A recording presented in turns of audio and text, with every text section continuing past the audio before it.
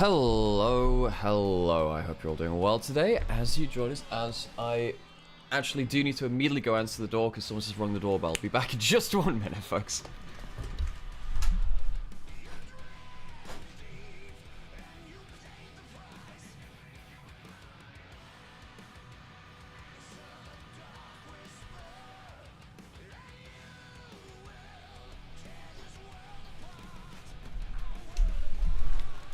I baited no one. Just turns out, folks, that I had things I had to do briefly in the background.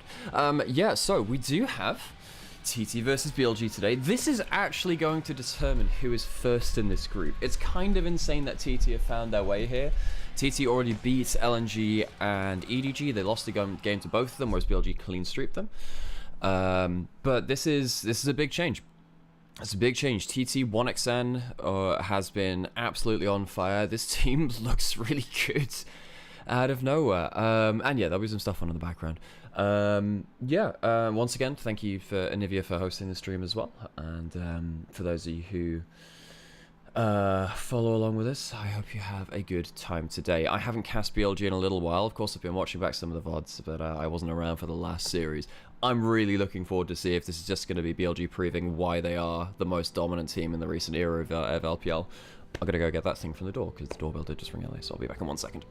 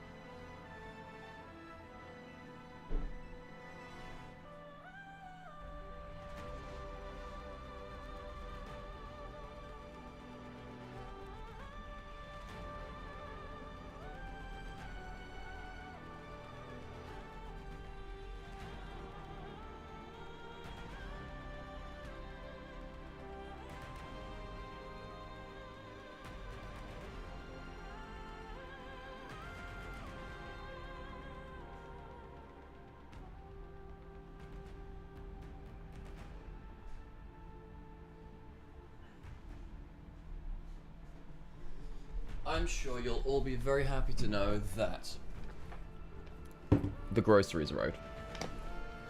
Can TT take the map? Look, I think TT are a really good team. As you can see here, the groups. I need to turn the slideshow thing off for now. That's fine. I'll turn that on back when we're in game. TT down in Group C, currently 2-0 alongside BLG. God, what a world that we live in. TT, I have loved this team for a while, but they have not been a great team often. But I've really liked what this team's managed to put together. Actual streamer remembers to have camo for the groups, I know, right? My rule of thumb is, if there's something you need to see on screen, my face probably shouldn't be there. If it's just on the desk, though, I come back like this. Hey, how's it going? Is it based on reliability or greed? Look, BLG are incredibly good. I like TT. I like what 1xN and Feather have been doing. However, folks, they're up against BLG. BLG are the most dominant team compared to the era I have ever seen. Every era of LPL has two teams vying for the top. Think way back to IG, RNG, before that, RNG and EDG. After that, FPX obviously came into the equation as well, vying with some other top teams like Top Esports and IG. And then Top Esports and JDG happened. We have never seen a team be so dominant on their own as last year with BLG.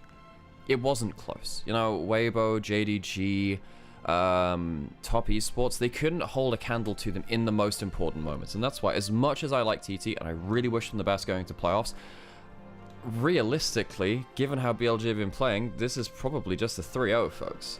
If TT take a game, I would consider that a huge victory. I think they can, but when you have players like Bin and Knight particularly, who can just win a game by themselves, just by brute force laning, by mid-game understanding. The series are not fair when you're playing against Night and Bin. Now the question is, now the thing is, LNG and EDG didn't look great. I think BLG looked exemplary, and I don't think they were particularly pushed. I think TT will at least push them, and that's what I'm really hoping for. We can see that Knight has played only one champion in both series, completely unoverlapping champion pool either way. On, of course, has done. On and Wei have done one better than that. Wei and On, they're basically playing a fearless tournament right now. They haven't played the same champion at all in any of their games. So yeah, this is going to be a very exciting series for me to see whether TT can step above where I assume they are. TT have made playoffs before, not often, but they have, and that was often with UCal. UCal, of course, he's just been playing really well over in the LCK, for those of you that know him more well from over there. The story of disappointment is a story about top esports too. Yeah, top esports. 1xN Feather going to cook. I think they have to. I think if TT are to do anything today, really, I think what needs to happen is bot lane needs to be go absolutely crazy. Thank you so much for follow, Blaster. By the way, hang on, I need to go refresh my activity feed because that is not the right activity feed.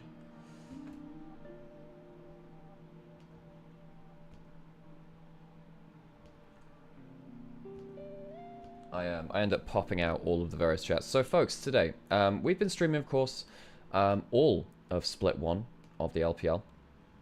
But only the last week have we started restreaming our stream over to Onivia's highlights channel. And of course, a lot of you there are very engaged with esports, and that is really, really cool. But yes, we are currently streaming on Nymaera on Twitch. We're streaming on Nymaera on YouTube, and then also streaming on Onivia on YouTube as well. So there are a bunch of different audiences that we're tapping into. I do have all of the chats up and available, and hopefully I can pay attention to it. If you have questions, even in-game, because we're not trying to be as upside a broadcast as we could be, you know, we're here to have fun, and we're here to analyze the game and stuff, and also our chats allow us to do this right now. If you have questions about the game and about the history of the players or narratives or things that we're excited about, ask us, or just anything. Ask us how our day's going.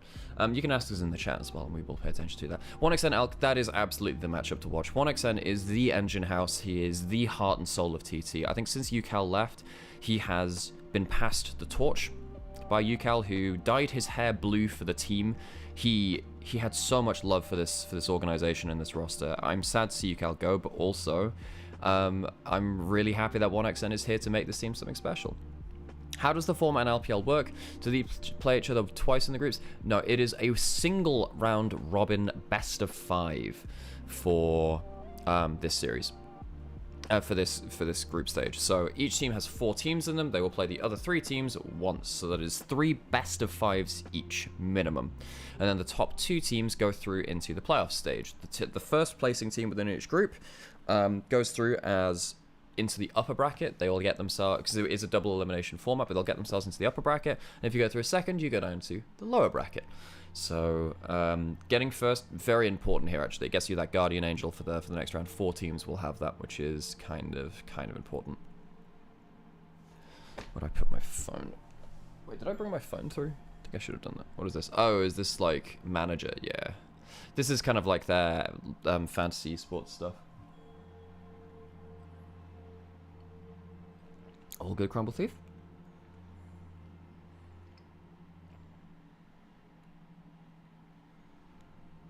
And go, folks, I gotta go find where I put my phone real quick, because I'm not sure where I put it.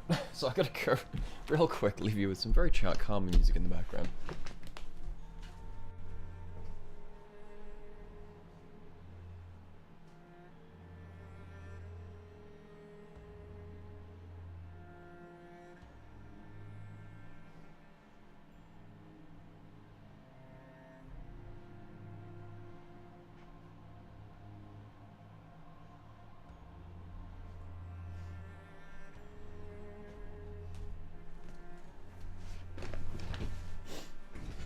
How do these teams' playstyle, excluding skill checks, react to one another?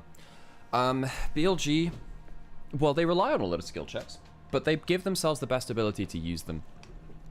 The way that BLG play the game is if someone is out of position on their team or the enemy team actually, they give themselves a lot of tools to instantly react. It's something which I call full contact team fighting. I should get my epic pen up real quick so I might be able to draw it. Put it this way, right? If I am jumped on by a support and the enemy team has a mid laner behind them, it's not the support that kills me, it's the mid laner. So my teammates behind me don't attack the support that's jumped onto me, they attack the mid laner over there who'll actually finish off the kill. And BLG do this exceptionally well. You'll see Bin and Knight both do this. Elk is caught out, Wei is caught out, Corki jumps forwards and starts hitting the Orianna on the other side. Na jumps at the Kaiser, and I'm actually gonna unmute for this interview because I like hearing these, and if anyone speaks Mandarin, you'll be able to get a bit out of this. 大家好，我是第一个 AD 选手一昌。在开赛以来，可以说你的表现是非常优秀且稳定的，连续2次入选了常规赛阶段的第1、第2周的最佳阵容。所以你觉得跟之前的自己相比，可能今年主要成长的部分是哪些呢？跟去年的自己相比，感觉今年就团战这些思路进步了很多吧。 更加的成熟了一些，是吗？那这次也是在第1赛段常规赛的最后一场比赛了，给所有的队友们加个油打个气吧。就今天的对手很强，但就加油打好我们自己的就可以了。好，加油 That's my worry as well, Destroy Care as well. I think that Bin will just dump on Hoya 同 sadly 样， in 我 the 们也请 series. 到了 BLG 新晋魅族的上单选手 Hey, Mike, 斌 good to see you. 跟大家打个招呼吧。 I think I said 大家 that. 好，我是 Yeah. BLG 上单兵。 今天很多人都期待这场 C 组的头名之争嘛 ，BLG 持续强势，那 TT 在这个赛季也带来一些新的惊喜，所以你觉得他们的打法风格给你留下了怎样的印象，或者说你觉得可能跟以往相比有改变吗？其实就是也没怎么研究他们的比赛吧，然后也没看他们的比赛，所以你这个问题问我的话，我应该回答不出来。 哦，但是今天其实很多人，尤其是侯雅选手，他非常期待跟你的一个交锋。他说他觉得你是最强的上单之一。那你觉得今天的上路会怎样展开呢？我觉得我应该是一直优势的吧，除非 God, I added that amount. 除非就是我们换线可能出现了比较大的失误，但是我觉得我们也不会太会出现失误。信心满满，让人更加期待今天这场比赛了。好，一会儿加油。 Okay, well, that was a little interview with a player from each team. Great to hear that stuff, and great to get some access to the players. By the way, if anyone does speak Mandarin, it'd be great to know if they know. Good to see you, by the way, off the grid. I notice your YouTube comments quite a lot on the videos, and it's cool to see us kind of building up a little bit of a regular viewership on YouTube as well. If you're watching on YouTube, hi, how's it going? And it's good to see you all. Well, look into our eyes, yeah. Dang. Okay, right. So, obviously we've talked about the AD carry matchup being really key in terms of those are that's we're going to be keeping an eye on 1xn particularly for TT.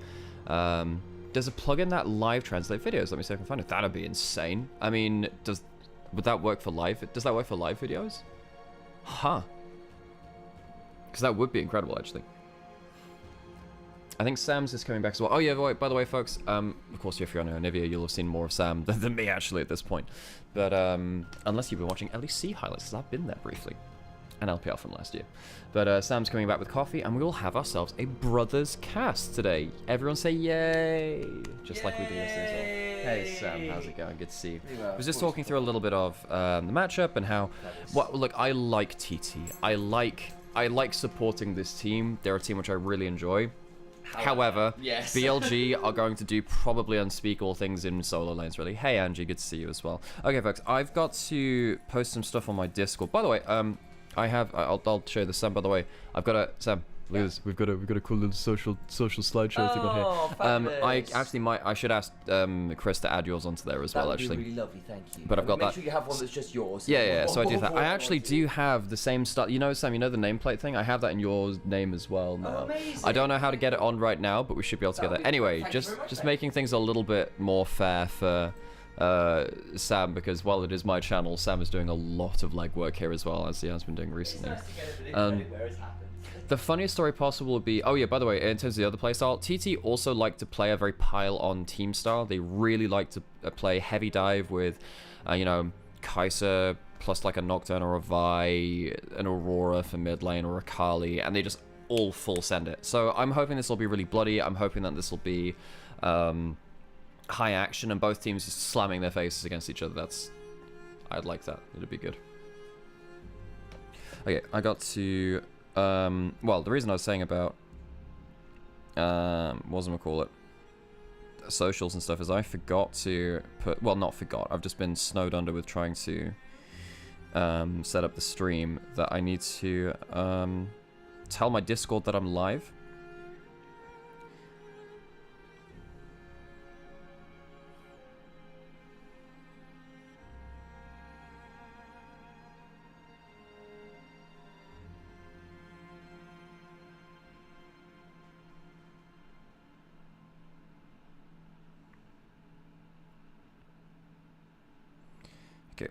Cool. Well, we should be on to the arena soon, and then we'll get ourselves into the 1v1, and I love seeing 1v1s from BLG. You know, sometimes they throw On in there because On is actually quite a good solo player. He won the Solo King tournaments a few years ago. But, yeah, hey, the stream streak from Mecca, hey, I appreciate that. You have no idea. Let's make sure some of these cables are right. Oh. Hello. Howdy, Sam's wheeling in his big old chair. That suitcase probably needs to move, making my life go to the door. It really does. Well, Sam, I'll have you know, you moved it there. Is your suitcase? And you moved it there. I had it on the other side, out of the way. It should be able to be your should be able to be your wardrobe. That one doesn't go there, does Yes, it? it does. That But one they go both came from your wardrobe. there? The small one did. I can't remember if I had both up there. Maybe I did. I can't. Okay, you actually might be right there, but I know I can't have everything there. Obviously, hang on. What was this? Obviously, I'm not wishing it on you, but I could live with the behind the music episode, Alex and Sam brothers that turned esports enemies if it all falls apart. Oh my God, we'd basically be the Gallagher brothers, man. It's just What What was it they said to? Because it was Noel Gallagher's band at first, Oasis, and then I think his mum said, "Oh, your brother Liam can play the tambourine and dance like a monkey." So hungry. He can do it. He's like, he can do his little monkey dance he does, and then turns out Liam joined the band, was actually really good for Oasis. Yeah, he's a bit of a prat, They but both are. they're not actually good people. I want They people to are very understand that. entertaining, though. But this is very, yeah. Obviously, if you know Wonderwall, you know them. Hang on, but where is it? I'm just gonna put Alex. I'm just gonna pull out Right. the important visual of what I feel like us going. yeah, one sec. Here we go. One sec. Oh, have you got that? Did you got that? Here we go. Okay, I got this. So yeah, Yeah, we got this this would in be Disney. us. This would be us, folks. I need to find a way to, yeah. There you go. Oh my God, why am I showing this on stream? Why am I showing this on stream? You are my brother, Sabakin. You were meant to. Halligan, you're my brother. It's supposed to be balanced. I am born peace, justice. Once again, Security to my new stream. wait, it's Your peace. new No, stream. it's not peace, justice. I know it's peace, justice. No, I've been brought Security. I brought peace, freedom, justice, and security to my new stream. Your new stream. Don't make me kill you. Anyway, folks, we're on to the arena as well, so we'll get some of these players walking up. I think I'm safe to have the stream audio live for when they walk out into the stream, so I am just going to put this there. And hopefully this will be okay. As TT are walking onto the stage, they'll be in Shanghai, the neutral venue for the LPL games.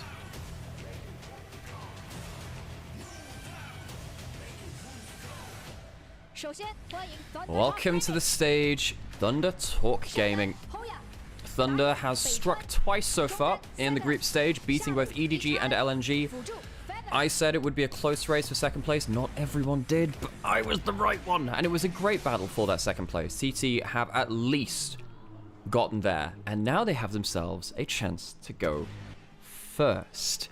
Now, I don't think I predicted that one, but I guess it is going into the last series of the group stage against BLG. 5-game world finalists, MSI finalists, double LPL champions from last year. There is not much else to say about BLG except the fact that they are ridiculously dominant within the LPL as it stands, and they haven't missed a beat, haven't dropped a single game so far in Split 1 of the LPL. Of course, it'll be another best of 5 failures today. We'll be gearing up for our 1v1 side select. Oh, thank you for introducing the teams there. The duocast is by JD Blue. It is.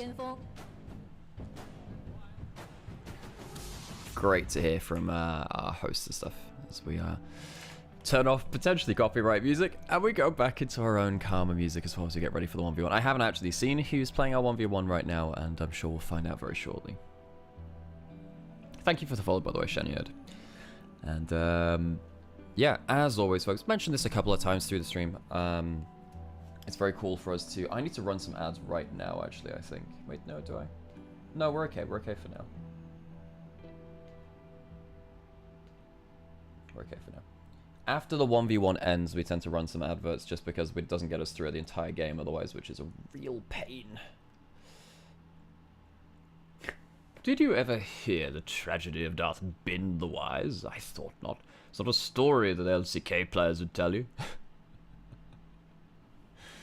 I used to do a pretty decent Palpatine impression. Wipe them out. All of them. No spin from the host today? You know, there was a while where the hosts were doing all these different poses and stuff as they went live, live onto the, you know, they did their kind of final speech and stuff. It got a little bit competitive, though.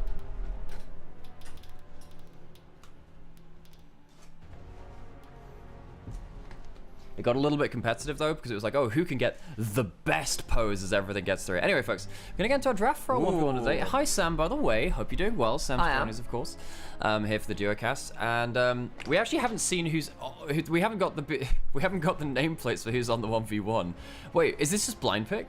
Have they just blind picking Lee Sin versus Jace? Have they agreed to something? There are no bans here. I mean, unless those are the two bans, but that's very funny. Typically, I would normally see it's no. Okay, I think effectively there's been a bug with the champion slate, which makes some sense. I was thinking, have they just agreed to something? Why would they do Jace versus Lee Sin otherwise? So, at this point, I mean, Lee Sin versus Jace would be entertaining.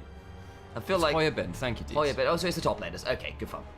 I do think it should be a 3-0. However, if any team is going to push BLG in this group, obviously it would be TT as the 2-0 team.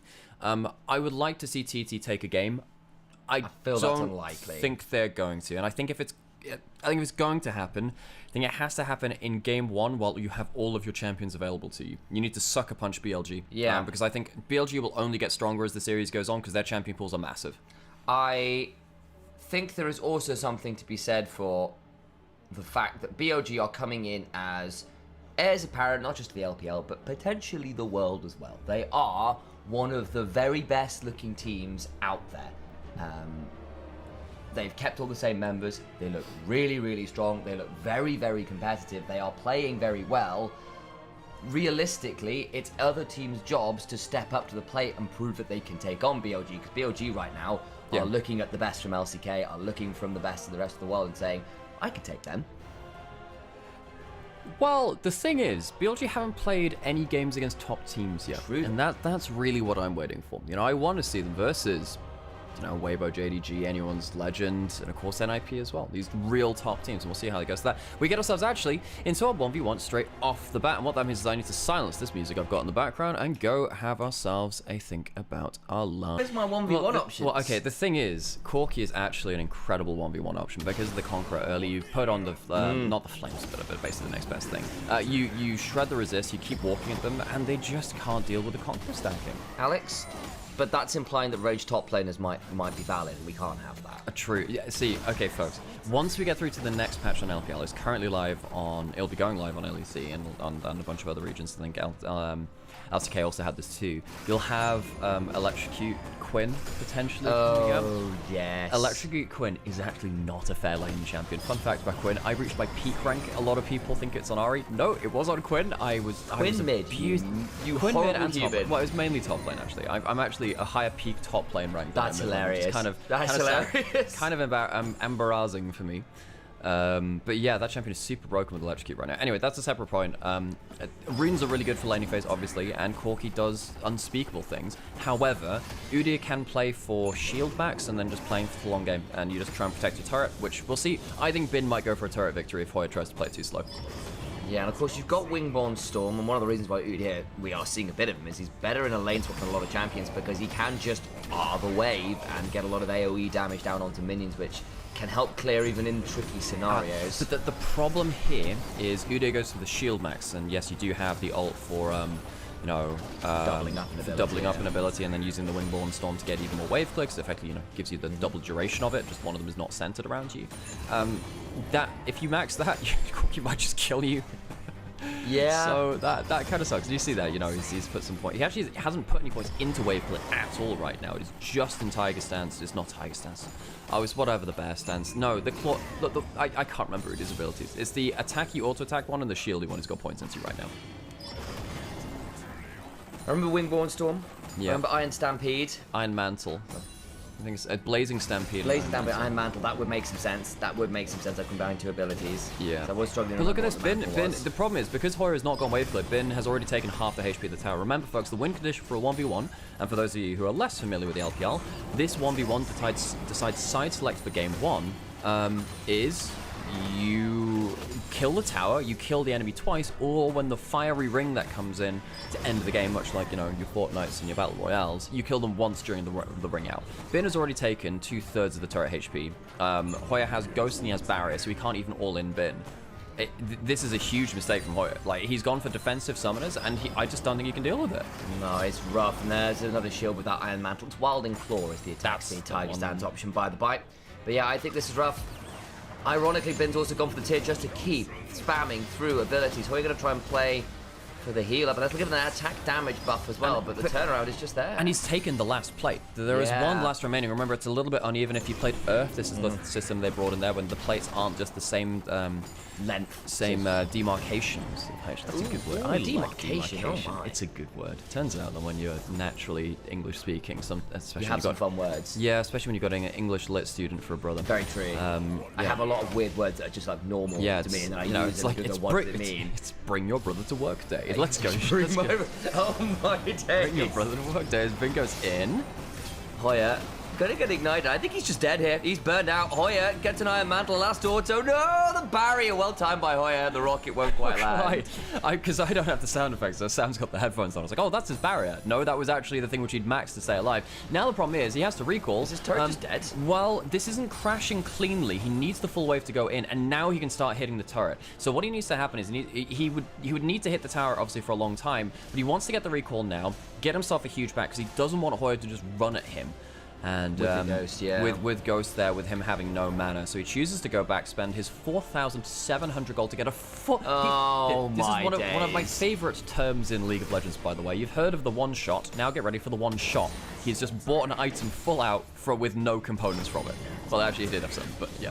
One shot till Hoya drops is the plan. Got some boots as well. He is very, very scary now. And yes, you picked up a Spirit Visage for Hoya to try and keep the healing up. Well, deal with some of the mixed damage from the Corki. So what it does is it increases Udyr's shield percent. Yeah. That's the reason why you get it. Everything else is just a bonus. The sad thing about Corki is that he has so much mixed damage. It doesn't matter that much. It doesn't actually matter that much, sadly. In fact, he's mainly physical damage now. So it's just it's switched off from being ironically mostly magic. But you can see that with the Spirit Visage, the shield, which was already very impressive and now maxed out, gets even more powerful. The problem is you're against a level up full Corki he's just gonna kill the tower. He's just going to kill the tower. Bin just plays minion farming. He's loaded up Farmville and he's beating his opponent. It's a simple life, but someone has to do it. Just walks into it and Hoya's like, what on earth was this? That did not go right. Oh, right. So we'll throw on some adverts now just so we don't get any while we're in game. And we'll get ourselves quickly into Draft 4. Our first game of the series. So we do have to silence this just for the whatchamacallit things, for copyright problems, basically. Oh, was the music playing all the way through this time? I don't think so. Okay, that's good. Or at least I was hearing the in-game sound, so... In terms of LoL Worlds history, has EU ever won? If you count Season 1 Worlds, yes, they have. Fnatic won the Season 1 World Championship, but that was before Korea or China were invited to the event. So a lot of people... And it was basically held within Freak's basement. That's the joke, yeah. Funnily enough, folks, if you... And BLG have chosen blue side, there is no surprise there. But I do a lot of short videos. If you're watching on YouTube, you'll be able to find them on my YouTube Shorts, and if not, you can go find them on TikTok. And one of the video series, the first one I did really in this recent era of content creation, I did some stuff on Faker beforehand, was the best teams to not win Worlds, and I started with Season 1. Because I go through every season and pick a team which I think is the best one that people have forgotten about. And in Season 1, against all authority, the team that didn't win Worlds were a team that had Soaz and Yellowstar on them back in Season 1, playing in Freaks Basement. Before they were on Fnatic, of course, which is a little ironic considering who they lost to. Yeah.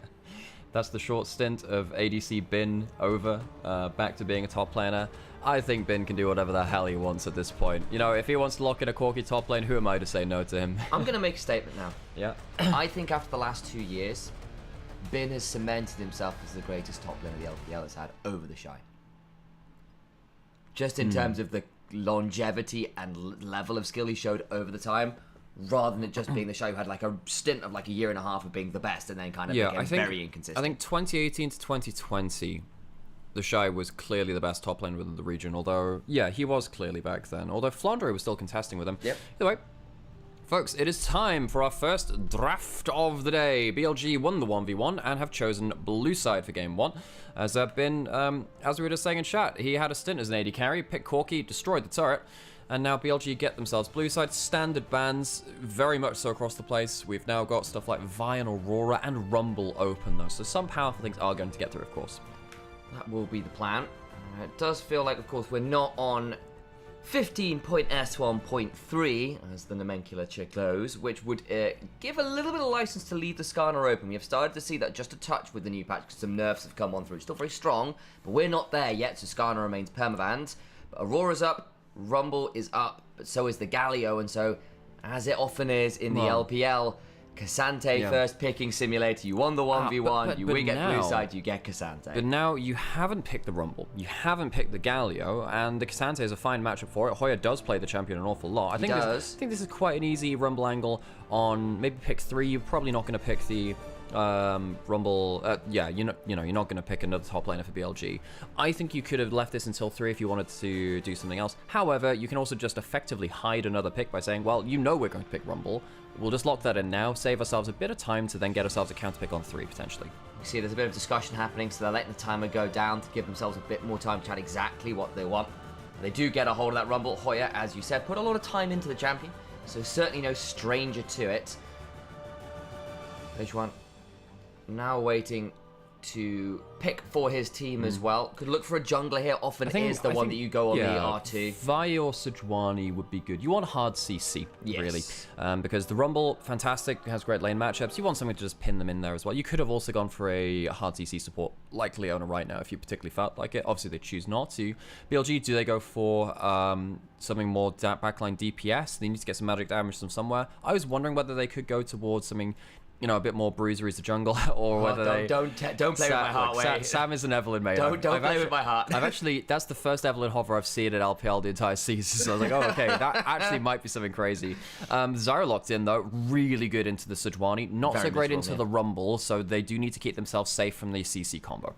Yeah, if you get hit by the Glacial Prison, you will die to the Equalizer as the Zyra. You're fine as long as you keep your plants between you and the enemy. It's a general rule with Zyra. If anyone has an ability to get to you beyond your plants, it is a bit of a sad time. They don't pick the Yone though, and it is a very good pairing with Sejuani. Is the OMG 23 specialty. It absolutely is. This is the trio you go like, right, that's OMG on the Rift.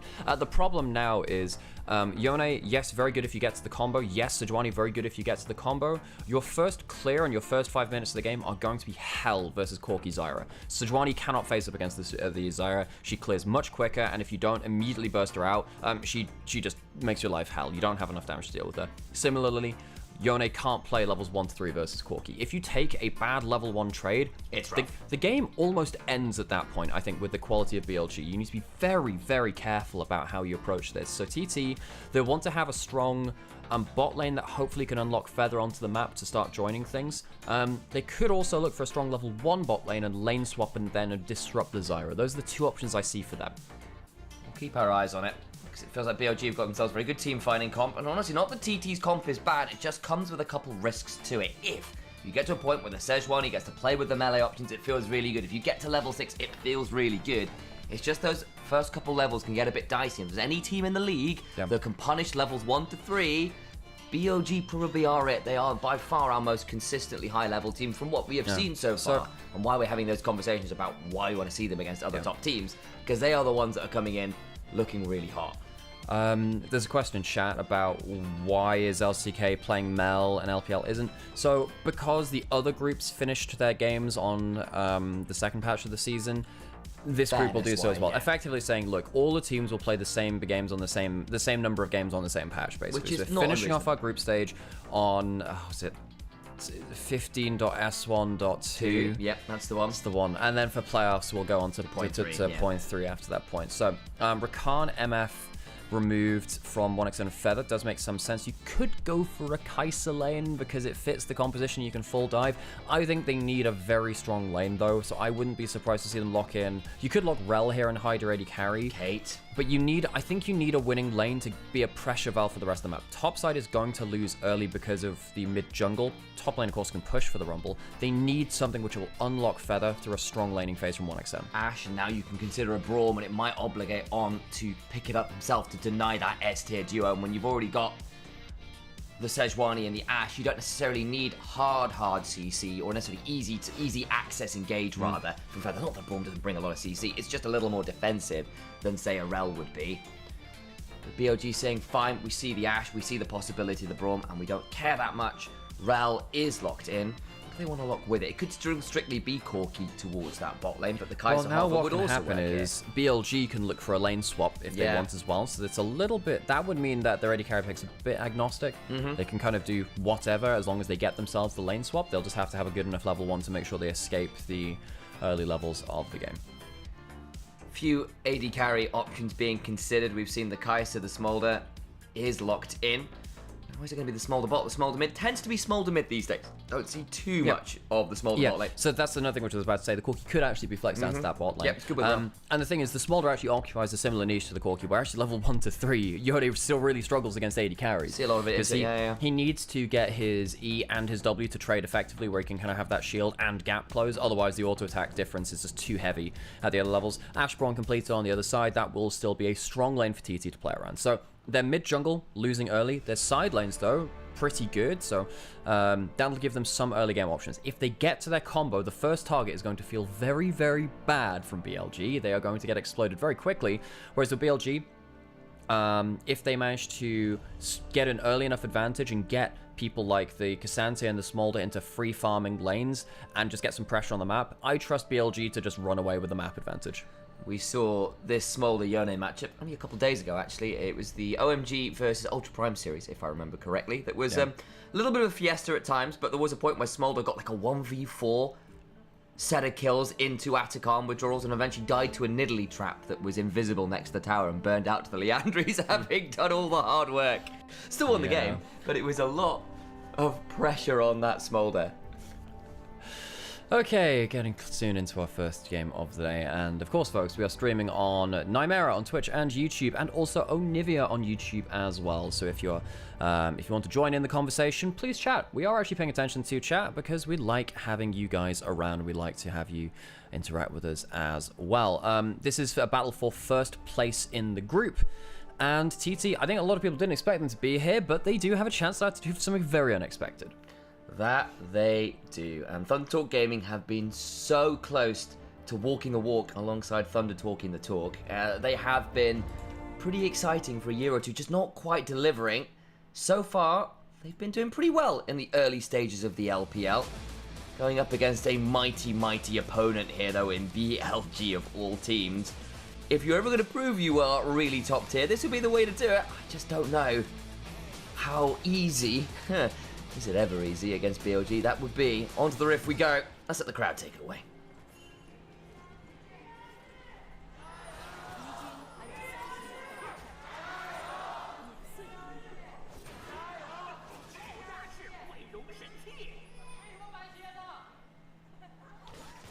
Invade comes through from Thunder Talk Gaming. Looking to get some wards down here. Might be them looking for the lanes up themselves as Knight. Interesting. Got himself a sweeper. Was towards this bot lane. I wonder whether they were going to throw Knight immediately into one of those side lanes. Has sometimes been a thing we've seen with the bot lanes going mid very, very early. I was just playing around in OBS, Sam. I saw. So very nice. I couldn't do that all the time. Turns out I had to just eyeball it, and I was thinking, hey folks, I need to put this thing on so you actually know who's speaking. It's Nymaera and me, Initialise. It's us. It's the brothers. We all sounded like we're geezers from London. Sounds London, you got it. No, now Sam, that sounds like Disco Elysium. So we do have Kobo Lobo. folks. If you haven't played Disco Elysium, do it. It's a great game. Either way. That tends to be my passing phrase now. Dig me in. Sam, you are referencing a game. I'm going to be aware that most of these people listening BLG could have do us not in this played. game yet. Sam, If you've not again, played it, why have you not? Sam, you are continuing to reference a game which people have not played. I'm not Fantastic. stopping. You should go and play it. But, However, yeah, the early lane from BLG and the lane swap has gone off well for them. Sharing top laner XP in mid lane. This does shield the Yone a little bit from the Smolder early lane, but Cassante getting some early levels up means that he can very quickly go down to that bot side. Now, Cassante hitting level 2 through level 3 makes him very, very hard to dive, so he can at least start going to that more dangerous lane on the other side of the map. also saves you from the levels 1 and 2 of the Braum Ashe lane, which is pretty diabolically nasty, because Ashe lands are slow, Corki then gets to hit a Q, you get run down, there's not a lot you get to say about it.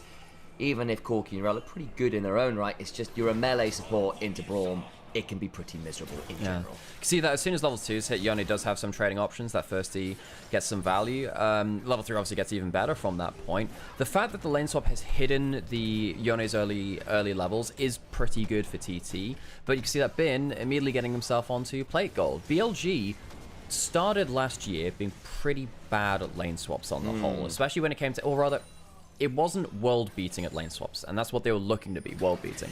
They lost MSI last year because they weren't as good at lane swaps. However, they got to game 5 of World's Finals and were maybe even the best team in the world for brief bits of time throughout the World Championship as well, because their lane swaps leveled up so much. And Bin became such a good player at getting resources out of them, even on weak side. I mean, people think of Bin as a carry player. He is. He is the best carry player within the top lane LPL pool. He's also the best weak side player as well.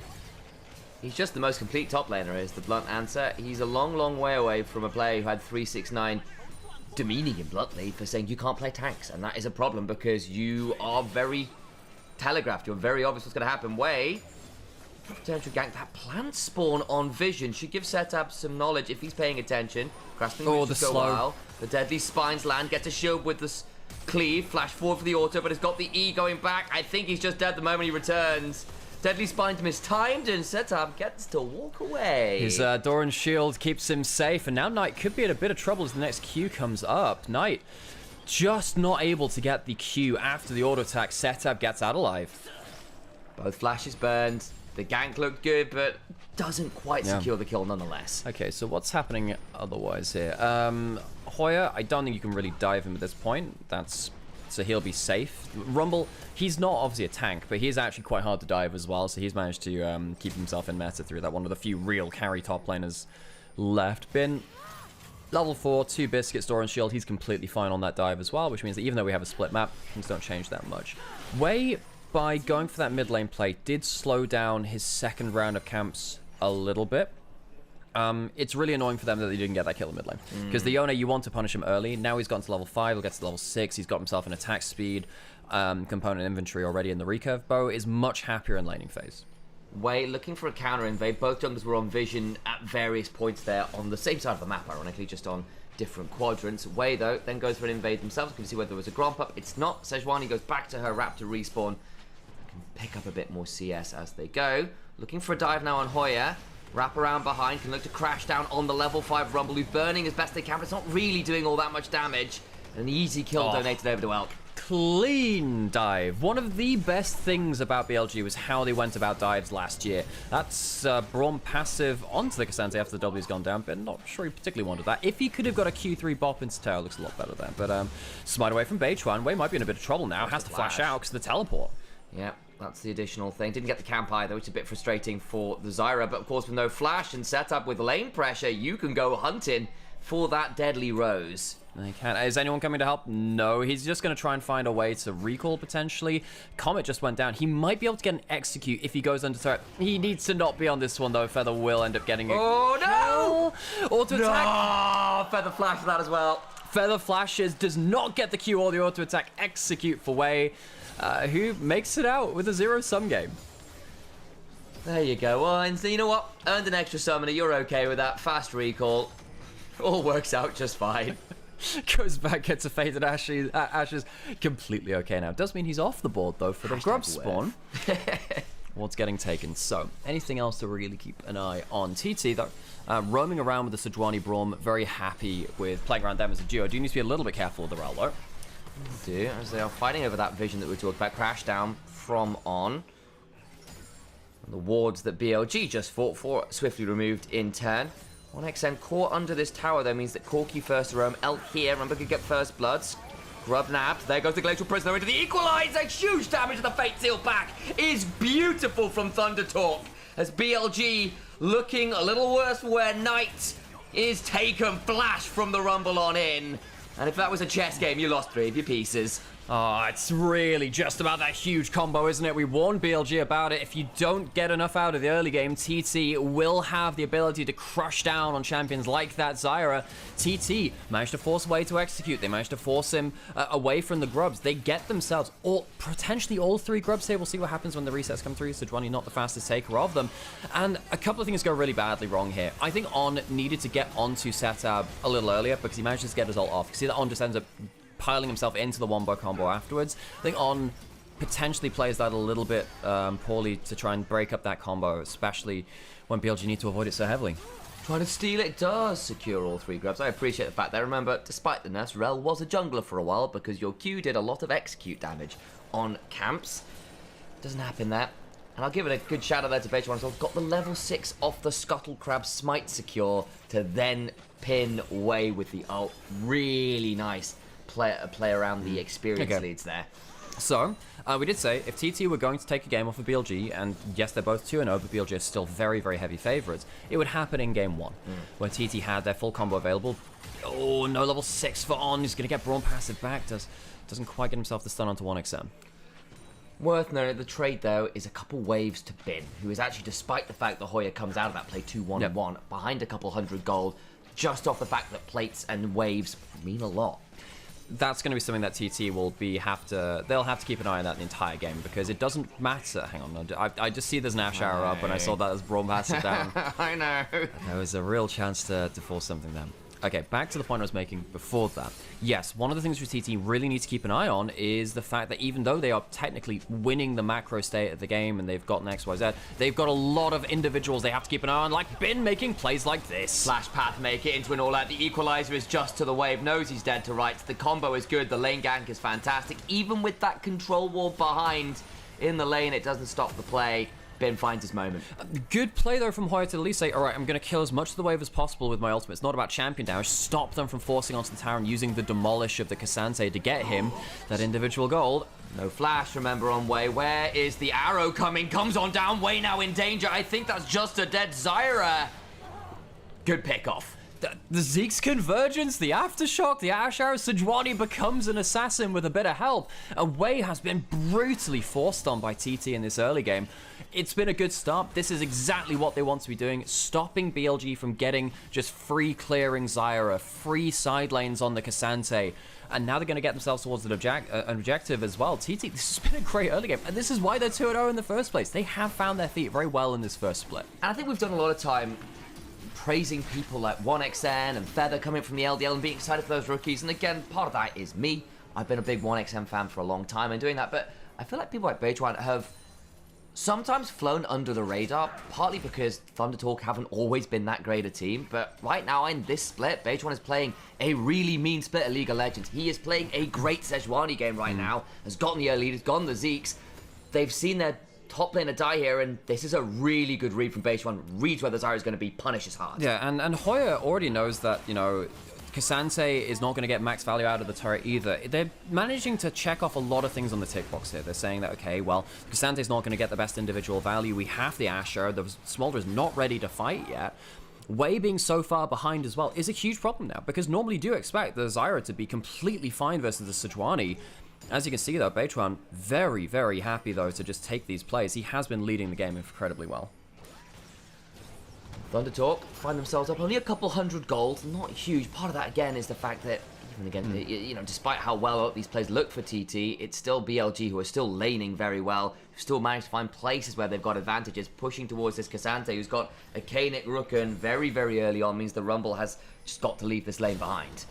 He's doing what he can here, but the problem is you're going to be asked to make this decision quite a lot, because BLG are very good at just making sure they have someone in position to get value somewhere on the map. Even if something goes a little bit wrong on one side, you'll have Knight or Bin in a side lane getting something right on the other side, which forces you to make some hard decisions. TT, they have Grub spawning soon. You can see, though, that Elk is now getting some good gold from that bot lane turret. BLG, they are very good at cross-mapping. TT, credit to them, they're not immediately going towards those Grubs on spawn. They'd rather get themselves the turret plate gold while they can. They know the Grubs are kind of guaranteed for them. Strong early game. They are going to give up the first turrets. That will be feats of strength over to, well, one of the feats of strength over towards BLG. However, with the Grubs taken from TT on the other side, if they get all three of them, they will be able to secure the overall feats of strength. Exactly that. They managed to pick up a dragon and the first set of Grubs. Second set coming along pretty well here as into the tower goes setup. This does combine into and under into some weird word, but that doesn't really matter. I feel like my sentiments came across the way. Nice arrow from 1xN. Forces on into a slightly tricky position, but they mount up and get away with a bit of Ferromancy. Not really sure that's the play you want to make without the Equalizer. If you have Equalizer, I think you can do that. So that's an Ash Arrow kind of free. Feats of strength now. Completed by TT by taking those Grubs. Let's have a take stock of our items very briefly as we get some resets coming through. First item coming through for the Corki, very, very important. You do have, of course, first items coming through for the top side there as well. However, I look at all these first items and I think they outvalue at this mark. If we get to 2 items, I think BLG starts to pull ahead in terms of their combat effectiveness. For now, though, I think TT have the power spike and they can, if they want to force it. Trying to get onto this tier 1 top side, but TT not giving up for free. Hoya has roamed as well with the wave shoved up bot side. Has got this opportunity to turn up, and this could be a massive equalizer moment. BLG, you have overplayed your hand here. Teleports come on in, but a flash forward in the barbecue will leave On way out to dry. On spotted by the Hawk shot. Knight coming on over, but is on vision as well. I don't know whether the Achusla will be enough as Feather. Speeds himself up, looking for a Q. Cannot get on top of the Iron Horse. 2 points. BLG, you don't have the power spike. Why are you choosing to put yourself in danger there? 2, they only lose 1 kill, so I guess we could take it back. Woo! Knight has the flash, he's just dead anyway. Oh, gets the assist coming through from Feather. It was just praising BLG, saying, oh, well, they're playing into the extra power spike, but at least they only got away with 1 kill, and Cassante's getting value on the other side of the map. But yeah, TT forcing the play, and Setab going forwards with the Blade of the Rune King spike on the Yone, while the Smolder didn't have anything to their name either. Some big, arrogant plays coming from BLG, overestimating themselves potentially. Now Bin's getting TP'd on. He was the one that had a lot of value against him, and now suddenly he's been stunned up. Trying to go all out, gets Ash over the wall, but 1xN cleanses, keeps running. There's a heal behind, Feather's coming on over, and I just don't think you can keep running. Hoya's here as well, puts on the afterburners, and a scrap shield and a flame spitter brings down that Cassante. 4, 2, and 1 now. This Rumble might not be picking up all the farm, but despite being weak side, has picked up a lot of kills. Oh man, TT, they are going from strength to strength. This Sejuani, Braum, and the Ashe giving them so many different playmaking opportunities. Pretty much everyone on TT has some form of a go button or some way to follow up from range. BLG have disrespected that quite a lot. Now On, he's in a point now where he's going to get burned down if he starts looking for wards like this. Tricky, and again, Rel is not unlike something like the Nautilus in the sense that you are tanky when you go in, when you get Aftershock, when you get your stats from your Magnet Storm. You do not get to be tanky if you're just walking in like this. Yep. Dead to rights, 1xN going to be donated the kill, possibly actually that Rumble. It's not. Beitran lands a Glacial Presence into the Equalizer. This combo is filthy. The Stranglethorn to be nothing, and Wei dies for a 5th time this game. How good are TT following up on these plays? BLG, they are being really arrogant. They're being disrespectful. But TT, through the Sejuani, the Braum, there's the Rumble, they always have something else to throw on top of the bonfire. And BLG are not respecting that nearly enough. We're now at a point where, you know, you look at the gold advantage at the top of the screen, getting towards a healthy 4,000 gold and upwards of that. BLG, we said they will maybe get themselves back into a power spike of 2 items. I don't think it's going to be two items now. It might be, it's going to be 2 to 2.5 at this gold advantage at this point. Going back to the solo kill where Blade of the Rune King, fun and interactive item. On is trying to call TT's bluff here and say, well, they're going to reset. I can get a free ward clear down. Obviously, that's not the case, and On has been known to do this from time to time, where he can just lose his mind a little bit looking for the comeback play and instead just forces them deeper down into the hole. Question for BLG now, who carries them out of this state? We know they have a bunch of star players. Who is the person they will rely on to bring them back into the game? They want to slow things down, get gold, get a power spike. Who does that now?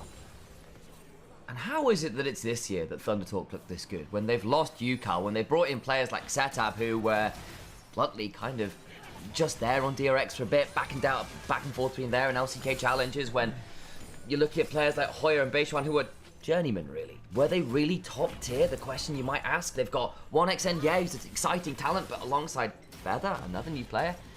And they come into this split, and they come into this game, and they are sucker punching BLG. They have called the bluffs, they have punished really hard, they've come in with the draft, they know how to play, and even when players like Hoya have been attacked, have had a lot of pressure in the lanes, still come out and been useful, despite being weak side, and this is really exciting stuff. Credit to UCAL, of course.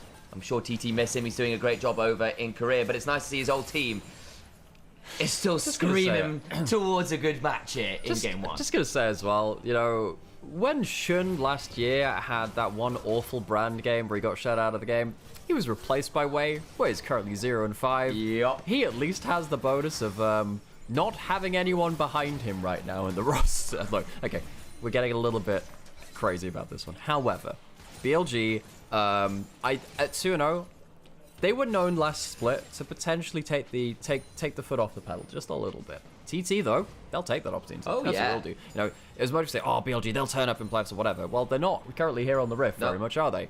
2 dragons, 6 scrubs. TT have everything they want right now, and the only thing which BLG have really managed to do is get some gold onto Bin. Bin has been getting stuff in the side lane, but that's not going to be enough to win them a team fight just yet, as good as they are at team fighting. And they've lost a lot of turrets, and it gets a lot harder to keep your AD carries and your Zyra safe if you don't have turrets. Glacial Prison lands, the crash down from On keeps them alive. Stranglethorns is good. On to 3, Bin now looking up. Base1 going out. Arctic Assault away. The Equalizer is solid, though. BLG just don't have enough damage to kill anyone off. But I don't think this is a problem, because what did we say? BLG very good at cross-mapping. They do enough to force TT off the map. This could be the moment which BLG were waiting for. It doesn't necessarily look like it right now, but look at the macro. They use a lot of their big team fight ultimates here to force a recall from Hoya, to force a recall coming in from Feather as well. He's just gone back to base. BLG managed to open up just a little bit, and you can see that gold lead we were talking about earlier, it silently shrunk significantly from that one play, despite no kills going over. Good shove from Knight. I'll say Setab on the mini-map used the Unbound Soul and the 6 scrubs as a Yone to get about half that tier 2 turret, which will die to another little push like that, even with the Cassandra, and very difficult to stop a Yone who gets access to a turret. Yeah, but I think bot lane in a turret is one of the... Yeah, it can be a little bit hard to get towards that one sometimes. On going on a bit of a warding mission again. Do they know that Way's over the wall? Not sure they do. Beitron very strong. It could be an Ash arrow coming in as well, but they have enough vision to at least see the flight path of the arrow. Warmog second here, alongside this. Zeeks wants to be on the map as much as they can. No unending despair. Nothing like that has gone towards raw ult burst and a bit of HP to stay out and be available as possible. I really like watching TT. I've liked watching them for a while, but it's nice to see them pull out a game like this. Can they close, can they accelerate this lead and get towards a really threatening game state, though? They're at 2 items now, but of course the 2 items from BLG coming in across the board too. Haven't quite finished that Muramana onto the Corki, but Smolder with Shojin Muramana feeling very happy about their power spike, despite getting, you know, killed and blasted a little bit earlier. Gonna pull away. There's TT. Still at a solid gold lead, still with a big objective lead. They've got 2 dragons, 6 scrubs, and the ability to pull BLG towards an Atakan. And the problem here is it's a top side, blue side Atakan. You can't go through this wall, rather. That's the wrong thing which I was trying to click on. But you can't go through there. You have to go up the river instead. And now they might have to go for a Zyra flash steal. Looking for an angle. His setup doesn't get the best option. The equalizer also not super great, but it does prevent easy access through that choke point. Smolder calls in Mother. But Feather blocks it with a door and says you can't join this particular No soliciting here. Feather is down very low HP. TT might have just... Hang on. They might have just leashed it. They need to go play this one. A big turnaround, though. Murders them. Weighs out. There is no smite. And they get another Q3. The Mortal Steel will bring down another Knight meets Hoya. And the Rumble brings down the man on the horse. Dragon dies despite the name. And now we're off towards TT picking up the Atakan. It looked ugly for a second. But Setab hits them all with an ultimate. Well, for BLG, it's looked ugly the entire game. TT, they call BLG's bluff and say, all right, you're looking for your turnaround fight. Come fight Atakan. They can't clutch it out, BLG, in a rare instance of them flubbing a team fight. And now they are significantly far behind. They've done such a good job of clawing their way back into the game. Atakan will be claimed by TT. They have themselves the GA now. BLG will have to reset and get themselves onto the map, potentially to fight for a dragon. I don't even know if they can do that, though. You see, it's very difficult to enter the Atakan through this area of the map. You can't walk through this wall. You have to flash over it. It's a big problem for them. Setup starts charging up his Q on one side, giving a flanking threat. And while Bin is trying to block that off, they just lose their minds a little bit. On is typically public enemy number one when it comes to a failing game state. He's not great at playing the game from behind. He gets caught out, and not having that flash Magnet Storm is a huge problem. And it feels that way as well. It's just really struggled to play this Zyra game. Don't get me wrong, TT have gunned for the Zyra. It is not easy when you get hit by any CC as a Zyra this game, but still 0-6-2, had flash, didn't get to use it. That hurts around Atakan. That felt like a moment where BLG had a moment where TT had kind of just perhaps overplayed there, and they couldn't capitalize. Ice Wins in chat. Is this OG Nymaera or is this his evil twin? It's both of us, actually. Yes. We used to be, yeah. Anyway, now we have 6 grubs on TT. It's the same person. Yeah, we're actually the same person speaking. It's ventriloquism now. Yeah, it's really cool. Yeah. Mild amount of schizophrenia. You're witnessing a mental breakdown happening on air, folks. Oh, TT. because we're watching BLG lose in ignominious fashion. Breaking my LPL brain. No, BLG! Bin, surely not like this! Look, I mean, that fight around Atakan, that's the fight which they always clutch out. When you watch a BLG game when they're behind, and they do get fall behind in games, they don't always take regular season as seriously as they could do. They always somehow find a win like that to keep their hopes alive, though, in these kind of series.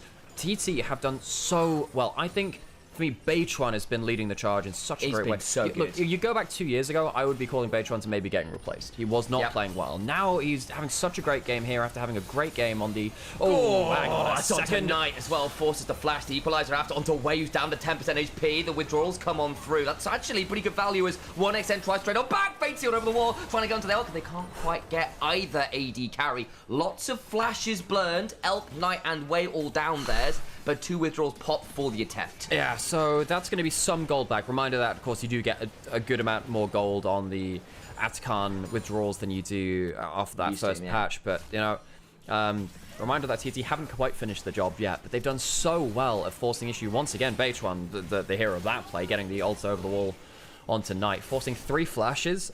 I think you'll call that worth for TT. That's 3 flashes onto the 3 people that can't escape and engage. If you engage onto this person, they die. If you engage onto this person, they die. If you engage onto this person, they're also likely going to die, folks. It's not an easy situation for BLG. Out of this one. And then you look at the builds, you've got triple items just completed for setup, 2.5 done for 1xN. Hoya has gone for the Shadow Flame second with the upgraded pen boots. Those are 3 very, very squishy people with no magic resist. We saw what a Shadow Flame could do to low HP bars just the other day when Lee built it on Kai'Sa. And I'm looking at double AD carries and an anemic Zyra who was 2 levels behind a Sejuani. Yes, it's miserable. If people missed the Shadow Flame Kai'Sa build from Leave yesterday, it's very funny because you know how Shadow Flame gives you crit on magic damage but below a certain amount of HP? That does work on Kai'Sa passive. Anyway, it was really, really nasty. Maybe don't watch that one for your mental health. Anyway, Baron spawning now. It is the... It's the all-seeing Baron. I forget about the names of this. Territorial Hunt. I think Hunting's the base one. Territorial is the one with this wall in front of it, and then you got the all-seeing, which is the wider opening as well. Anyway, BLG don't have those flashes to contest this with. They don't have vision control either. They have a Scuttle Crab, which helps just a little bit, but it's going to be quite difficult for them to really retake the pit. You're going to have to try. Remember, no flashes on key members. Knight over the wall. Glacial Prism is wide, but the equalizer is beautiful. BH1 goes flashing on him with an Arctic Assault, and Wei is immediately cut short. Set up into the backline with the Soul and Bible will go right back. Elk and Knight still alive, though. Hoya, though, an absolute terror. Does so much damage with just an E or two. Yeah, you see that choke point so deadly against the heavy CC and the equalizer. It's one of the reasons why Rumble is so meta. BLG, they do, however, keep almost everyone alive. They do have Knight at full HP. They don't have a smite, but can they fight? I think actually with that E landing onto Elk, maybe they can't now. It's just so dangerous. Feather stepping forward does not have the Glacial Prism, but can do a lot of work. They'll TP back on him, but they have no smite. They have to get the fight. Hoya gonna get picked up by Bin potentially here, but they'll still lose Baron. Goes down, setup, threatens the backline. Knight has at least got stacks at this point, but On is turned off. Bin in a 1v3 is just not winning this one anymore. The resists go down as he goes all out. Hoya survives, and they lose 2 more. How often is it you see BLG miscalculate so many of the big fights? Yeah, an early game goes wrong now and then, but it really feels like the big fights are where they come back into it. BLG have lost the plot this game, and TT, real credit to them. They come in as underdogs, but they've come in all cylinders blazing. Well, that's how you... That's all guns blazing. Yeah. All cylinders firing would be your other one, which I suppose guns can do as well. I can appreciate the mixed metaphor, and suddenly Beichuan's value out of that, Warmonk's becoming increasingly apparent. Got caught just a little bit at the end there. It stays well out of execution threshold, and we go back towards this Baron fight, because remember, Wei was dead. He was dead, and you can see that, you know, Elk, if he has more HP, can maybe play around jumping forwards with the Valkyrie. He can't because he was hit by a stray Rumble E on the way into this fight as well. Bin given a lot of gold on the Cassante, and we know exactly what he can do with the Cassante. Just can't quite finish off the kill, and you can't do it alone is the bigger thing. This would be Infernal Soul as well for Thunder Talk. At this point, it is pretty much a foregone conclusion that Thunder Talk are going to win this game. And I'm not going to beat around the bush too much, guys. This was very decisive. It wasn't close. It wasn't a clutch from TT. It was an early game that they played well. And this Sejuani, this Yone are both critically far ahead. The Rumble has come back into the game, despite being horrifically weak side, and everything else is going exactly as planned. Yeah, you've got damage beginning to come on through for BLG, but how easy is it going to be to continue to get it down when the rest of the team is very, very scary? They just don't have the damage for that, mate. No, I mean, 3 items on Knight. You do not have the facilities for that, big man. See that there's a lot of luxury gold coming in for TT as well. They have, oh my god, another fantastic ult. Elk going to be forced out of this play. The Stranglethorns is good, but it doesn't really do much but buy a bit of time. Setup coming on over. And this Yone, 2 levels up, nearly an execute on Feather, flashes away. A Knight with 3 items could still be dangerous. Yeah, he absolutely can, but he just doesn't have the platform to play around. I mean, you have one front line in the Cassante, the Rel does not count. No! Setab is about to fall out, has to flash away. The Immortal Shield Bow will keep him away from execute threshold, but that's another flash off Wei and off Knight again. Really trying to force this plant to be put down to sapling status. 0 and 7 for Wei. He has been uprooted this game. TT have been so good at tracking him, responding to him, and the rest of BLG have really struggled to make it. This is flank TP. They're going for it. This is their one play. Flank TP from the Smolder. And there is no Yone here. He's looking for the inhibitor. Knight has to flap away. Beitron will likely die, splitting off the rest of the team as Knight. Blast Current's out, looking for a Chew, gets a slow on 2, but they only get 1. They don't quite lose the inhibitor itself, but Setup still gets the turret. Oh, it's a bit of a pressure release, but that's all they get for that TP. It's something. It's their 3rd kill of the game. They haven't had a second kill. They haven't had a kill since, what, 8 minutes into the game? I can't even remember the timestamp. It's been a long time. TT have completely shut them out of this game. And they've done it in a really coherent fashion. It's not just been, just one big individual play. It's been big team plays around the big objectives. They haven't slowed down, and that's a good sign for TT. A lot of people are coming here. Look, I'm not going to lie, folks. Most of you here are probably to watch BLG, and that is completely fine. They're a world finalist.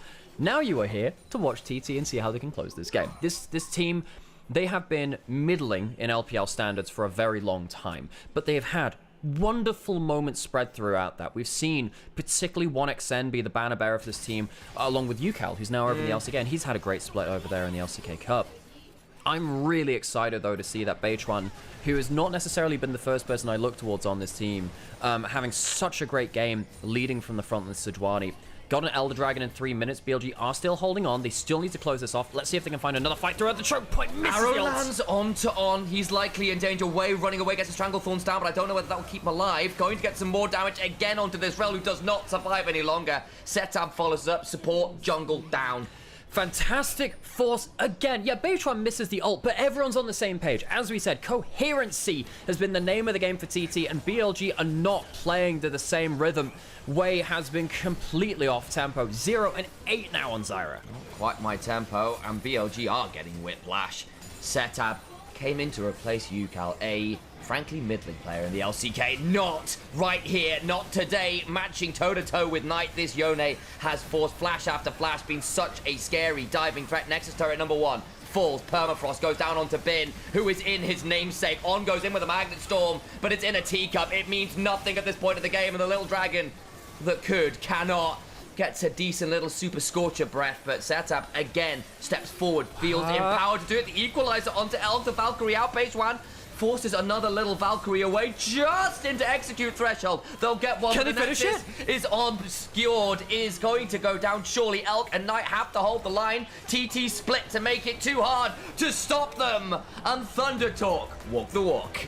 Oh, the Thunder has left. BLG thunderstruck. They were dominated from the early game. The lane swap worked out so well for TT, it felt like, and Yone escaped the smolder. They took all the early plays that they needed to, and BLG find themselves in a 0-1 situation. They have lost their first game of this LPL split, and that is not something which I expected to be saying after game 1 with TT.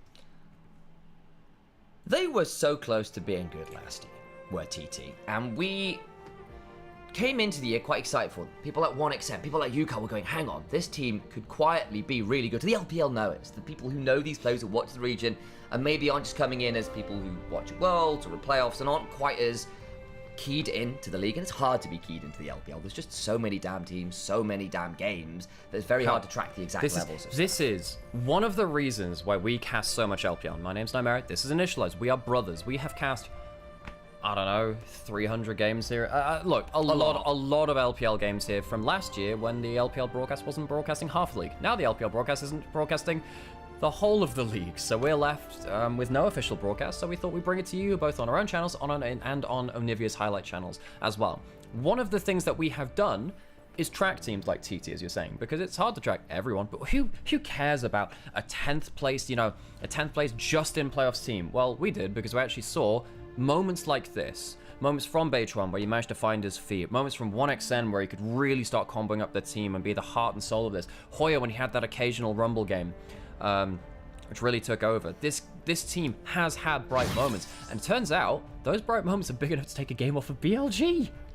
Exactly that, and I think it is so good to see that the pieces that have been so close to clicking, the walk that had been so close to being walked, finally seems like it's starting to happen a bit here. Again, it's still early days. It's only one game against BLG. It's only 2 series deep before this, but this is what I was hoping for Thunder Talk last year, and I think there's something kind of remarkable that you lose such a huge piece in someone like Yukal, who was expected to be the great mid laner for this team, is replaced by Setab, and Setab, frankly, had a killer game alongside Beitron, who another player who has been a bit of a journeyman, a role player rather than a front runner, and both of them stepped up big time today.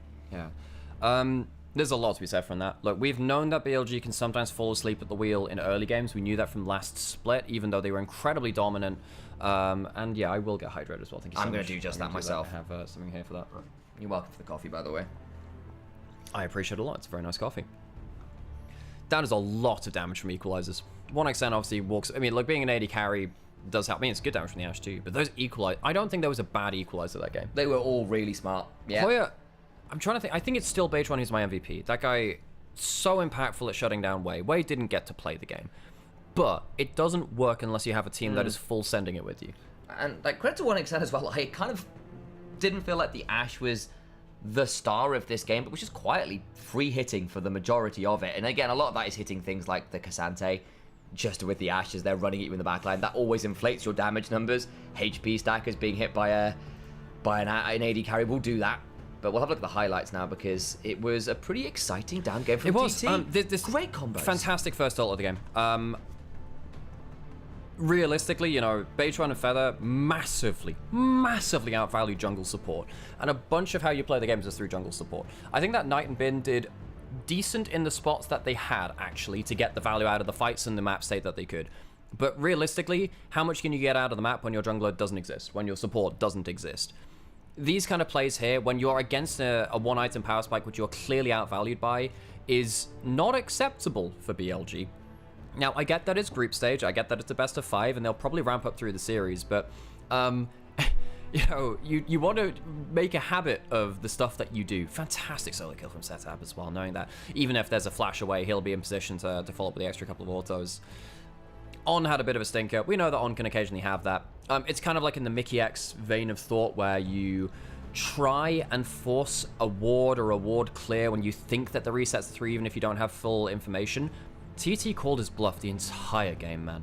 And I'm actually left wondering as well whether that Corki should have just been kept mid and they should have put a different AD carry into bot lane. I really wonder whether that should have been different there to allow Elk an easier time, because the Corki didn't look great for him. Corki's a very valuable pick too. I've seen it destroy so many lanes.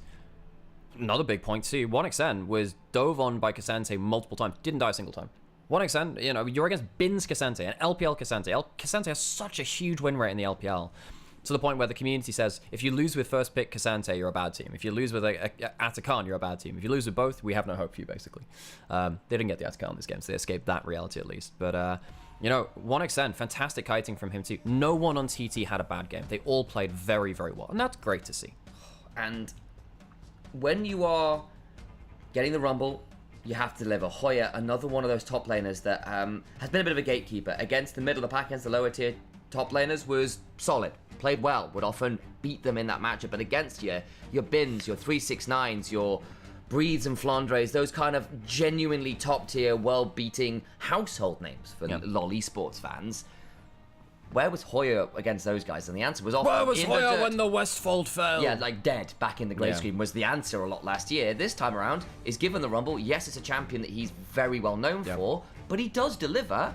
And bluntly, despite the fact that he was put under a lot of pressure early, still finds ways to get involved with the game, gets good equalizers, gets a massive, massive amount of damage down. You can't ask for much more there. Well, folks, we're going to go take ourselves a drink break. We're going to put some adverts on as well. Do you want to go grab some water first? No, I'm good for now. I'm fine. I can wait. Get myself a glass of You water. do that. You got to rest that voice, buddy. I do. I can tell there's a bit of a rough edge to it. I'm just like, It's been a bit dry this morning. it is, but also you push your voice very hard. You push your voice very hard. It's a good tone, Sam, but I also don't want you to lose your voice. I do need you to be casting here, Sam. Who's our MVP? I think it's Beitron. Yeah, there we go. Beitron. Oh, such a good game from him.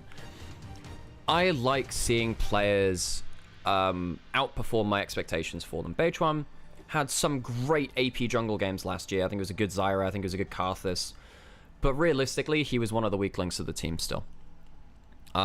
It's always good to see players outperform my expectations for them. I like to see that because, you know, I don't like seeing teams which and teams and players which struggle and don't achieve what I believe they can.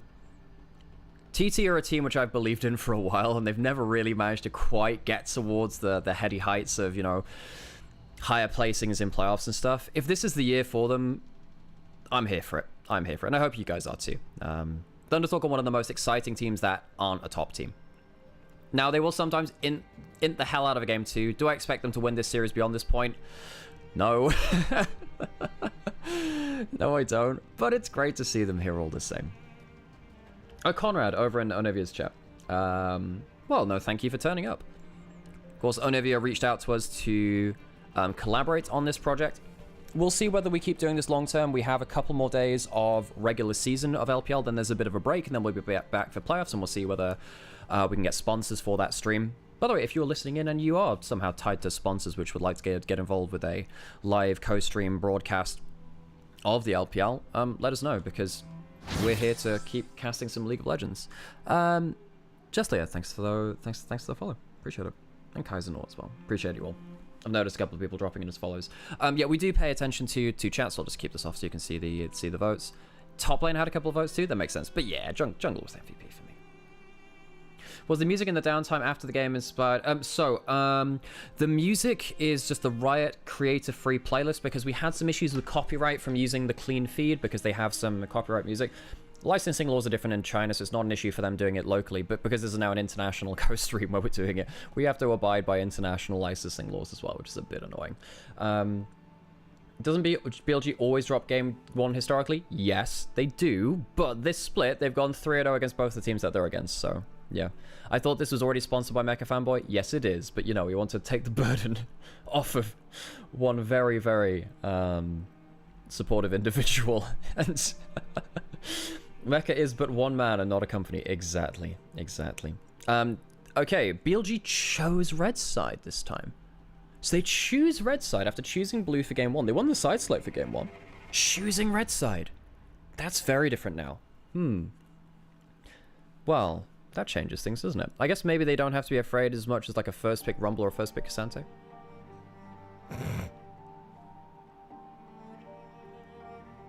I don't have swag for them to shill. Yeah, if you had like a gaming chair brand or like peripherals, we could chat them out all the time, you know. Important note is I can't use the LPL QQ official website because their live streams do not work because the VPN. Yeah. Well, I hope you enjoy your stay here then, comrade.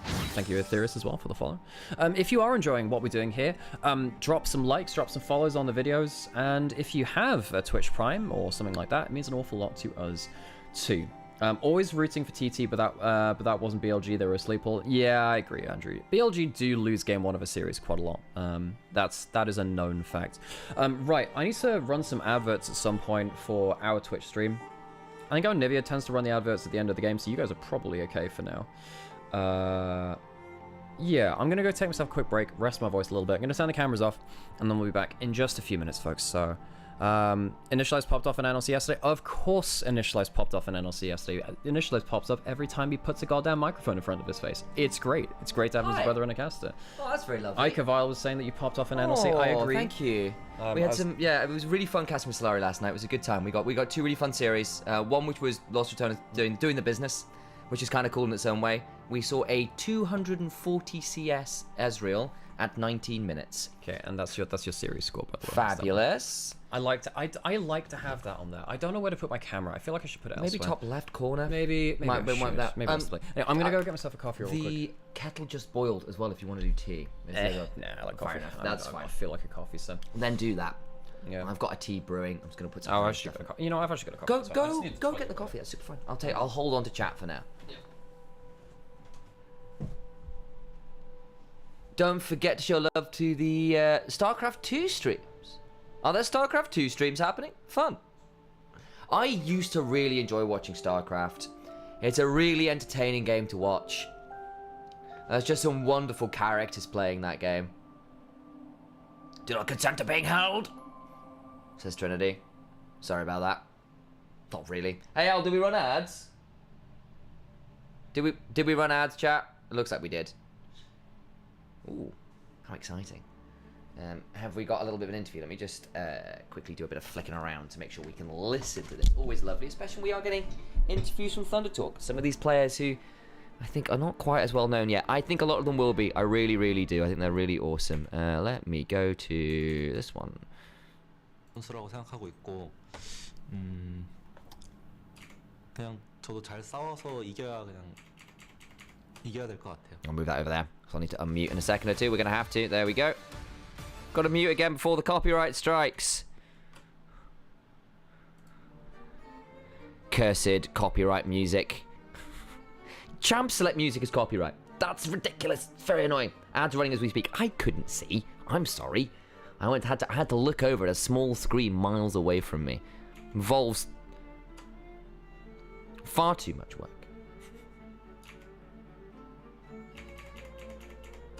Far too much work. We can bring the camera back. Hello, guys. How are we all doing? Having fun out there, folks? It's because Alex did it from his dashboard, which is very reasonable. It's a completely normal way to do it, but it just meant I had to kind of glance over this tiny little button on the dashboard to see there was like a little bar going across it saying there were ads happening. So I was like, oh, are ads running? Because if not, I need to go do them. So I thought I'd yell at Alex, because sometimes that's also something I do as his older brother. He needs yelling at, just occasionally, you know? Got to keep him in his place. But still, Thunder Talk looking really, really good there.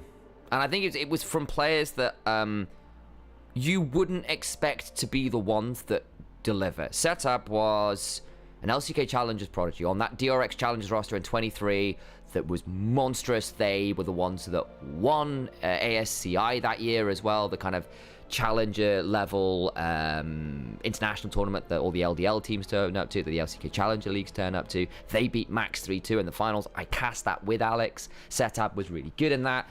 I know there was a lot of hype for him coming up to LCK, but it was with Pleta, of course, in the support role. And unfortunately, that DRX roster was not it. A lot of rookies were thrown in the deep end, and there is a deep end, and there's the LCK as a bunch of rookies, and it was a tough time to be a new mid laner like Setup, right? You're going up against your Fakers and BDDs and Chovies and all these other insane players with a load of rookies around you. Not easy to improve and figure out what needs fixing first, and you can kind of get a little exposed, and he did. And exactly, a lot of it wasn't on him. A lot of it was just the scenario wasn't very fun. However, now we are looking at a pretty different state of affairs here. We are looking at a team that is really coming together, that's got a little bit more experience to them, and has got a little bit more je ne sais quoi. There is that bit more coherence, that bit more confidence, and bluntly, a little bit more ability to deliver from multiple different roles. It doesn't always have to be 1xN space gliding over a mid-game close team fight. It doesn't always have to be a really clutch team fight engage from Feather or whatever. Some of these other players, I need this to move. That can be moved. Do a lot of work here. Just chatting about Setup and obviously the fact he came up from that DRX Challengers team that was really, really exciting, and that we cast them winning ASCI a few years ago with that ridiculous late game teleport to end the game, if you remember. When they were all fighting around Elder and teleported to end the game and denied the max. Yeah. Oh, man. The thing is, I feel like I'm going insane sometimes when I'm casting LPL, and it's a great feeling to have sometimes, folks, as we get into draft, where you know so many random things that have so many joyous moments about a team which no one's ever heard of. LPL teams represent. LGL, our Japanese teams in 2020, teams like Ultra Prime and Thunder Talk, which are a bunch of the... Wait, look, Ultra Prime had great social media. By the way, I've heard they've let go of their social media manager. That is a horrible mistake. You best bring that Ultra Prime social media manager back, or I'm out for you. I'm just saying, socials teams out there, you're looking at one of the very best in the business. Go hire the person. Oh, good man. look. You have no idea how much that gets under my skin. I love interacting with our social managers.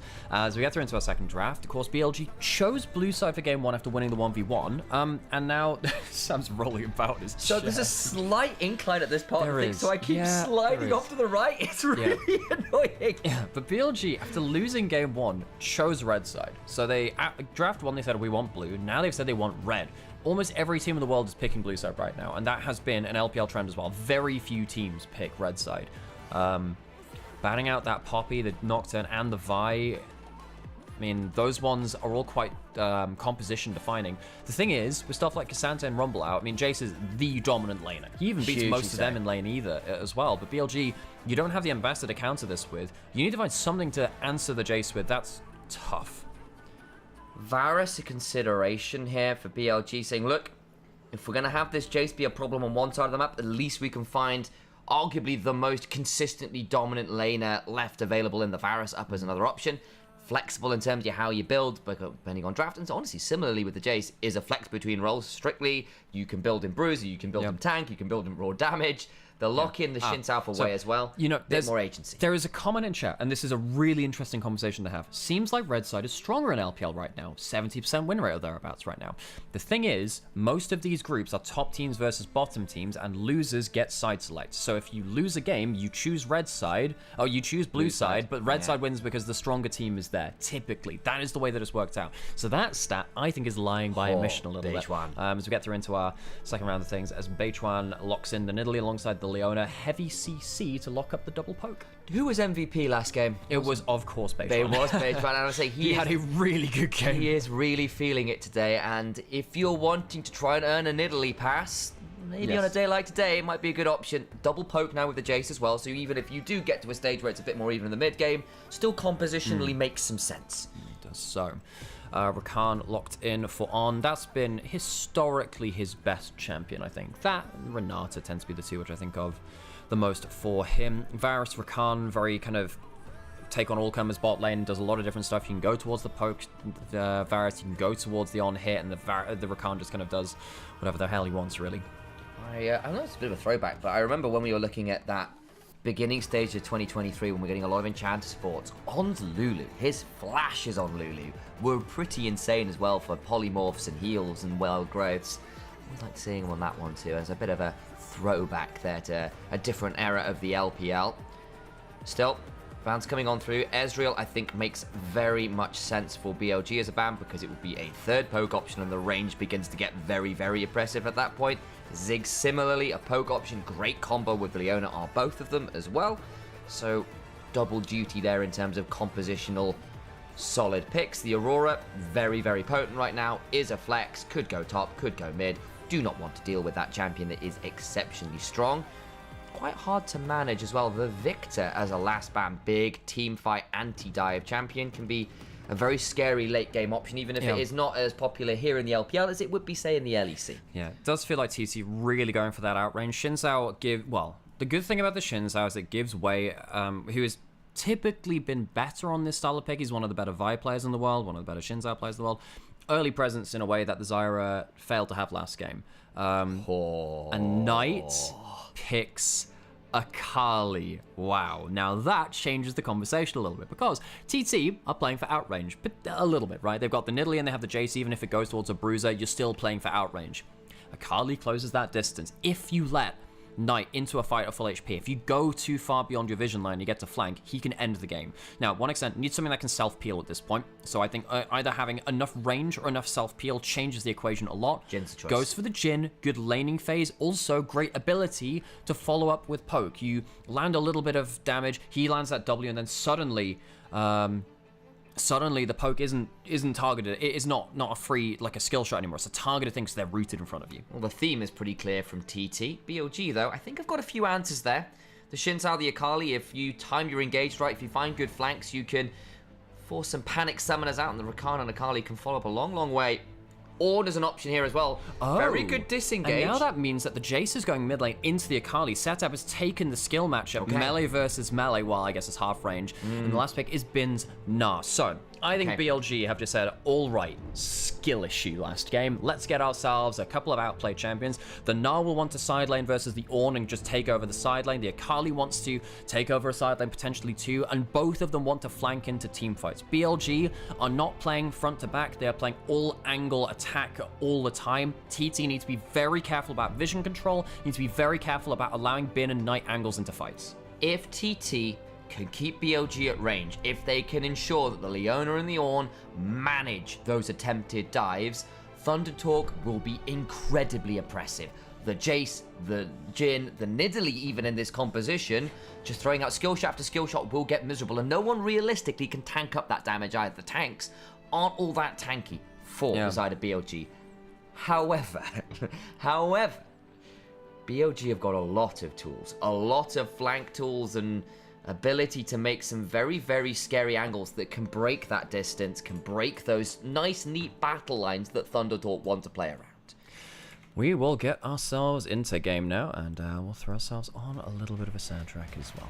For the record, I did double check. You can just click mute and unmute once you've chosen your volume. It'll go back to the same volume. I tried that one time, but it didn't work, Sam. So I get scared of it that's now. super fair. That's super fair. It's normally okay, I think. It's just when you refresh the page, it can be a bit funny. Okay, good to know. Because I tried it once and I kind of blew my eardrums out. Yeah, that's pretty bad. I don't want to do that to many people watching this chat. And of course, thank you if you are watching us as well. It is great to see these moments like this and to cover a little bit of the history of the LPL. We hope you're enjoying a fine day of League of Legends. BLG are world finalists, TT, a team you've maybe never heard of if you don't watch the LPL that much, as we get onto the Rift and listen to the Gyos.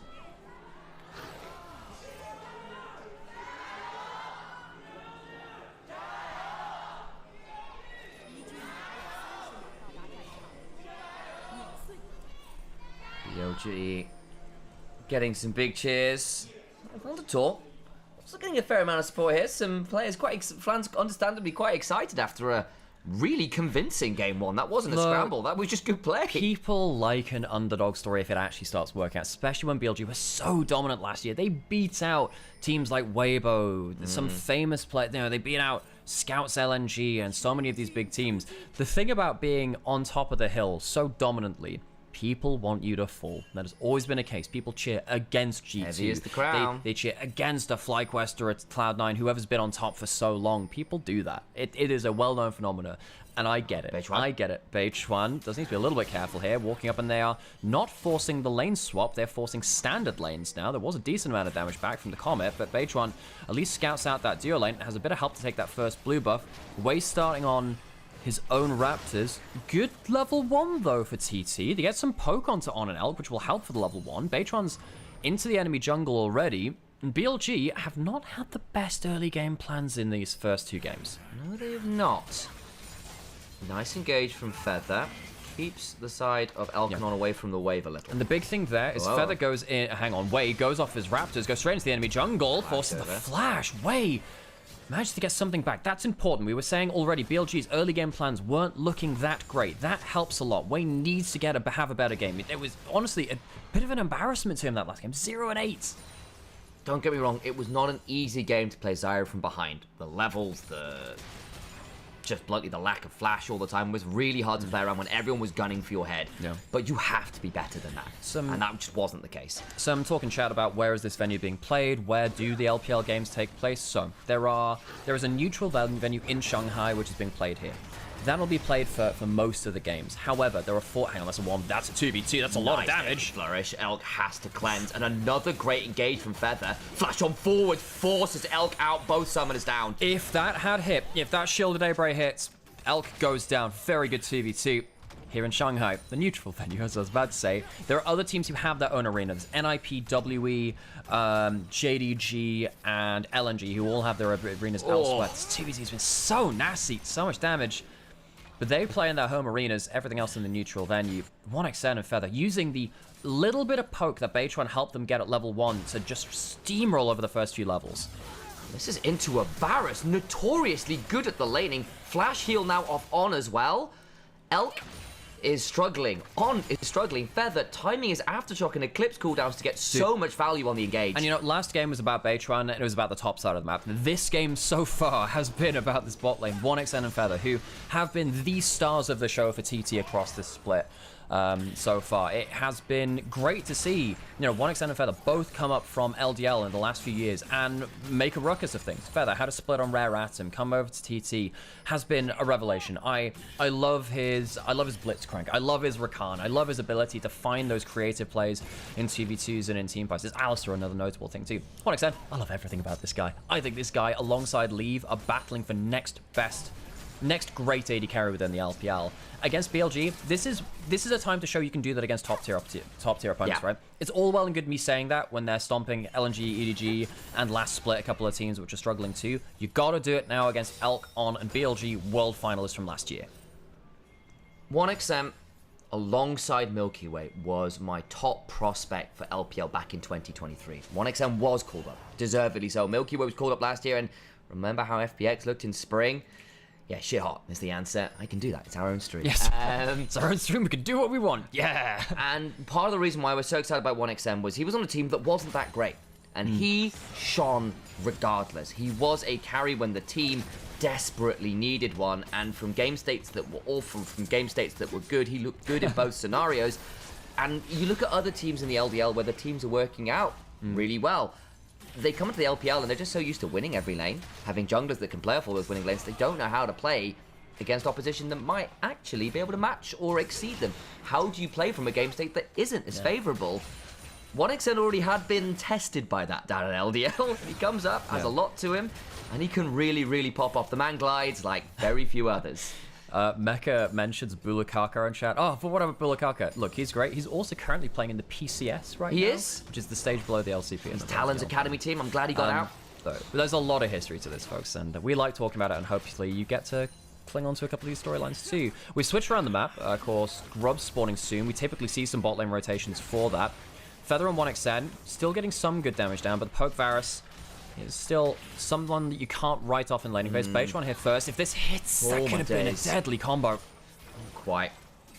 The thing is, you do have a fair amount of setup for the Jace and Nidalee to make their skill shots a lot easier between the Leona and the Ornn as the game goes on. However, all that pressure there will give the green light to start at the Dragon, but 1xN and the rest of TT head over to the Grubs, and we'll trade those objectives pretty happily. Yeah. So, we haven't talked about mid lane yet because that's been very neutral. This is going to be a bruiser Jace. I think tank Jace is slowly dying, but anything with HP items or HP on the component is fine. It's the same theory as the tank, it's just the bruiser then allows you to make use of Jace's kind of damage a little bit more, especially now the tank items aren't doing that as much for you. So BLG need to be a little bit careful of that one. Really want to see how Knight and Bing get involved in the game. When the going gets tough, and look, folks, last year, BLG lost a lot of game ones. I just didn't expect them to do that right now in their current form. They need to have someone here to potentially defend the dive, though. They're clearing out the wave so it doesn't hit the turret so easily. That should be fine. Oh, maybe it's not fine. They go in with the Eclipse. Zenith Blades in on jumping away. Last order would do it to 1-for-1. Elk now going to keep playing this. Wave coming on up is over by the red buff pit right now. Beitron needs to run around. Beitron does have flash. Flash is far enough to get out of range if the wind becomes lightning. Clutch flash away from Beitron, and that W hits. He is a dead Cougar. 1-for-1. Kill goes over to the Nidalee. On the other side, it goes over to the Varus. I think both teams not unhappy with that. Knight goes in with the ult. Final angle setup, gets a big chunk to the skies, he goes, flashes away, doesn't quite get the execution, flash on out, a last auto would do it, the burns in, needs to go in range, and makes it a 1-for-1. Close run stuff. Knight gets a solo kill, Beitron returns a kill back, and there was a 2-kill Nidalee, and it's something which TT's MVP from game 1 will be very happy about. I think Knight might have been able to get away cleanly. I think he missed a Q in melee range somewhere, and that can be a little bit hard to hit some of those melee range Qs on the Akali in the heat of the moment. TT, still though, not clean plays, but a lot of emphasis now on the Nidalee to start snowballing away from this game. This is the dive in the top side. We can see, okay, holding the wave outside turret, but then the engage comes through. Nidalee, Leona, that combo has been so nasty from jungle support for such a long time. Beitron lucky to get away here. Luckily didn't take aggro as the Leona ended up dying. This is a fantastic flash. It does not get closer than that. Wei really thought he had that. Channel the W, the wind becomes lightning. You can flash mid-animation to make it very hard to dodge. Beitron swift enough with that trigger finger to get out to safety. Again, cost that extra summon, but it's Nidalee going to be ahead of the curve, and that is great news if you're running the Nidalee. Solar Flare lands, and that is a very, very unhappy Elk. Flashes away, Chains of Corruption comes on down, but the curtains are called, and Varus has a horrible time. Now oncoming from a flank angle, might be able to get 2 here bluntly, as the quickness comes on down. Feather being forced to run away, and will likely traded. Does become that 1-for-1. So, really good pick off onto Elk at the start of it, but it didn't quite happen cleanly enough to escape turret shots, which opens up the return.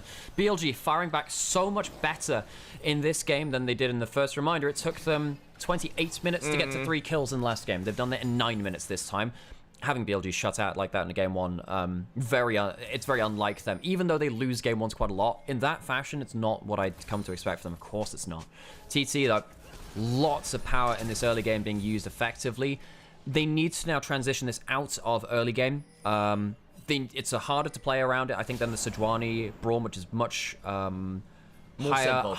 higher margin of error.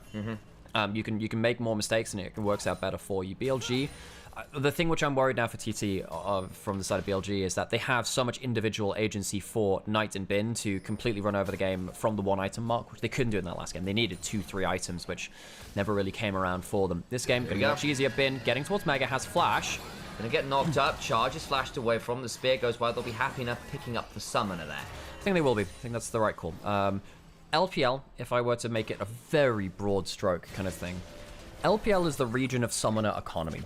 I think it explains so much about the game. If you view the LPL through the lens of, we fight to remove your flash, we fight to remove your ultimates, then the region makes a lot more sense. Right there, trading an ult for a flash so Bin can't go for the more aggressive sideline plays. It does make a lot of sense. Grub spawning in about 5 seconds. Beitron on the bot side of the map, clearing up towards that. It is BLG who have got more wards, more pressure currently around that side of the map, and TT might just say, look, we'll just give that setup. We're happy enough having gotten an early set. We'd rather play elsewhere. They are, however, coming now towards the mid lane, as there was a route on Elk. And he did lose the flash in that last play, so that's a pretty key part of that summoner economy we're talking about. Oh, that's a big engage. Shades of Corruption comes on down. I think that's just a very dead Jin. Nice combo from BLG. There they are. Knight has the R2. Feather has a flash, and he won't even use it. That was a fantastic timing, because guess where TT thought BLG were? They thought they were on Grubs, just up there, as it just hands the hammer away. So TT lose the mind game. BLG say, okay, you think we're on Grubs, we're gonna go mid instead, take a kill, and then go back to the Grubs anyway. Really well played from BLG, playing with the assumed timings on the map. So ult burned though, and there's only one Grub taken. I feel like TT theoretically he could come in contest. Beitron is there, has got a smite available, can start to play this one out.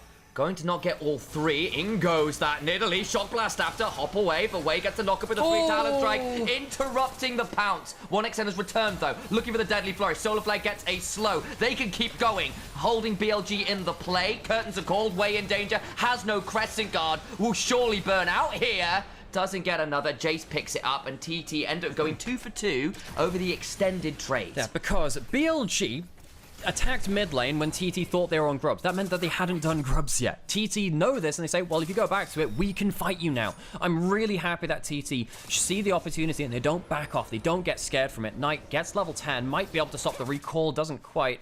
Didn't have the ultimate to really follow up on a kill there. Anyway, this is why I like TT, folks. They don't just put up and shut. They don't just step back when they see a threat to them. They do stand on business. BLG were expected to be on Grubs. TT didn't respect that, and they lose 2 kills in the mid lane. It does, however, take the Rakan ult, the Varus ult, and the Akali ult, which means they can take a fight afterwards, and they recoup some of their losses from that play. Still even enough in gold. Dragon is now up. The other thing is Knight is now 3-1-1. He has got a Storm Surge, he's got Sorg Pen boots, doing very, very well. Of course, set up 2-1-1. Gone for the Shojin, not the Black Cleaver this game as well. We sometimes see that. Ironically, more of the LCK over the black. I mean, it makes sense in this game, right? Yeah. Because Shojin gives you really good everything, but also you're on a majority magic damage team. BLG, are they looking for an approach here? No, I don't think so. BLG are looking to cross-map a lot. If you see them giving up an objective, unlike other teams which play Safari League of Legends, which just walk up to the objective and watch the wildlife die, they'd rather just have been in a side lane. On the other side, he's cashing in a cull. He wants to get plates in the last minute of this too. He's been doing well at that. He's almost 1,000 gold ahead in the individual matchup. Hoy has a Thornmail, sure, that's nice, but he's still losing out in the individual matchup, and Bin will only start to really hurt him more. On goes on in. The Eclipse is on for Feather, but I think it's about a timeout. I think he's in danger here. The Primal Surge will not keep him alive, and BLG here in force. Turnaround setup is there, trying to get the kill, finally do so. And TT don't really get to respond here. No, they don't. Knight gets the kill as well. That is a little bit scary, because the more this game becomes like this, where it's more about the quick picks, the stronger Akali gets. Has very good flat pen build with the Storm Surge and the boots. Has a Dark Seal now in inventory too. Hang on, let me grab my nose. Actually, it was way on the Shinzao that got the kill. Oh, good. I did notice that. So the thing is, I said, oh, he's got a Dark Seal. He has 1 stack. He didn't get the kill. It's like, did you ever see that the child's the kid's storybook, the picture book, where it's like, where's my hat? I can't find my hat. And there's Where's my cow from Terry Pratchett. It is pretty much that. Well, Sam, look, a lot of kids' storybooks have the same kind of thing. And there's just this person's like, oh, I have not seen my hat. Have you seen my hat? And someone did a Professor Layton version of this. It was very funny. It's like, no, I've not seen your hat. Oh, it's shaped like this. What is a hat? And just people responding like that. Yeah. And then there's one person who's clearly just wearing the hat. And then later on, it's, oh, no, I've lost, but I have seen my hat. That's kind of how I responded to the Dark Seal thing. Have you seen the... It's a bit of an out there analogy. Have you seen the very euphemistic children's story that's been going around recently? Which one? Well, it's about a woman who's baked a cookie and wants someone to eat her cookie, but no one will eat her cookie. Oh! It's very silly. Again, more things which we can say on co-stream than on official broadcast. I thought I could get away with this one here. It's great. It's very entertaining. And, you know, I'll tell you about it when you're older, chat. If you're watching on Twitch as well, we actually do have an emote for actually as well, which is I'm glad we actually have a real use for that one now. Turns out we're both big damn nerds. It becomes quite a commonplace thing, and we just like proving each other wrong. There is that. The amount of times where one of us has said something, the other one just immediately reaches for Google. Ooh, setup needs to be wary here. I think he's just dead. He's gonna get a bit of an acceleration. Turns into his hammer form and just about okay. No, Meganar, I think that's some good damage actually. They keep gonna go forward. Flash under the turret, trying to buy some time. The Crescent Guard is there, but runs away. Bin not quick taking the aggro until later. Flashes away. Feather now over. BLG very deep. On gonna try and keep people away. Likely gonna be the 1-for-1. as Nidalee with the spear picks it up. Yeah, so it's 2 for 1 overall. Oh, they got away as well, yeah. Yeah, 2 for 1 so far. The ult's going to be used to clear out the wave. And this is important because, again, BLG cross-map. They always want to trade something if they're losing somewhere. Of course you do. Every team wants to do that. BLG tends to be one of the best teams in the world doing it. Using stuff like the general to say, all right, just clear the wave. That's a problem. However, we talk about that cross-map. Look on the minimap. While all this is happening, yes, it's a 2v1 in the top side. When you look at BLG, you don't... You want to look at the play on screen because it's so cool and so high mechanics on play. You have to look at the minimap, and that's a good ult. Nice counter to try and buy some time. 1xN knocked up, trying to run away. Flash forward for the Q. Now teleports begin to play. Elk in danger. Flash for the pounce. Elk surely burned out. It'll be a trade. 1 for 1. On in danger. Akali also been rooted up. Everyone's Setup murders 3. And now they're going to keep on playing. He can keep going into 3v2. Bin looking for Mega. Flash on forward. Bait on here. God. Looking for more damage. Way goes on in. They might even give more. That's the quadra kill to the Jace. Where did everyone come from? It is a 5v5 in the mid lane. Thunderdor come out of the heavens and into the mid lane, and BLG are left thunderstruck. So many people dead in the mid lane, and Setup is 7-2 on Jace. Everyone said you don't take my AD carry for free. It is a knockdown, drag out brawl of a bar fight in mid lane. And this is classic BLG at the start of it, where there's a play happening, but actually they're cross-mapping. They teleport in. This is the style of game which BLG have ruled the LPL with. But TT are ready to fight them back. Everyone turns up to the scene of the crime, and look how tanky, but how much damage you can bring to the fray as a Bruiser Jace stacks up the full Shojin. Ability damage is now at an extra 12% damage all in all. Yeah. The extra HP helping him play around as well. BLG were not ready for Setab and for Beitron to completely rock their shit. I'm not gonna lie. Feather getting the shield break onto Knight as he was running away into the Zenith Blade. That Akali could not move, especially after Elk had fallen down. The damage had disappeared, and Setab certainly had not. Shield break? Does Jace have a shield break? Sorry, shield bash. Shield bash, that's Sorry, the is one. what I meant on Leona. Yes, the Q. That's the one. Yeah, I thought you said Setup getting it. Anyway, either way. Shield of Daybreak is the Q ability. That's the one. Yes, what it is. Yeah, okay, right. So, BLG... If they haven't had an alarm going off, they need one now. So that last play, they could have left well alone after the cross-map come through. Akali's still got a mid lane turret, bot lane turret rather. However, by giving over 4 kills to a Jace, is now 1.5k behind. God. Knight is in a really good spot. Can actually potentially even kill here if you jump back onto that. But with being on weak side, not necessarily the most happy situation there. BLG, as so often comes by to it, when the game falls apart, they rely on side lane pressure. They rely on side lane advantages, and Bin is on Nah, who's gotten that side lane kill. 4 grubs over to TT is not the full 6, but they have grouped up as a lot of people here with the Herald and bot side. Bin will continue to shred down that top lane turret, though. TT, they might get an inner turret, but I think Bin will just do the same here, too. Hoya might have to use his ults.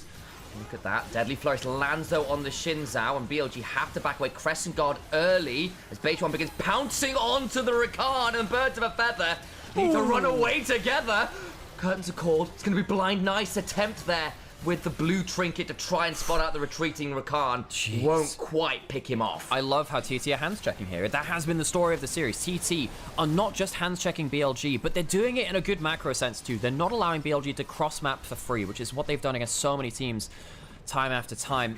It's still a close game. BLG is still within touching distance of gold, and tonight might be able to find a play. Flash for the ult. Gonna look for the play. Setup tries to trade. Nice to the skies. Damage is big, but the execute will still be massive. Looking to try and get ready. He lands. Surely dies. The flash comes out from Knight, and just as we were saying TT, they've been kind of dancing step for step for BLG and actually been ahead of them in the dance.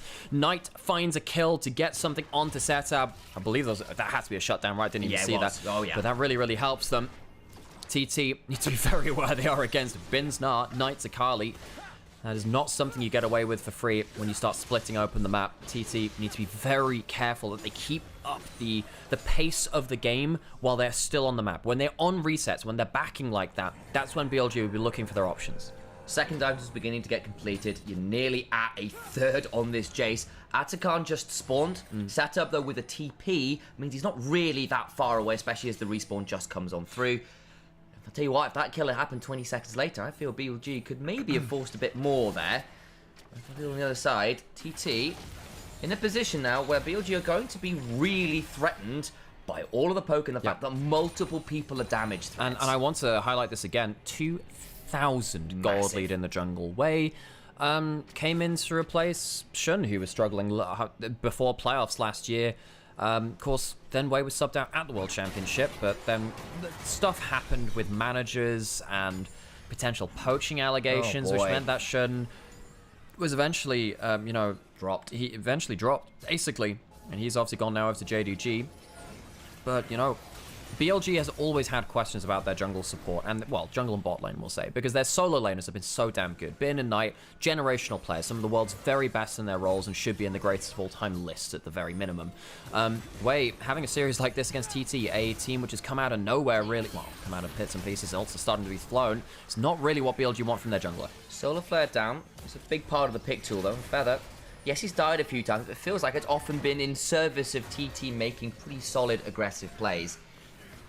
We're at this point now where BLG are going to be obligated pretty heavily to hard force in these fights. And if you overdo it, and suddenly this Nidalee and Jace are split up enough that you can't get them all at once with a big combo from Rakan, and then the Call of the Forge God turns around, and there's a curtain call, and things get quite ugly, this could get difficult. Bechtron backs away, Feather's in danger if it gets enough of a heal. The Call of the Forge God buys time. Oh! Look at the range difference! Setup teleports in, the Shock Blast goes wide, but Knight is taken down. He's the king this game, and unfortunately this chess match is not looking BLG favor right now. They lose another piece. A javelin and a deadly flourish lands onto the Akali, and all of the HP bar disappears. TT turn up with everyone on the same screen, and this is going to unlock an Atakan opportunity. Still 4 people alive for BLG, but without the Akali, it's looking rough. Building up to Meganar. They don't take Atakan that price. They've got a Jhin. Not exactly known for his ability to take down objectives. Bin, Meganar has flash. Bin. Look, gets rooted in place into the Solar Flare, though, so taken desperately low. Wei, Crescent Guard, buys time, into the backline, goes on, will go with the quickness, but Sadam goes into the skies. Trying to now claim this one. Atakan secured. Leona dies as a trade to Wei. Nice, they get double kills. Knight can TP, but there's withdrawal. Knock up onto Elk, who is Elk hunting season. On tries their best to keep one alive. Shock Blast takes out the Rakan. Knight's teleported in, but it is just not there. The era has changed, and your Knight in shining armor is gunned down.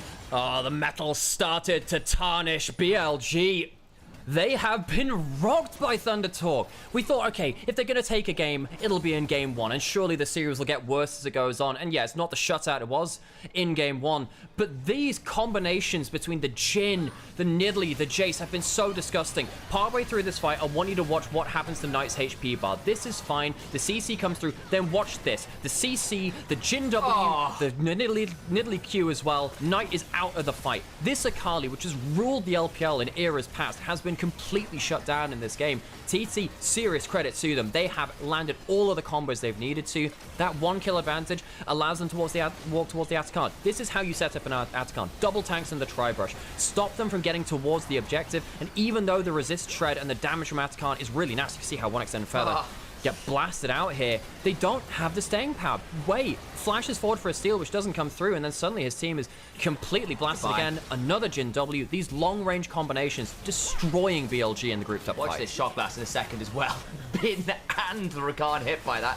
Lucky to survive, and Feather actually there got out of the engage and then went back towards Atakan and got shredded by the resistance died to the autos from the buff. How good is TT looking around these combinations? The combination game 1 where you had everyone on the same page playing around. Yeah.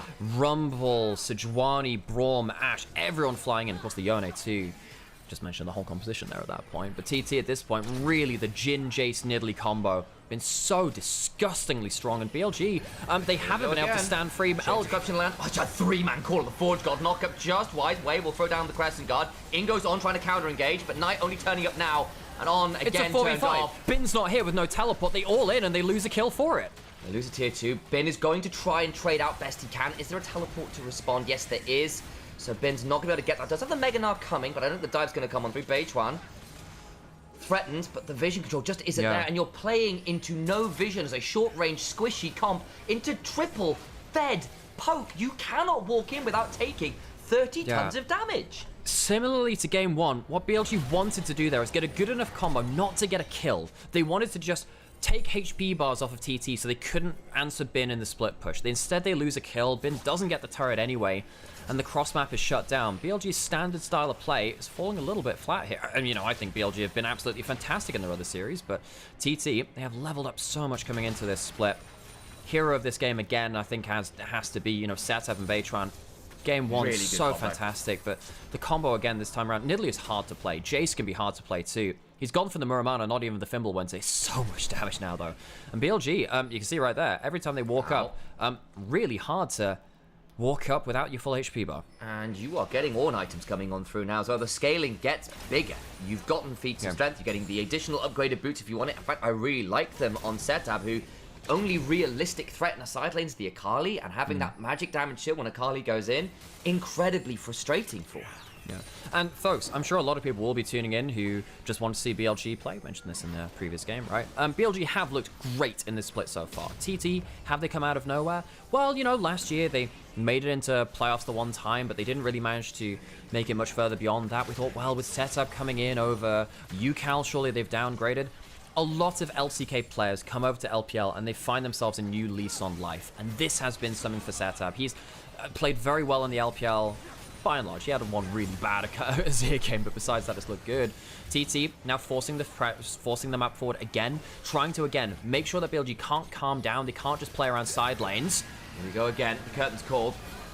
Edge of Night is not on for very much longer, but actually not bad from BLG. The HP bars sending up and up, but it's still a 1-for-1. Akali gets the Nidalee, but everyone else having some suffering. But the thing is, you did kill the Smite on both sides. This is a win for BLG because it means that TT can't force the Baron. This means that you now have a minute or so to reset the map. You'll have to recall, but it allows BLG to get something off the map. This is what you need to be quite careful of from TT. On the whole, they've gotten the better of these scenarios, particularly by shutting down On and Elk. Way as well, I guess you can throw into that line too. BLG, though, have a bit of a reprieve now, but they don't have to worry about a Baron start. Maybe they can head towards a Dragon setup instead. Of course, the next Dragon would be Soul Point. If TT had cleanly set up around that Baron, I think BLG would have been locked down and in a bad position to contest that. We hold on, and at this point, this Jhin, which had gone for a utility build, the Static Shiv and the Rapid Fire, and understandable, you're there to set up everyone else for success in this game, especially when your Jason stuff has got fed. Completely understandable. Now has an Infinity Edge. The Rapid Fire's been upgraded. Changes things a bit, doesn't it? It does change things a bit. There's an Unending Despair and an upgraded Thornmail on your Ornn.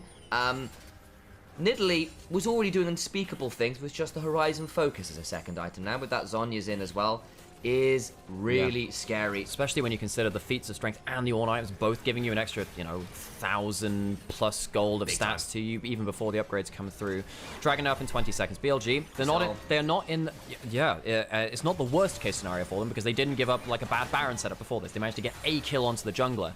Can they do it again? They haven't cross-mapped now. They have to do this against a range advantage. How do they engage from behind against such a fed poke combo? It is a difficult scenario.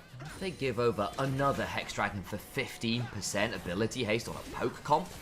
And the Hex Soul on top of that for all of those slows, it is lights out. See that the Poke Varus is trying to return some fire. So hard though. BLG now have to mechanically outplay this. They've gotten onto the Dragon. TT probably didn't want that in the first place. Meganar's coming. Hoya does have that long range ult. Level 6. Here comes Wei. I guess slow. The Hex Dragon slow onto BLG is so annoying. Crescent Guard comes through the Soul Flare afterwards, and that means it's a dead Xin Zhao. On into the backline, gets a decent quickness, but the follow-up's just not quite there. They finally got the Jace, but the damage is done. Curtains are called. And Knight and Bin, he's to make something happen as Elk trying, he's gone! Jhin deletes him! Elk just flashed forward into an Ornn knockup to lose them the Dragon fight. Setup goes down from the combo from BLG. They managed to get one there, but TT will claim the Hex Soul. Some lightning to go with the thunder as BLG are left electrified. Our dominant team in the LPL been slapped. They've been humbled. This is a regular season game. They have been known to throw a couple of them, but this is still a blemish on their record. They had not lost a game in either of their series in this split so far, and they might be on the precipice of going down to series point in a best of 5. Saying you can beat them in a best of 3, one thing. Beating them in a best of 5, that'll be another. Soul, Baron, TT have it all. And this is a comp that is not easy to execute. Nidalee comps never are. It requires a high level of execution into BLG. And they're doing it. They are doing it with style. And on the other side of that too, there is a high level of execution for this point in the game from BLG.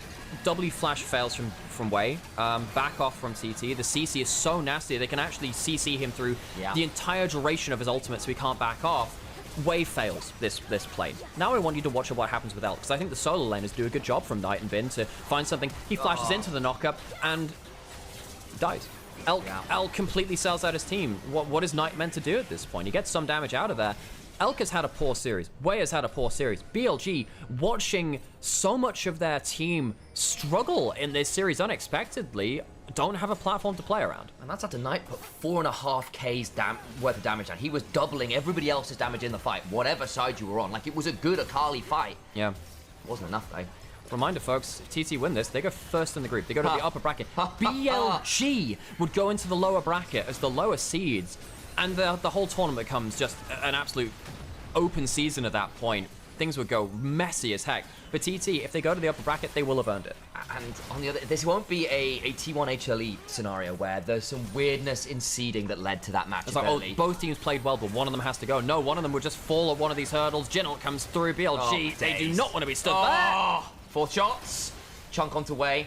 Deadly flourish afterwards. Look in the picture-in-picture. There is Bin.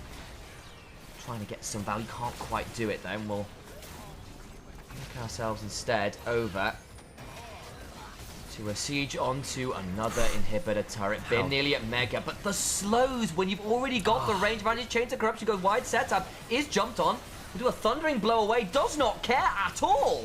And Feather's going yet again! Here comes the Ord ult, the combo comes through! It's brutal, they keep Bin miles away from everyone else. On is again just poultry, it is winner, winner, chicken dinner for the poke comp. Will change our modes of description. PUBG, it's a pub game, Bundy, because it feels like a pub stomp. Thunder Talk Gaming 2-0ing BLG. They are a game away from a clean sweep against what was supposed to be one of the best time teams in the world. And in the battle of the blue teams, the little TT that could has put BLG to match point in a best of 5. How many teams have beaten BLG in a best of 5? In this era, let me give you a hint. Very, very few. It's been T1 and Genji, folks, basically. So, hello, welcome back.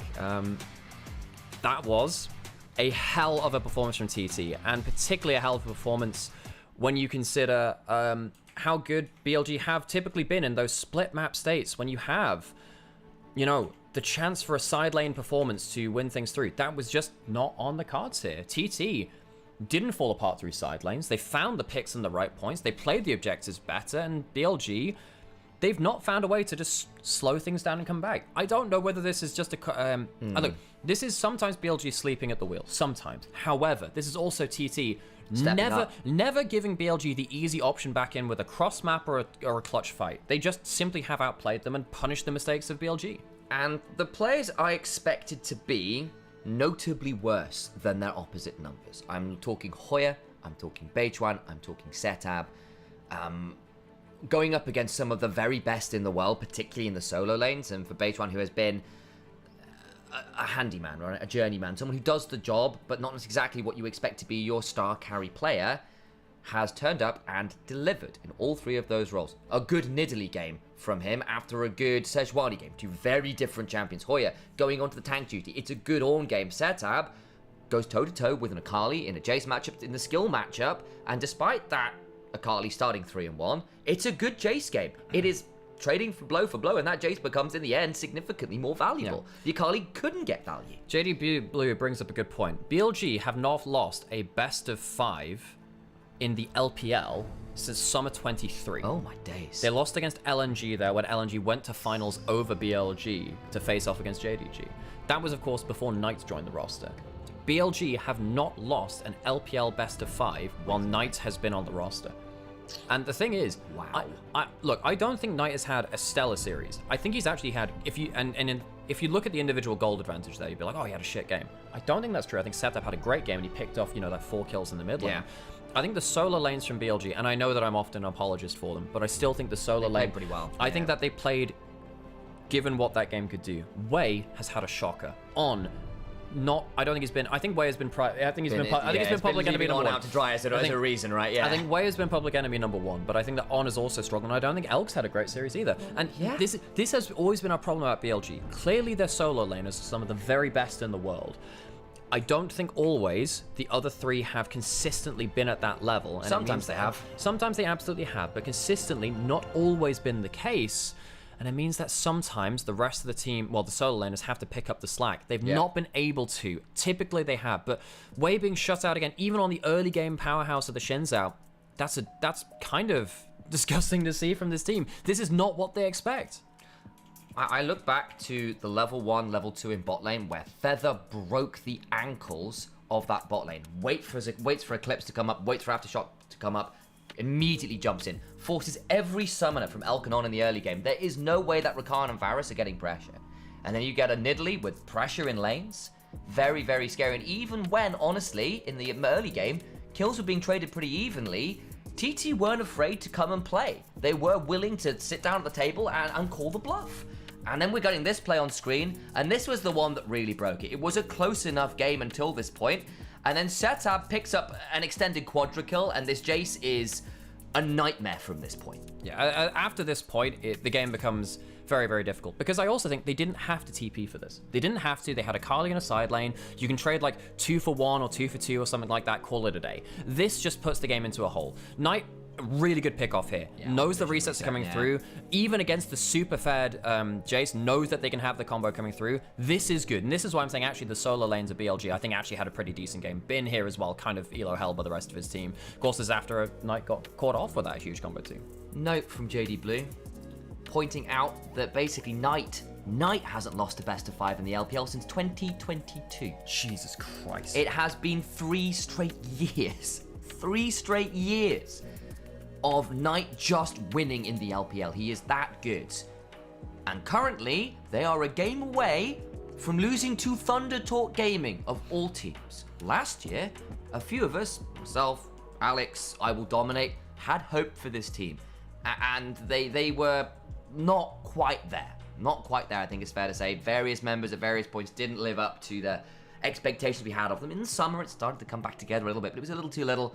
It was a little too late. And it is this year of all years that they finally look like what we thought they could be.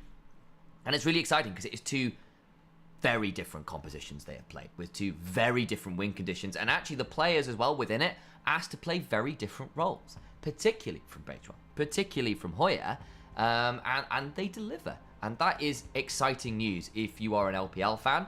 It's exciting news if you, like me, you're a bit of a Thunder Talk Gaming fan. I came in today expecting BLG to walk over this. Nice little play from 1xN for the W flash 4th shot. I see you there.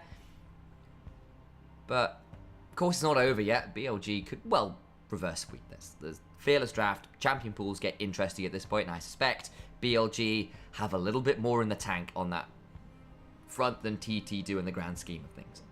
However, even if BLG go to win this series, Thunder Talk Gaming have done absolutely everything they need to convince me they will be having a very fun playoffs run. I am excited to watch this team further. They are genuinely really good guys, and that's cool. I cannot believe that TT might give Knight his first LPL best of 5 loss since 2022. That's mental. That's insane. And that's part of why I love these kind of best of 5s. And look, this hasn't been a bad this hasn't been a non-entertaining best of 5, but typically, you know, this was meant to be a race for 2nd place. BLG went to be sure to go first. TT, I thought, might end up 3rd. I thought that would be a respectable finish for them. Bloody hell, TT, I'm so sorry for underestimating you. I've always enjoyed TT. I didn't believe that they would manage to peak like this. Right, folks, we have to put ourselves to a bit of a break so we can, you know, get ourselves another drink, rest our voices a little bit. Folks, of course, we are Initialise and Nymaera. Nymaera, that's Initialise. I'm Alex, that's Sam. We're brothers. We are the only brothers that cast within League of Legends right now. And we cast the LPL because there's no official broadcast. The LPL official broadcast was my home for the last 2 years. Many of you will know me from my LPL coverage as their MVP, Setab on the J, so of course it is. We hope you're enjoying our coverage here. This year we will cover, I don't know, another 200, 300 games. A lot of games. Last year we covered 200 games, something like that. It is our pleasure to bring it to you if you're watching on Nymaera on Twitch or YouTube, and of course Onivia over on YouTube too, who's been giving us the opportunity to stream towards one of the bigger YouTube LOL fan bases, and we really hope you're enjoying this live coverage of the LPL. TT might be the one team that has shown serious team fighting in LPL in a while. I think a lot of teams have team fought, but For me, it's actually the macro from TT, which is more exciting. They can bring these fights, but the fact that they've got a lot of these kind of off the training field combos, Sejuani, Braum, Ashe with the Yone over the top, everyone piles in. This team loves to pile onto a fight. The fact that they had the Nidalee, Jace, Jhin as well, insane combo play from them has been so exciting to see. And the fact that they're doing it without UCAL. It's kind of mental, isn't it? That's insane to me.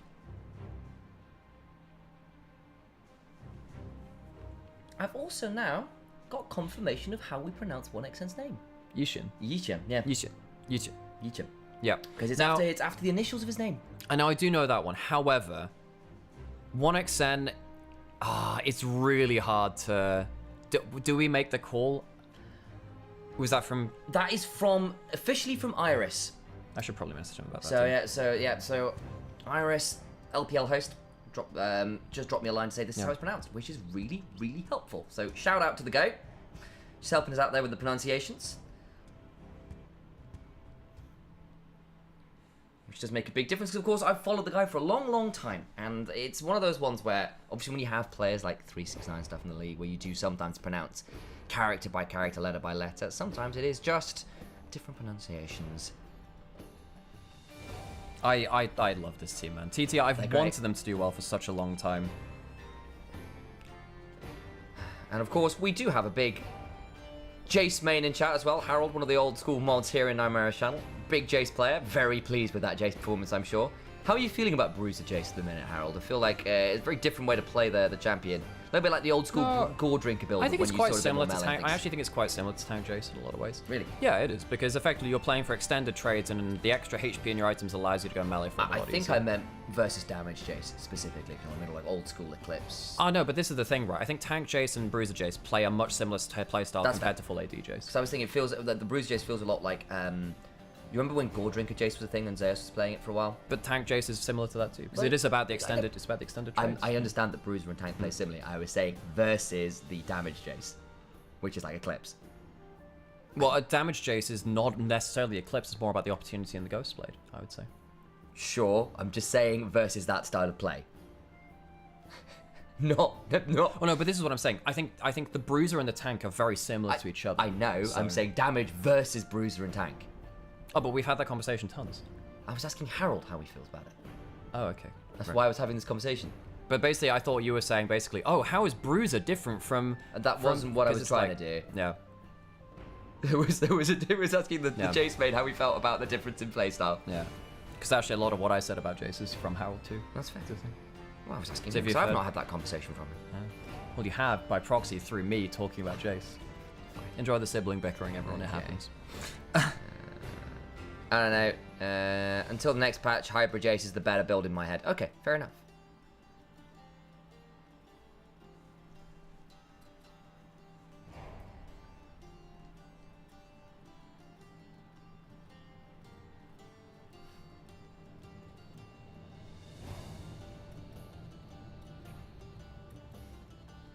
Okay, I need to get myself a coffee, Do it. folks. We have run adverts. Oh, wonderful. Here's when the denial pick bans would be valuable game 3 for 5. Ow. Sorry, trying to get my chair a bit closer to the mic. And pull across a bit because I'm miles away. There we go. Okay. Keep slowly rolling away across a game. That's not a typo, by the way, folks. That is 2-0 to TT over BLG. Oh my days.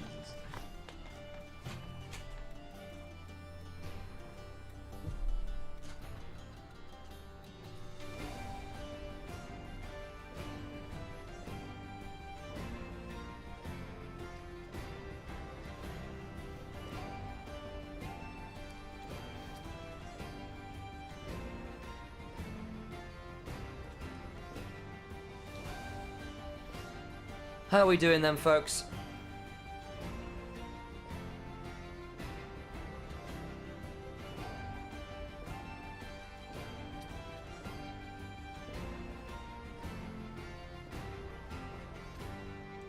Very EP Friday, that's fair. Way is killing me, yeah, he's not having a great series. He's been struggling a little bit. I think he played better in game 2, but unfortunately, the Nidalee got ahead. And a Nidalee that's ahead, there's not a lot you get to do. And that's a bit scary, because often you the fact you now have to respect Nidalee as an option for TT changes a lot of how you draft against them. Because there's a lot of teams that play Nidalee but don't really play Nidalee. They lose as Nidalee, and that kind of sucks. Ben's talking. Let's see if we can get a mute on that. There we go. I'll pause this briefly. 팀업 관련해서는 저희 나머지 팀원 4명이 이미 오래 맞춰왔어가지고 TT might be one of the team that has shown serious team fighting in LPL in a while. I feel like NIP have done a fairly okay job of it as well, but that's more in terms of really smart macro decisions about when to team fight and how to move around the map to get the kind of like advantageous fights. 팀원들의 신뢰가 되게 좋다고 생각하고 그만큼 합도 잘 맞는다고 생각을 해서 좋은 성적이 나온 것 같아요. Game 1 was abysmal. Yeah, that was not good. That was not good. I think game 1 was really bad. I think game 2 was there was more to it than Wei playing just badly, at least in my mind. I think part of it was just a good setup for Nidalee, and Bo5 delivered off it, and it's very hard individually then to manage a Nidalee. And actually there were some moments where you nearly punished, right? Remember that dive topside where a clutch flash kept Bo5 from being hit by the wind becomes lightning? If that lands, the Nidalee dies. And we're back. So I need to turn off the music. Or turn off the stream for a second, put back on the music. And say hello to our faces again. Hello! Nice to see you. How's life, folks? Good to see you all.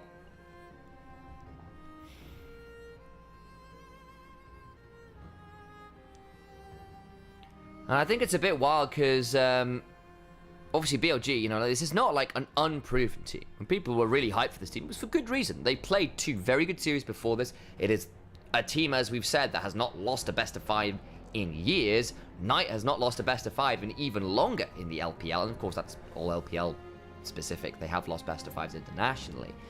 But this is very, very surprising. And obviously, if BLG end up in the lower bracket, there's a lot of teams in the lower bracket going, oh, good God, no. If we end up with top esports versus BLG in the first round, I think we might scream.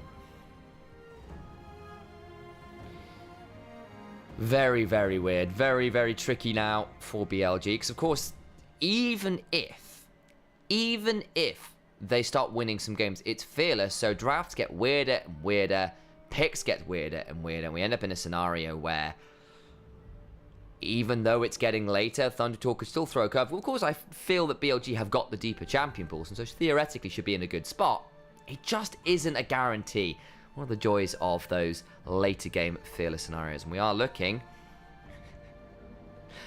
at a potential clean sweep. Clean sweep for Thundertalk Gaming into BLG. You heard that right. 1 game away from a 3-0. 2 different drafts, 2 convincing wins, and BLG have lost the hands check. How often has that happened? I mean, I don't even know. Bin has played okay, played fine. But the lights come on, my camera goes off. We prepare ourselves for drafting what could be our final game of the day, and that's a wild statement, isn't it? I need to go over to that one. BLG blue side, Thundertalk on the red. And the bans come on through. Now I've got an additional 20 bans behind, courtesy of Fearless. Skarner, still never been given over. Don't want to give the Callista, interestingly, either. Poppy, LeBlanc, and Renekton, all very specific picks. Hoya plays the Renekton and the Poppy very well. LeBlanc is a setup pick. All very, very dangerous, so you don't want to give that over. What's the last ban now going to be? Here's the question. Looks like it'll be the Ambessa. So Aurora up.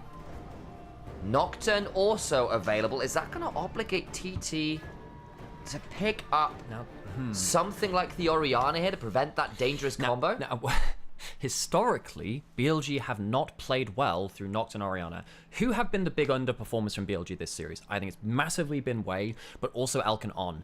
I don't think you want to play Nocturne Orianna, which has typically been the problem with BLG, when if it's the jungler shot calling the play for Knight to just tag on as like a secondary part of the combo, I think you're misusing a big part of your team's strengths.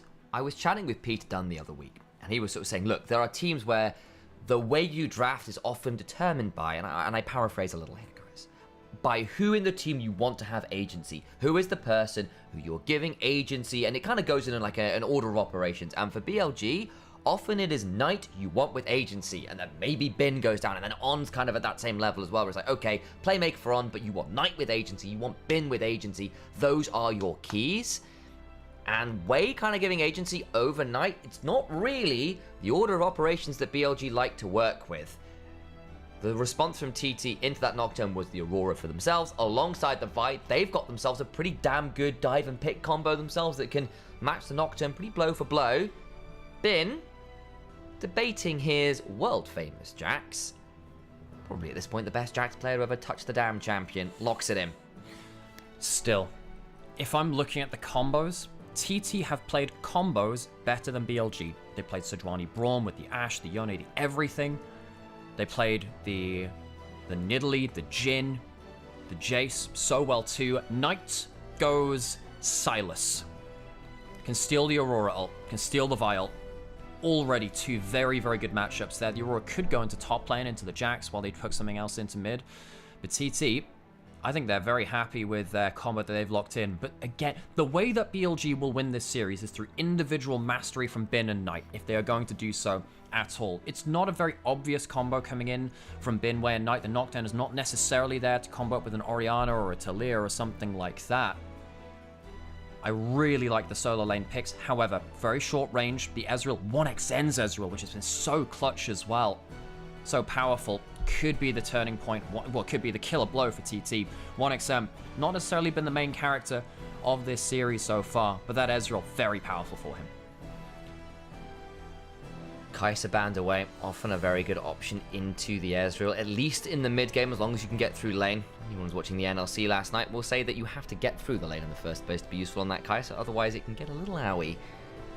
Gragas banned out. Hoya would probably quite like that as an option. Really good disengage and answer into the Jax as well. Don't want to do that. 1xN, otherwise known as Yi-Chan, otherwise known as just a bit of a goat in the bot lane, really, at this point. In a great position to outflex it. They have a goat and a bunny on the same team. It's crazy. Animals everywhere. They are. Some are just made more equal than others. It's really important that TT... No comment on Animal Farm. TT banning away some of the more... well, some of Elk's more comfort champions as well. The MF, the Kai'Sa, very, very powerful for him. What does he go towards now? Do you have to go towards Xayah to defend against the Aurora and the Vi? We saw that Xayah can really struggle against the longer range Aurora and Ezreal, but maybe you have to do it against the Vi. Do you go for something like... do you go for something like a Jinx Lulu instead? Try and play for backline carry. Does that fit their composition? This is the problem with Fearless Draft. You've lost a lot of your more long-range utility champions. You can't go Jhin, Ashe, Corki, Varus, which might be good for the long range for the team. You might have to pick a suboptimal AD carry. Look, if you go towards the Xayah, it's good against the Vi, but it's bad against the Ezreal and the Aurora. The Galio, yeah, good against that too. So that Hover, you can see the value in it, but it's not a perfect champion for the draft. And that's the problem with Fearless. You never have the perfect champion later into the draft. Saw a Twitch last night, again, just ERL level, but when you're into people you need to get close to, want to save back, it's just locked in. Elk has Twitch, On has Elise. It is cheesy bot lane, break the Ezreal, break the Aurora kind of times. The Twitch is awful into Vi, Galio, and Aurora. But if you lane swap and if you get somewhere out of vision, you can pop out of hiding and end the fight before the combo comes through.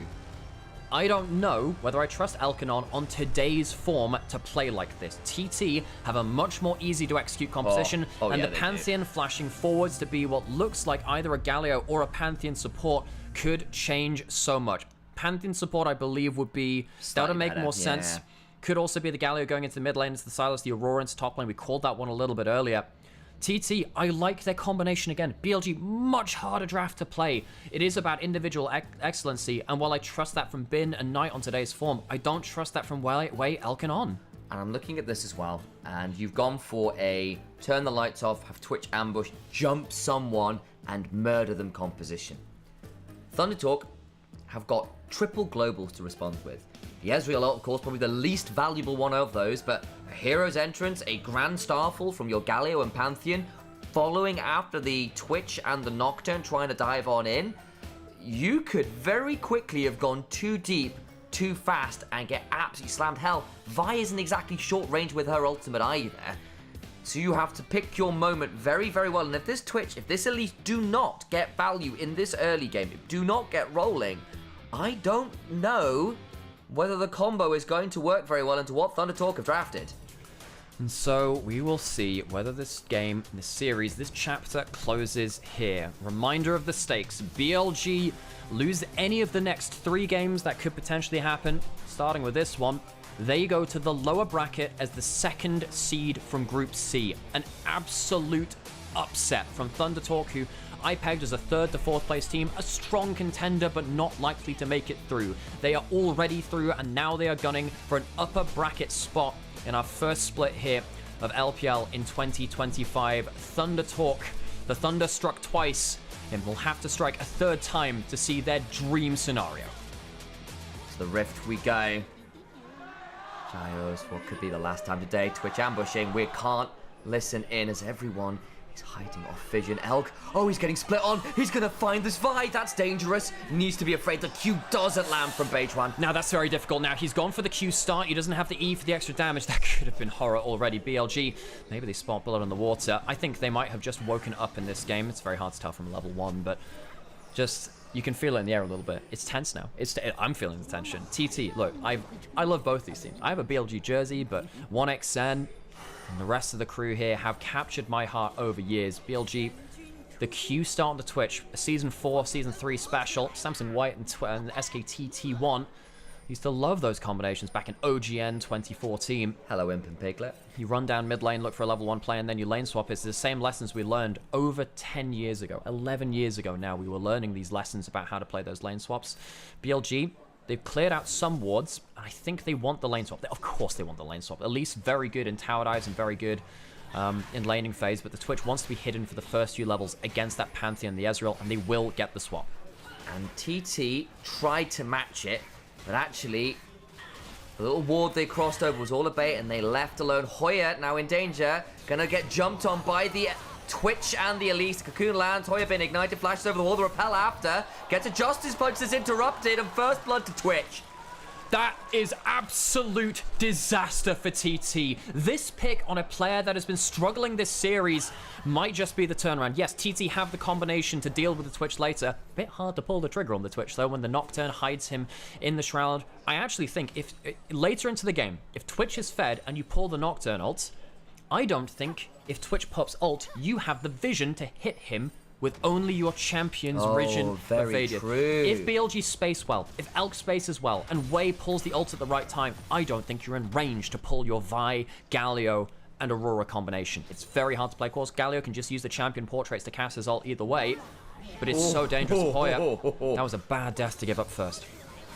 And roaming on down, it was a good angle from On and Elk. They used Elk in the ambush to provide vision of where Hoya was walking. On was sat in that tri-brush waiting in case he walked that way, and the trap was sprung.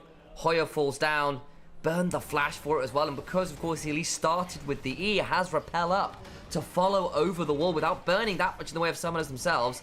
Feather with level 2 though. Oh, they've brought everyone Oh, and boy. they're off vision. This could be huge. Taunt. Elk flashes away, but still gets hit by the shield vault, and a flash for the Q after Elk trying to run away. Will surely get into the ambush, can't quite get the kill. The barrier and the ambush movement speed sees them out. The cocoon saves the day. The cocoon means that the good repel. Triple autos can't come out. This could be another shield of Durand, and the Elise is swiftly introduced into Galio's version of Bug Spray. Wei gets a fear, but I think he needs to run away very fast. Will not quite have the shield up and available. Gets the Setup tops the wall. There's the flash on Wei. He doesn't have the spell shield. They're looking for a dive. TT want to slam the early game home. He is just gym protein. Setab helps Bejuan pick up a kill. Feather survives. And TT strike back. Setup needs to be a bit aware of Elk ambushing in. He's not going to kill. He just wants to get the... he just wants to get the XP. On tier, they can repel from that. And they're not gonna keep no, they can't. He has the W. He'll be safe going into invisibility. Knight now roaming. TT pushing BLG to the brink. BLG need to wake up. The first kill onto the Twitch helps them an awful lot. But getting 2 kills back will definitely make TT happy. It does mean that the solo laners left alone, it's not going to lead to anything. The recall already came in from Knight, so they'll be safe from that one. What is the overall score from this? We do have the Twitch. Several hundred gold up on the Ezreal. That's important. Leaving the mid lane will leave the XP in advantage from Knight. However, the gold's slightly in favor of TT. The fact that they couldn't kill the Twitch, I think, is huge here, actually. If they killed the Twitch, I think that means that he doesn't have the gold he really wants to play with for the next phase of the game. We are going into standard lanes now, though. Both bot lanes laning up against each other. I'll also note, though, that Elk has run Barrier, does not have Cleanse into a Pantheon. And I get why. I do. You need to be advised that you can't CC as much as you'd like. Nice smite to go from BLG, who Q's away. Held on to that.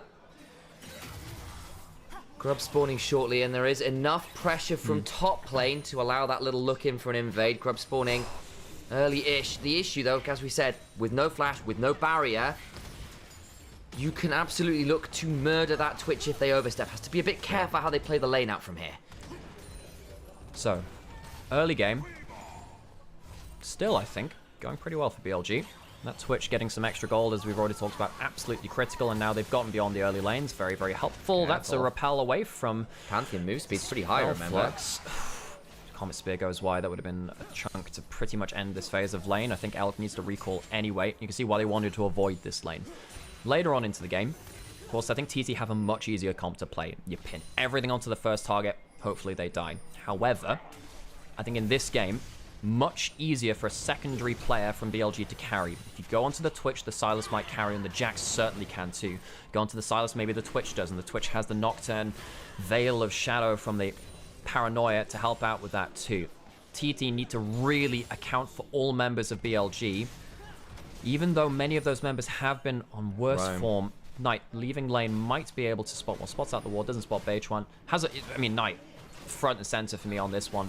So many good ults for him to steal. The Aurora one's huge. Around Worlds, he had a game against, I believe it was HLE. He had a 9 combo rotation against HLE in one of those team fights. One of the largest DPS team fights from Sylas I've ever seen. This is not the World Championship. This is LPL. It's again TT. You would not expect him to need to do that here, but here we are. Beidchuan heading bot side. Doesn't have level 6, doesn't have flash.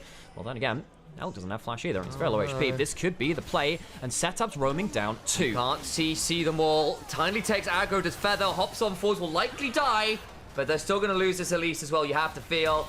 Flashes for no avail. 1xN survives. He's got enough minions, they get both. That is so important. 2 kills over to the Ezreal now. Will push him through to his power spike. Setup left lane a little earlier just to cover the play coming through. He's nearly at 6. He's not going to get any of these Krugs though, so he won't get 6. Beidchuan does. Beidchuan will be able to play out, well, just escape here. They want to play this. I don't think you want this way. You need to be very, very careful. Ooh. Yes, good damage coming in from the Nocturne. No one else roaming down. Hang on, he does have flash. He could have flashed for a passive. 1v2ing, stopping the resets. Ult for ult as we're just going between multiple worlds, and Setup and Knight decide to leave that one as is. Both supports here. I think we call that one the multiverse combo. Knight and Aurora both getting some extra between worlds time. Feather gets himself a good combo there. TT really trying to push home something in this bot lane. Again, I don't think these are clean wins. You do get another kill onto the Twitch. The gold is still even now between the AD carries though, and that's better than it was before. Beidchuan in this early game before the Nocturne really comes online. 1-0-3 on the Vi. Has had a great series, has Beidchuan. Another very different style of champion. We had the full tank. We had the hard carry AP jungler in the Nidalee. Elk not going to find anyone there. Was ambushing for to see whether someone was greedy with their recall positioning. You know, serious credit to Hoya as well. I thought that Hoya would be the lost condition for this series. Because I completely agree. Yeah. Bin eats players like Hoya for breakfast. He eats players like Dorn for breakfast. He's, of course, been having, of course, just ended his split over on T1 over in the LCK, but still top tier. Really feels like Bin has been held neutral, and that's more than enough for TT because the rest of them are playing around their combos. Hoya hasn't needed to solo kill him, hasn't needed to monster him in lane or side lane. He's just needed to do his job. Currently, down in CS, up in gold, 1-1 across the board, which will keep him up in that. As long as he can hold even and reach those combos in time, TT will be happy with his performance. Been up in XP though, and will become a late game threat. If TT do not cancel out the cross mats from BLG that as they have done in the first 2 games, BLG will have Bin's Jax to fall back on. Here comes the paranoia first of the game. Feather likely going to die. Flash over the wall on trying to get up. Should surely get the last auto. Does get that one. Big deal now. Actually, the split off. Can the Elise get out? Surely does. Mid lane. 1xN Knight flashing. Knight now in danger. True shot barrage. Just out of range. Knight wanted to draw the sword, have an honorable duel in the mid lane, and 1xN was ready to cross blades. 2 kills on that Ezreal. Made that a scary prospect. Knight very close to finding the outplay. And this is what we were saying about BLG. The combos haven't been clean necessarily, but the individual excellence is never something you can take for granted away from this team. Setup. Be a little careful. Don't think they're going to get interrupted going towards this ward. What do you think was going to happen? I wonder whether Elise might jump in with the Kakiri on his stance. He has flash and he has ult, and Twitch doesn't have his ult either, Sam. Doesn't mean you can't try and blow a summoner or two. And it is still a 2v1, at least at this point of the game, with the Soak Pan boots and the repel. You can chase surprisingly far there. Yeah. Anyway, doesn't get in trouble for clearing the ward. I've seen bunny rabbits punished once or twice before. Let's see whether the rat or the bunny, or perhaps one of our goats in this game, takes the main stage. Yuntal's wild arrows built up by Twitch. Of course, it takes a little while to stack up the crit chance, but once you get to really good opening up, gives you the burst of attack speed when you attack a champion. Every so often goes on cooldown after that point, reduces the cooldown by the more auto attacks that you get. Twitch pops out a shadow with the Q ambush speed.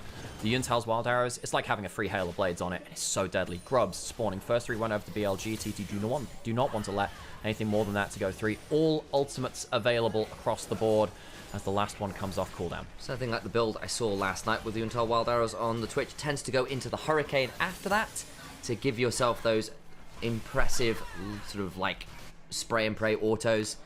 Particularly when you sort of start using them around the level 11 mark. It's about as powerful as Twitch gets as a champion, frankly. Yeah, he's not gone for the Blade King. That's Cocoon lands to start unleashing, and comes the Venomous Cast. Over the wall they go. Feather threats down the edge, still try and buy some time. Will fall. Nice. Perfect. That's exactly what you want to play around. The ambush catching people out in rotation. On, who's had a difficult series. Elk2 getting something here. They've been under a lot of pressure this game, and they get something out of it. Not going to stop the recall here. And TT, importantly, when BLG were in these situations before, TT would shut down the cross map. TT don't have a cross map this time, and BLG get a play for free. Dragon has spawned.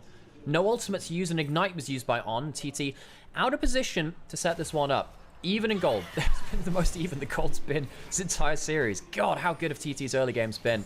Remember, Elk still got ult. 1xN needs to be very wary. There's the paranoia. They're jumping straight on the Ezreal. Has no flash, no way out. Nice pick mid. Don't think many teams are used to playing around a Twitch Nocturne coming out of nowhere. This is legitimately KT Arrows Season 4 OGN Summer. Go look back at that. This is the lessons that we learned over 11 years ago. Well, over 10 years, nearing on 11 now. It's TT, they lose their star 80 carry to a play in mid lane. They might be able to return something to bot side, but On's here already. It would have to be a clean play from TT to clean this up. I think they have to call this off. They burned multiple ultimates to do that play in mid lane. Beitwan feels they have to flash, set up in Dangerous Knight. Has stolen the Between Worlds again. And he does get a good chunk out there. Really good are BLG's players at finding a chunk one side of a tower dive to try and break out of the encirclement. Bin does it a lot, Knight does it a lot too when he's in these side lane plays. And now we start to get worried a bit for TT, because they've failed a couple of plays in a row now, and for the first time in this series, BLG have a gold lead. They have a gold lead, they have a Twitch who is going to take over the map, and TT have yet to pull off their big combo.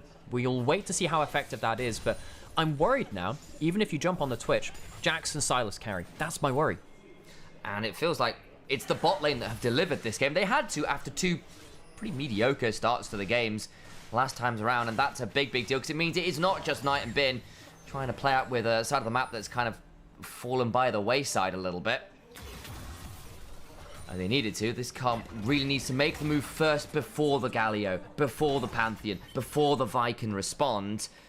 And the pick timings have been good. That they have. So, what's next up on our agenda? No objectives up for a couple of minutes. Does mean we do have a bit of a reprieve. Knight using that ult there goes into melee range, using the Between Worlds. I love seeing the best Sylas players in the world figure out how to use new ultimates, because every time a champion releases, it's yes, a relearn.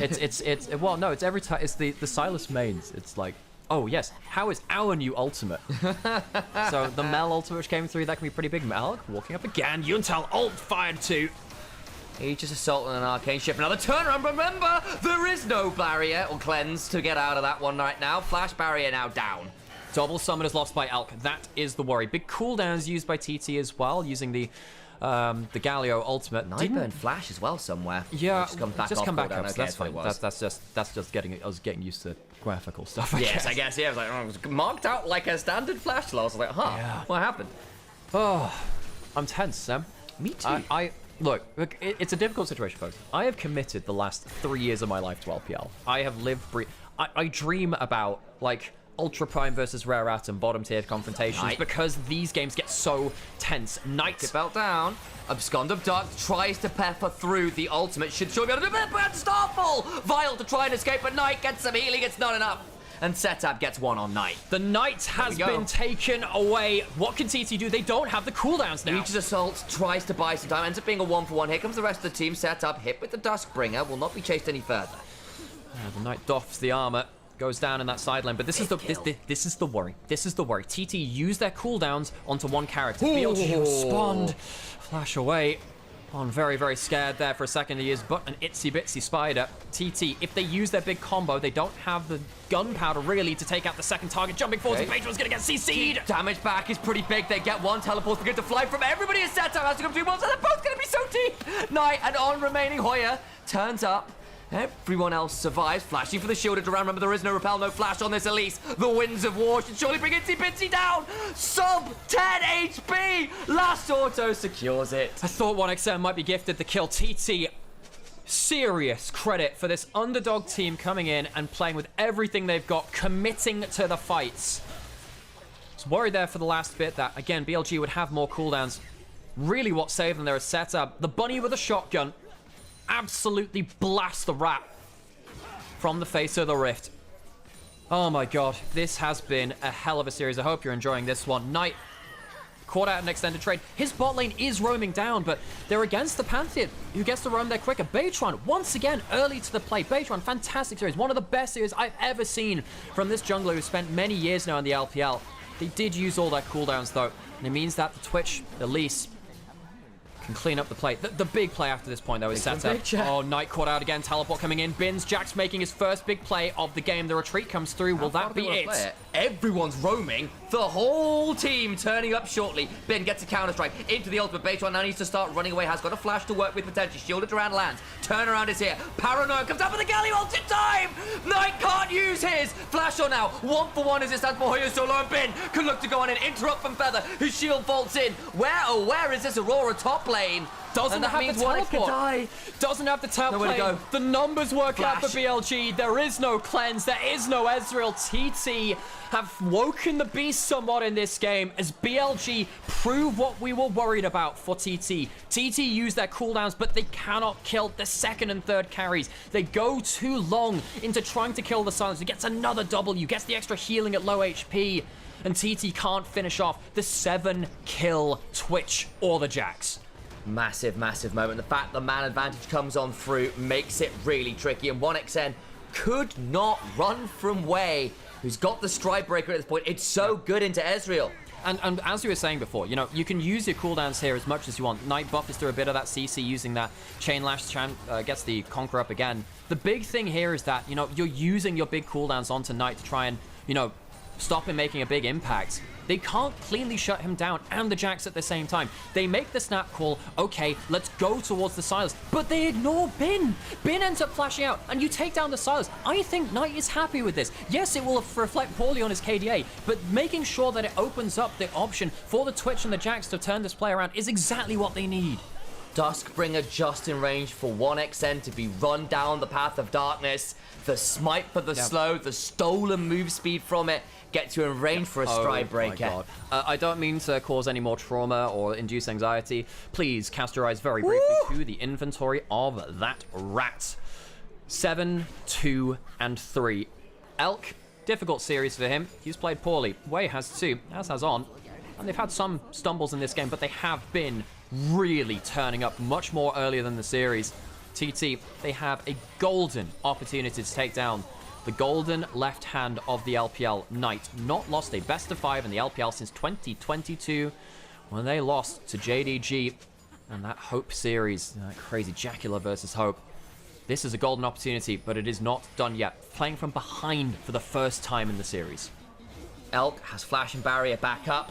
Makes it a lot on a good flank angle. Look for the spray and pray. Feather needs to be wary of that. There's the paranoia. Here we go. Look for Elk sprays! Brace! But immediately Gallios prevents the Rat Brigade as value as they want. Ult comes flying on in from Hoya. They kill off 1xN. On in danger. Setup trying to buy time. But BLG playing with a man advantage. Elk back out of the ambush. Bin's got a counter-strike. The damage just not there. They can't keep going. TT are grounded this game. The TT is a crying face in this game. Once again, they cannot close down all of the carries. Their health bars are blinking from BLG, but no one falls. TT get the Herald, but it is paid for in blood. It's going to lead to mid lane out of turret, top lane out of turret. BLG, they have been slapped. They have been bloodied in the lips. But TT, not so easily taking them down for 3 shots. Beating someone in a best of 3 is hard enough. Beating them in a best of 5, oh my god, it's so hard. What at Takana spawn, by the way? That's a great question. We'll find that one after. I wasn't paying my attention to that one. This is a great ult from Wei. I know it looks very, very dangerous, but Knight has the perfect opportunity to follow full contact team fighting. You just dive straight onto the damage, which can really win the fight for you. And after this point, you have a Jax, you have a Twitch, you have a Silas. Which one's going to carry? All of them, actually, at this point. And TT don't have the consistent damage. Yeah, they have some turnaround cooldowns, but they just can't close out the players they want to. Picture in picture, Knight's on setup, flashing away. Stays alive. Stays Go alive. to the other side. Oh my days, the damage is low. Base one's dead, and little Elk continue to ult. Bin on the flank angle, and BLG finally here to play. 1xN tries to get one back, cannot do so. And that'll lead them straight into the Atacon. Might's actually going to teleport towards top side to push out that lane. It's ruinous! No, it's not. It's the Voracious. No, it's not. Remember the red one, Sam. The red one is the normal one. It is Voracious. It will be doing exactly the same thing. Remember, the kills only count before 14 minutes. It's not the ones after that. And they made it even less likely to appear in pro play. You need something like 18 or 16 kills by the 14-minute mark to spawn it. And yeah, we got a lot of kills now. I'm sorry, Sam. I'm sorry to burst your bubble. It's the one we know and love. Wah. You baited all of chat with that. I did. Sam. I was excited. What led you to believe it was the other one, Sam? Huh? I got 27 kills. 20 minutes, beyond the point where it matters. I'm sorry, Sam.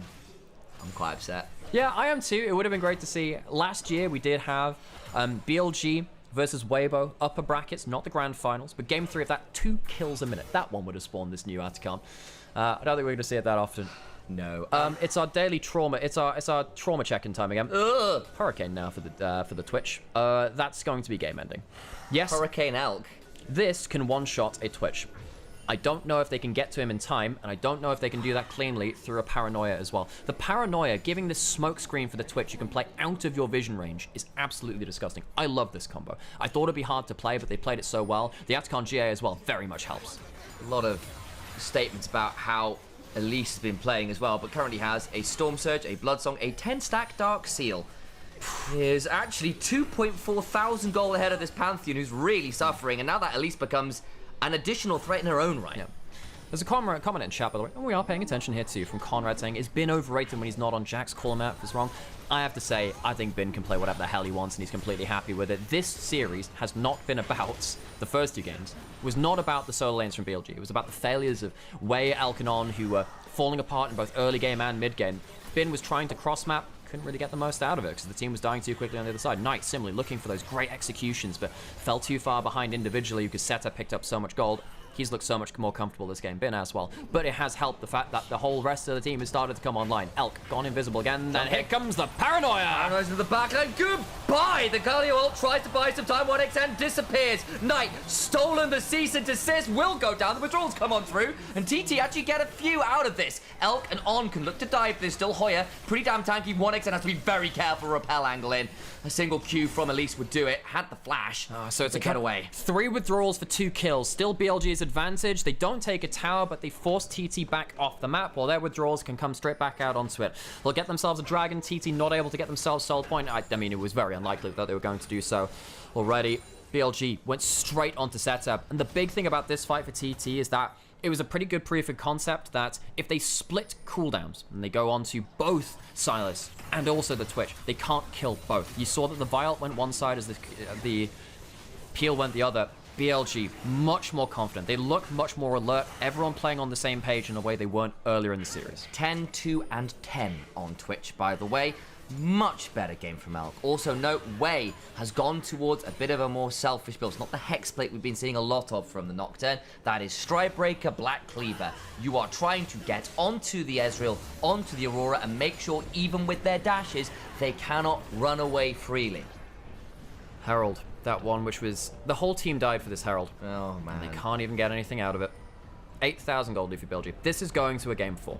The question is, after that point, we are getting deeper and deeper into Fearless now, folks. TT, fantastic showing for them. I could not be happier for TT as a team which I've followed for so many years. As we were saying before, you know, we've spent years of our lives watching the LPL now and dedicating ourselves to it. I think this year, I will cast my 1000th game of LPL. Congratulations. It's only 3 years into my LPL career. People have been there longer, but we've really committed to it. And TT are one of those teams which I've always wanted to succeed. Yucal dyeing his hair blue for the team, making a playoffs and bursting into tears as he finally carried them over the line, and then bursting into tears when they failed the next split. This team has always been a motive to me. Jumps on. The Elise is so squishy. Goes up in the repel, though. The combo's knocking away in the backside as the Galio can fly on through. Bin! Over the wall. Counter strikes in. It is number 2. They've got up in the game. Setup tries to get some back, and they do. But Elk now sprays and prays, and they find deliverance in game 3. BLG have absolutely torn the throat out of Thunder Talk. We said Thunder struck twice, but it has not a third time in this series just yet. They will be asked to find another draft that they can play against BLG in a game 4 Fearless situation. It will be so hard for them to play around it. The game's not over, but it kind of is, except for the victory lap. BLG go back towards the Baron. An 11-2 and 11 Twitch leading them from the front after an incredibly difficult series from the BLG bot lane. Beitron shorts the Q. He needs to get the quick combo. If he does that, I think they end up getting the clean kill. They can't quite get it. Even then, I don't think it's the right pick. I don't think it's the right pick. It would have been everything onto the Elise, and you see how quick BLG respond, and that was always the worry. They respond so quickly. For the games 1 and 2, TT were responding in the same time frame. This game, though, they just don't have the tools to make it work. And Magi's in for Knight. If you're watching on my Twitch channel, by the way, we have a Magi's emote. It's my favorite item in the game. By the book. We are well-read individuals as Knight is playing things by the book. And don't get me wrong, I think at this point it feels like any pick is the wrong pick, unless I suppose it's the Twitch, but how easy that's going to be. Down flash again. If you can blow up the Twitch and do so cleanly, maybe you can play. Maybe, but it's so hard now. 1xN is desperately struggling to stay alive because everybody is gunning for his head. And there is enough ult for Knight to get in the backline. On's being jumped again. Look how quick again. Oh my days, the turnaround. 1xN jumps on the Strikebreaker. Zed tries to buy some time. They lose the Elise, but Twitch murders the mid jungle. GA's down. Could be big, trying to get one more back as Wei just body blocks so much. Ult out from Hoya, turns around, buys a bit of a double knock-up. 1xN trying to trade, but a flash from Bin not quite in range. That's a lot of kills now onto this Twitch, who keeps on autoing people down. Bin will counter-strike, will have a leap strike potentially available as the solo lanes of BLG finally bring Yishan down. It is a mighty statement from BLG. It is messy, it is bloody, it is 41 kills in sub 30 minutes. But BLG do not get swept cleanly. Thunder Talk, back to the drawing board. You'd best do away with your anxieties and your fears. Fearless Game 4 coming up. As TT, they double tap, but they can't make it the triple just yet. BLG are alive in this series and bring us to Game 4. They are still down at match point. They will still have to reverse sweep, but this is the start of where they could go bring this game through to the expected victory through an unexpected path.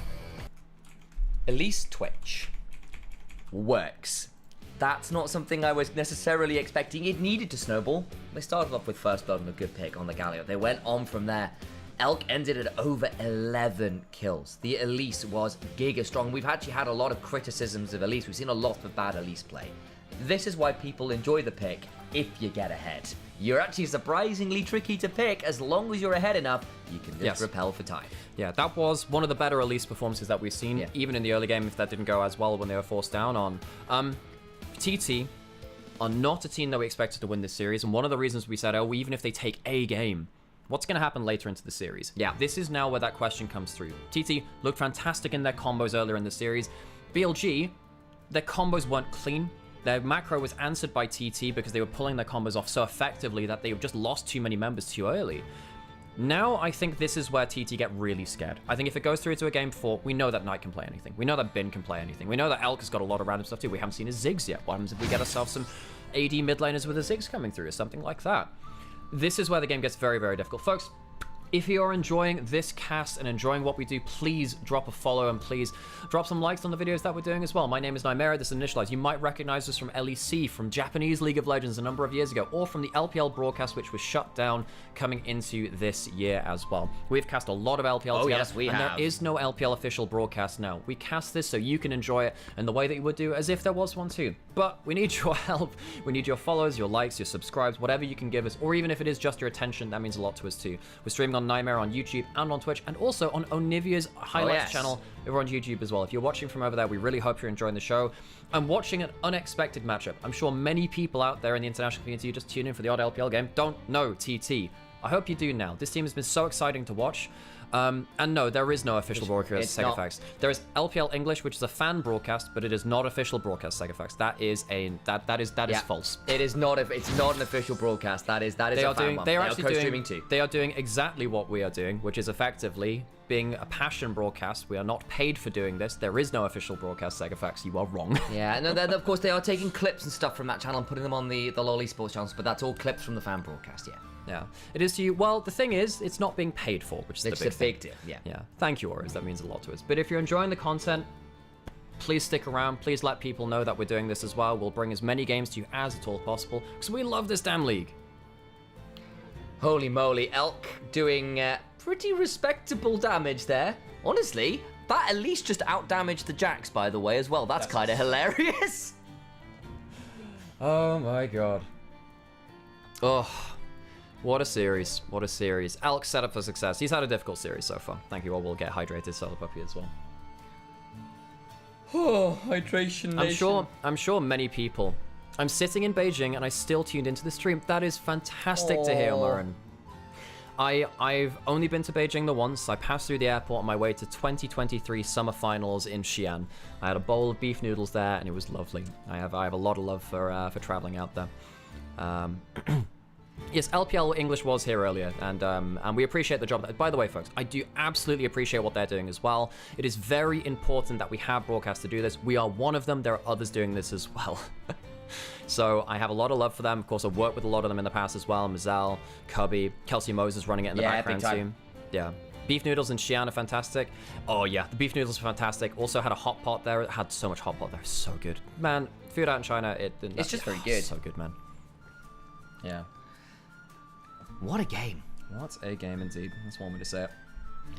Right, do you need a break for anything? I could use a break. Do that. Yeah, I'm going to get myself some water at the very least, I think, here, as we are going to game 4, and that was a bloody game. Yes, it was.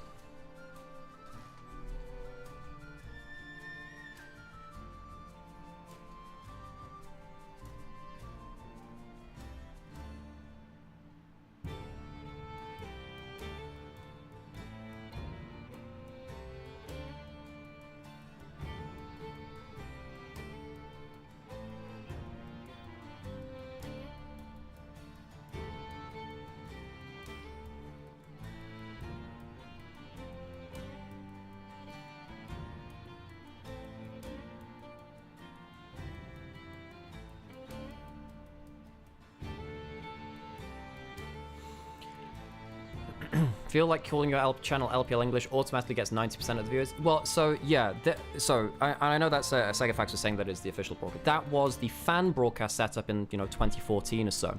I don't know what it is, Harold. It's just one of them. We have the Riot Creator Free. So that was Kelsey Moses' channel from back in like 2014, 2013 or so.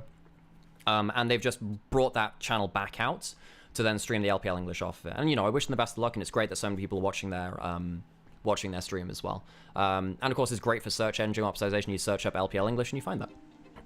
Oh, really? Was Sega Facts saying that? Oh, really? Oh, my bad then. I'm so sorry if I misunderstood the Sega Facts. Chinese cuisine is the best in the world? It is really good, in fairness. Oh, I'm so sorry, Sega Facts. I'm so sorry. I misread that. I got caught up in the moment. Because the way it came across to me was like, there is an official broadcast. What are you doing? I'm so sorry. I feel really bad now. Thank you, Sega Facts. I know you're a regular here. I appreciate that. Peak of LPL casting? Well, we've cast it an awful lot, and we really enjoy casting. And we really enjoy it casting it for you guys, and we hope you're enjoying yourselves. Maybe TT3-1? It's going to be a heck of a... My problem is TT need to find it. They need to find a combo which works as cleanly as their previous series. Their previous games in this series. It is so difficult. It's so difficult to do that. You know, not everything plays the same way too. Who's our MVP? Elk, I suppose? Yeah, Elk had a very clean game. I think he was set up for success and he gets the KDA. He played that very, very well. I'd need to VOD review it to see who really... Because, I mean, I think you could argue for maybe even Wei with his paranoias. I think Wei's paranoias were absolutely crucial this game. Knight as well had some good moments, but he was often at the butt of the fights. We're back to the underground days? Yes, we are. Yeah. True. Fearless should just be on skins instead. Yeah, you can't use the skins every now. Yeah. I think Wei needs a shout out for this game too. He's had an awful series, but this has been good.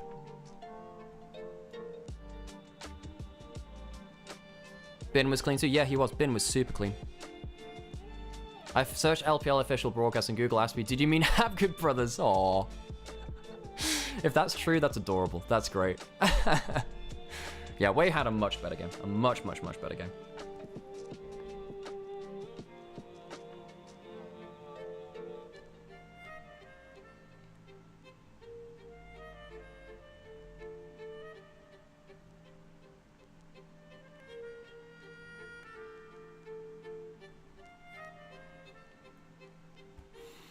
Wei did walk into 3 and get himself an on-killed at level 3. That was true, but he also flew into 3-4 people multiple times a game and made it out of the way. Harold, yes, I did see there's a compliment for Harold.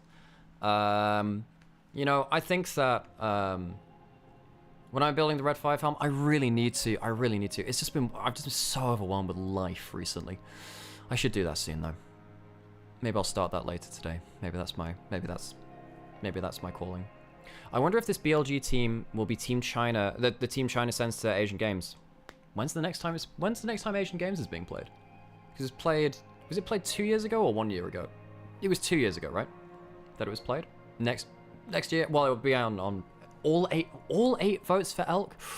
I would have put a vote in for Wei, I think. It was in Hangzhou in 23. Oh, it was delayed because of COVID and stuff, I think. Yes, no, that makes sense. That makes sense why it was delayed. We still have Bin's Camille, we do. And we have Bin's Renekton. Well, although Renekton is less popular in LPL right now.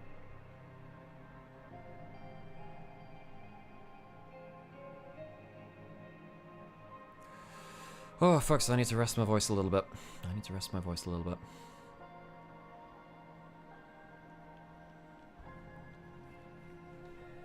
It's an ADC region in China. He got 13 kills by the end. Yeah, he had a clean one.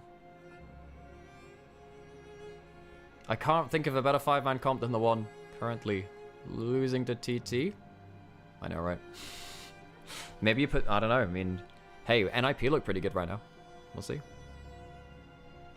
Okay, folks, I'm gonna go step away from the PC for a little bit, put some adverts on, and we'll be back for Game 4 very shortly, folks. How do you keep your voice dying talking this much? Singing lessons. Vocal lessons. Knowing how to speak through your diaphragm, drinking lots, and also doing it a lot. The more you do it, the more you get used to it. When I first start casting again after a break, my voice is a lot more fragile. When I start casting more, it's a lot easier. You know, I on average cast 1.5 games a day last year because I was casting 3 best of 3s a day. Drinking, hey Zero, good to see you by the way. Drinking, I actually don't drink alcohol. I've been sober for years now, which is good. But, yeah, no. You hated the hangovers. I hated the hangovers. It made me sad, it made me poor, and it made me not feel very good in any way, really. So very understandably, yeah, I was like, why am I doing this? I'm literally poisoning myself. But yeah, no, I think taking vocal lessons is huge. Big time. Huge. You know, I've always done music. In fact, way before I got into gaming, I love music, really. You know, I'm a guitarist, I'm a singer, and all of that helps. A lot of it helps. Yeah, so learning stuff like speaking through your diaphragm, learning how to control your, the intensity of your voice. It's actually a thing which I've talked to Sam about recently because your regular intensity of your speaking voice is quite important too. Like so one of the other things, when I'm co-streaming, I'm speaking more like this. I think Sam is about 3 times as loud as me when we're in our downtime. Louder person too. To Yeah, be fair. yeah, sure. So there's part of that's just naturally. No, who I am. but that's one of the reasons why my voice is more safe, is because I put less intensity into my voice. And there are negatives. I'm not actually saying that's a bad thing. When will I do a song with Vedius? I really want to. It would be really cool. What I want to do is have Sam and I have a tricast with Vedius. So we have, between the 3 of us, 2 whole Welshmen. Yeah, because we're 2 both half whole Welsh. He's full Welsh. Should have 2 whole Welshmen and a tricast. But I really want to do it. I really want to do a song with him. Yeah, I want to do, if I get a chance to do an LEC song, I want to do like a Breaking Benjamin, like mid-range arena rock song. That'd be really cool. Okay, I'm gonna go quickly. I don't know, step away from the PC and stop talking. And then we'll get to it. I will also say, like, my voice is generally a little stronger than Alex's. Like, my voice is quite robust, so I get away with it a bit more. Also, not to put too fine a point, because I'm a play-by-play, I put my voice through more paces in some ways too. So part of it as well is just practice and also getting quite used to various different tones and timbres and intensities. It does help quite a lot. TT is much stronger than they used to be. Yes, I agree, Alexich. Is that? I doubt that's actually the Alexich. Just someone with a good name and a good follow-up to one of the greatest League of Legends players of all time. I see. Here we go. Unmute this briefly.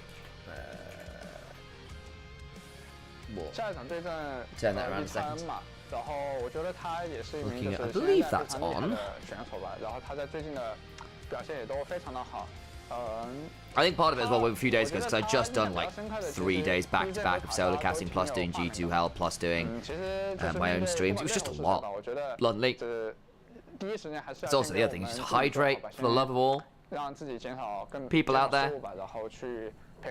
Gonna keep hover over this so I know when to mute it again. Apologies for the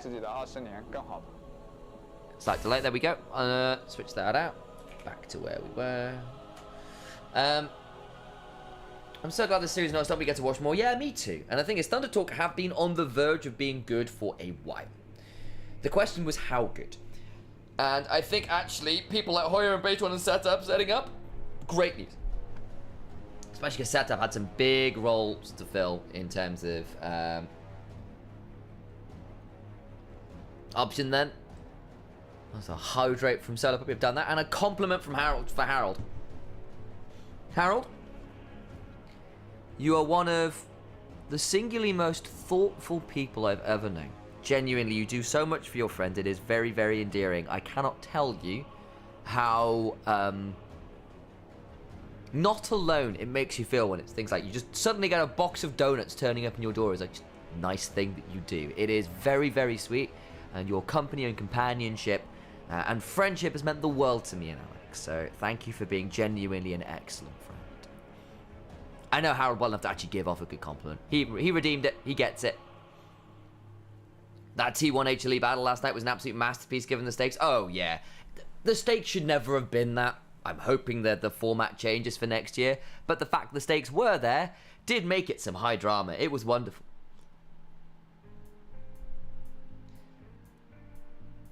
And yes, there were some weird things like LeBlanc support.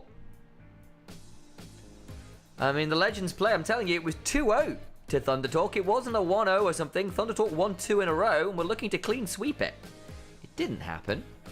Could have happened, though. Just say hello briefly. I should turn my camera back on. Sorry about that. Play it out from here. Well, they could still have won. Should probably still have won that game 5. Fumbled the base take. Fumbled the reset. HLE get Soul, get Baron. Viper dances the dance. It's great stuff. Can BLG pull a reverse sweep? Oh yeah, if there's a team capable of it, it's BLG. And I think especially as we're in Fearless, drafts get tricky. BLG have some very, very deep jam pools. The lights are on and that means we disappear. Alright, into game 4 we go. Thunder Talk on blue side has generally been a pretty solid win rate for the better teams in the league. We've already had that statement about red side and who is put there. It often is your losing teams. So it can be a bit of an odd one. It's funny you mention that. BLG chose red side in game 2. They did do that. Ban's fairly standard right now. What else have we got that's really left open? I mean, obviously the Galio and the Rumble both being out now. That changes the chance quite a lot. Yeah. Laura's down. We haven't played Victor yet, but that's obviously now been banned too. What are our priority picks? It has been, and particularly with TT playing combos. What are the combos they can play around? They don't have utility AD carries now. There's no Ashe, no Ezreal, no Jhin. And they've played a lot of the long-range follow-up AD carries. Do you have to go with Kai'Sa, an early pick Kai'Sa? Do you go with a Jinx Lulu? Do you go with 1x's Aphelios, even? Something like that. Do you play around Feather's Blitzcrank? No, this is where things get different. TT did not have as clean combos in the last game, and definitely not as clean early game in Game 3 as they did in Games 1 and 2. Wukong hasn't been played yet. I think for me that has to be the last remaining majorly valuable champion. It is banned because the Vi was used last game, and that's normally a matched pair with the Wukong. This is a big first pick. Yeah, this is the most lane dominant AD carry left. This would change a lot. You can go towards Alistair to combo up with it too. There's no Braum on the other side to cancel that. And I think that would be able to win through most laning phases. Maokai is huge because most of your melee supports are gone, which means that the Maokai, regardless of where it's picked, can be your primary initiator. Elk gets to go towards Jinx, arguably his best champion ever too. Insane in performances around that in MSI 23 before Knight joined the roster was really what carried them there in a lot of their compositions. TT will need to find a different combination. I mean, Lilia Misfortune is a good combo, and it does do quite well against the tankiness of Maokai if that goes into the jungle too.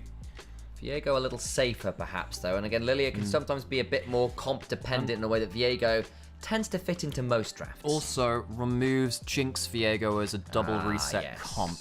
I also think Knight, this is the time to bring out Ahri. Double resets. I was about to wonder. Yeah. I think Maokai playing towards the heavy CC, the Ahri going forwards. I think we get a Knight Ahri in the game now, folks, unless Setup wants to take that away now. In fact, actually, TT maybe start thinking about, oh god, we need to take away stuff like that. Good with the Viego too. And that's a big part of it. Now they go for the Ahri Viego. They have the double resets to take away from Knight. Knight could do something crazy like go towards Vex now or something like that. LeBlanc, if he wants a skill matchup. He can do either of those things if he wants to dominate lane. Ahri is a decent blind pick. It's not on the Electrocute buff patch, which means that Ahri's laning phase is not quite as good. The Lulu gives you good defense and good laning phase, especially now you can double ban supports. Leaning on Knight's champion pool to say, look, he'll have an answer to the Ahri. It's his best champion. He knows he's arguably the best Ahri player in the world, I think. He will have answers to it. What the hell does TT ban now? What do you ban? What do you get rid of?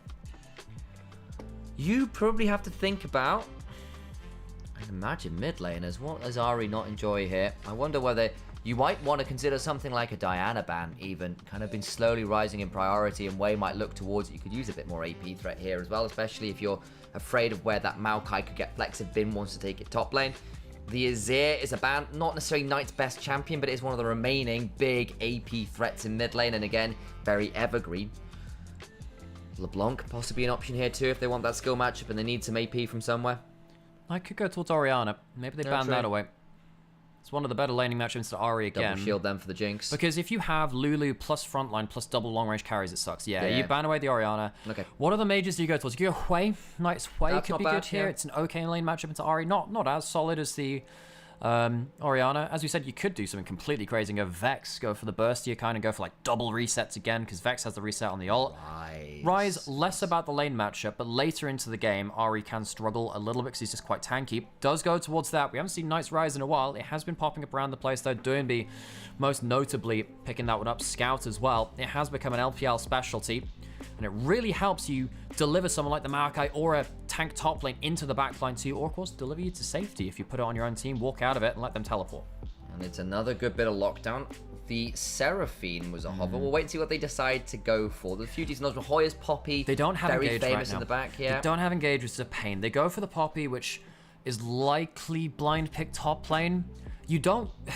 The thing is, Lulu's not that great laning into other enchanters. So if you look, Soraka, Seraphine, which is, of course, really good anti-engage as well. You kind of fire it back as people run into you. It's pretty good. Karma is the best laning enchanter because it brings less value elsewhere. You can see that's what they're hovering over. It makes a lot of sense. You want something to combo up with the MF, but it also needs to beat the Lulu in lane. Seraphine does that. Means that you have the Encore bullet time combo. And you've also got a lot of great extenders for the ultimate. Encore across an Ahri diving forwards, a Poppy diving forwards, the Viego diving forwards. Feels pretty good. So you can actually get a pretty long range Encore here if TT pull the triggers at the same time. I think we put the Marco top lane if we're BLG. I agree. And then what else do you put into the jungle? Lee? You can go towards the Lee Sin. They do. The Volibear also could have been answered to as one of our early game kind of Jackling junglers. They hit level 3, become a gremlin. Just going to run at you. Knights. Wow. Someone had a Knight Rise sign in there. Was that a Knight pick Rise sign? Wow. I can imagine. Way on Lee Sin. Not easy to play into Poppy. Not easy to play into stuff like Seraphine either. Does give him early game presence. The early game jungling from Wei will need to be on point to justify this pick, because the later the game goes, the harder it gets. So, if you can set up your battle lines, you team fight pretty well there as BLG. Lots of setup for that Jinx. The Lee Sin to get you rolling in the early game. Of course, actually not a bad amount of disengage and ways to threaten some of those slightly more mobile members. Lee Sin obviously quite good at following people around if you've got good skill shot accuracy and good decision making. On the other side though, you look at TT's comp, and I don't think there's anybody on the side of BLG who will deal with the full force of the Viego Ari Encore Misfortune Bullet Time into reset angle. If you are caught out in bad rotations, if someone is hit with the first bit of CC, they likely do die. Yeah. And that is going to be so terrifying, because BLG, they are up against another combo from TT. Their combo, look, TT have been playing compositions which come straight off of the training field. We have Seta picking up Faker's skin. By the way, the signature version is not on Tournament Realm. You can't play the $500 version. You can only play like the $50 version. Do you know why? No. Fandral did a little tweet about it, because you can use the emote you get from it to cancel mobility on blast cones and stuff. No, so that's not just the signature version. That's actually just anything on the Immortalized Legendary. There you go. Actually, I think it's slightly paid to lose, because your charm animation is really obvious, and also, look, there's a bunch of stuff. Look, there are more important things that we talk about. Freaking Ari skins. It is my main champion. Let's listen to some gyros and let's see if TT can take it home.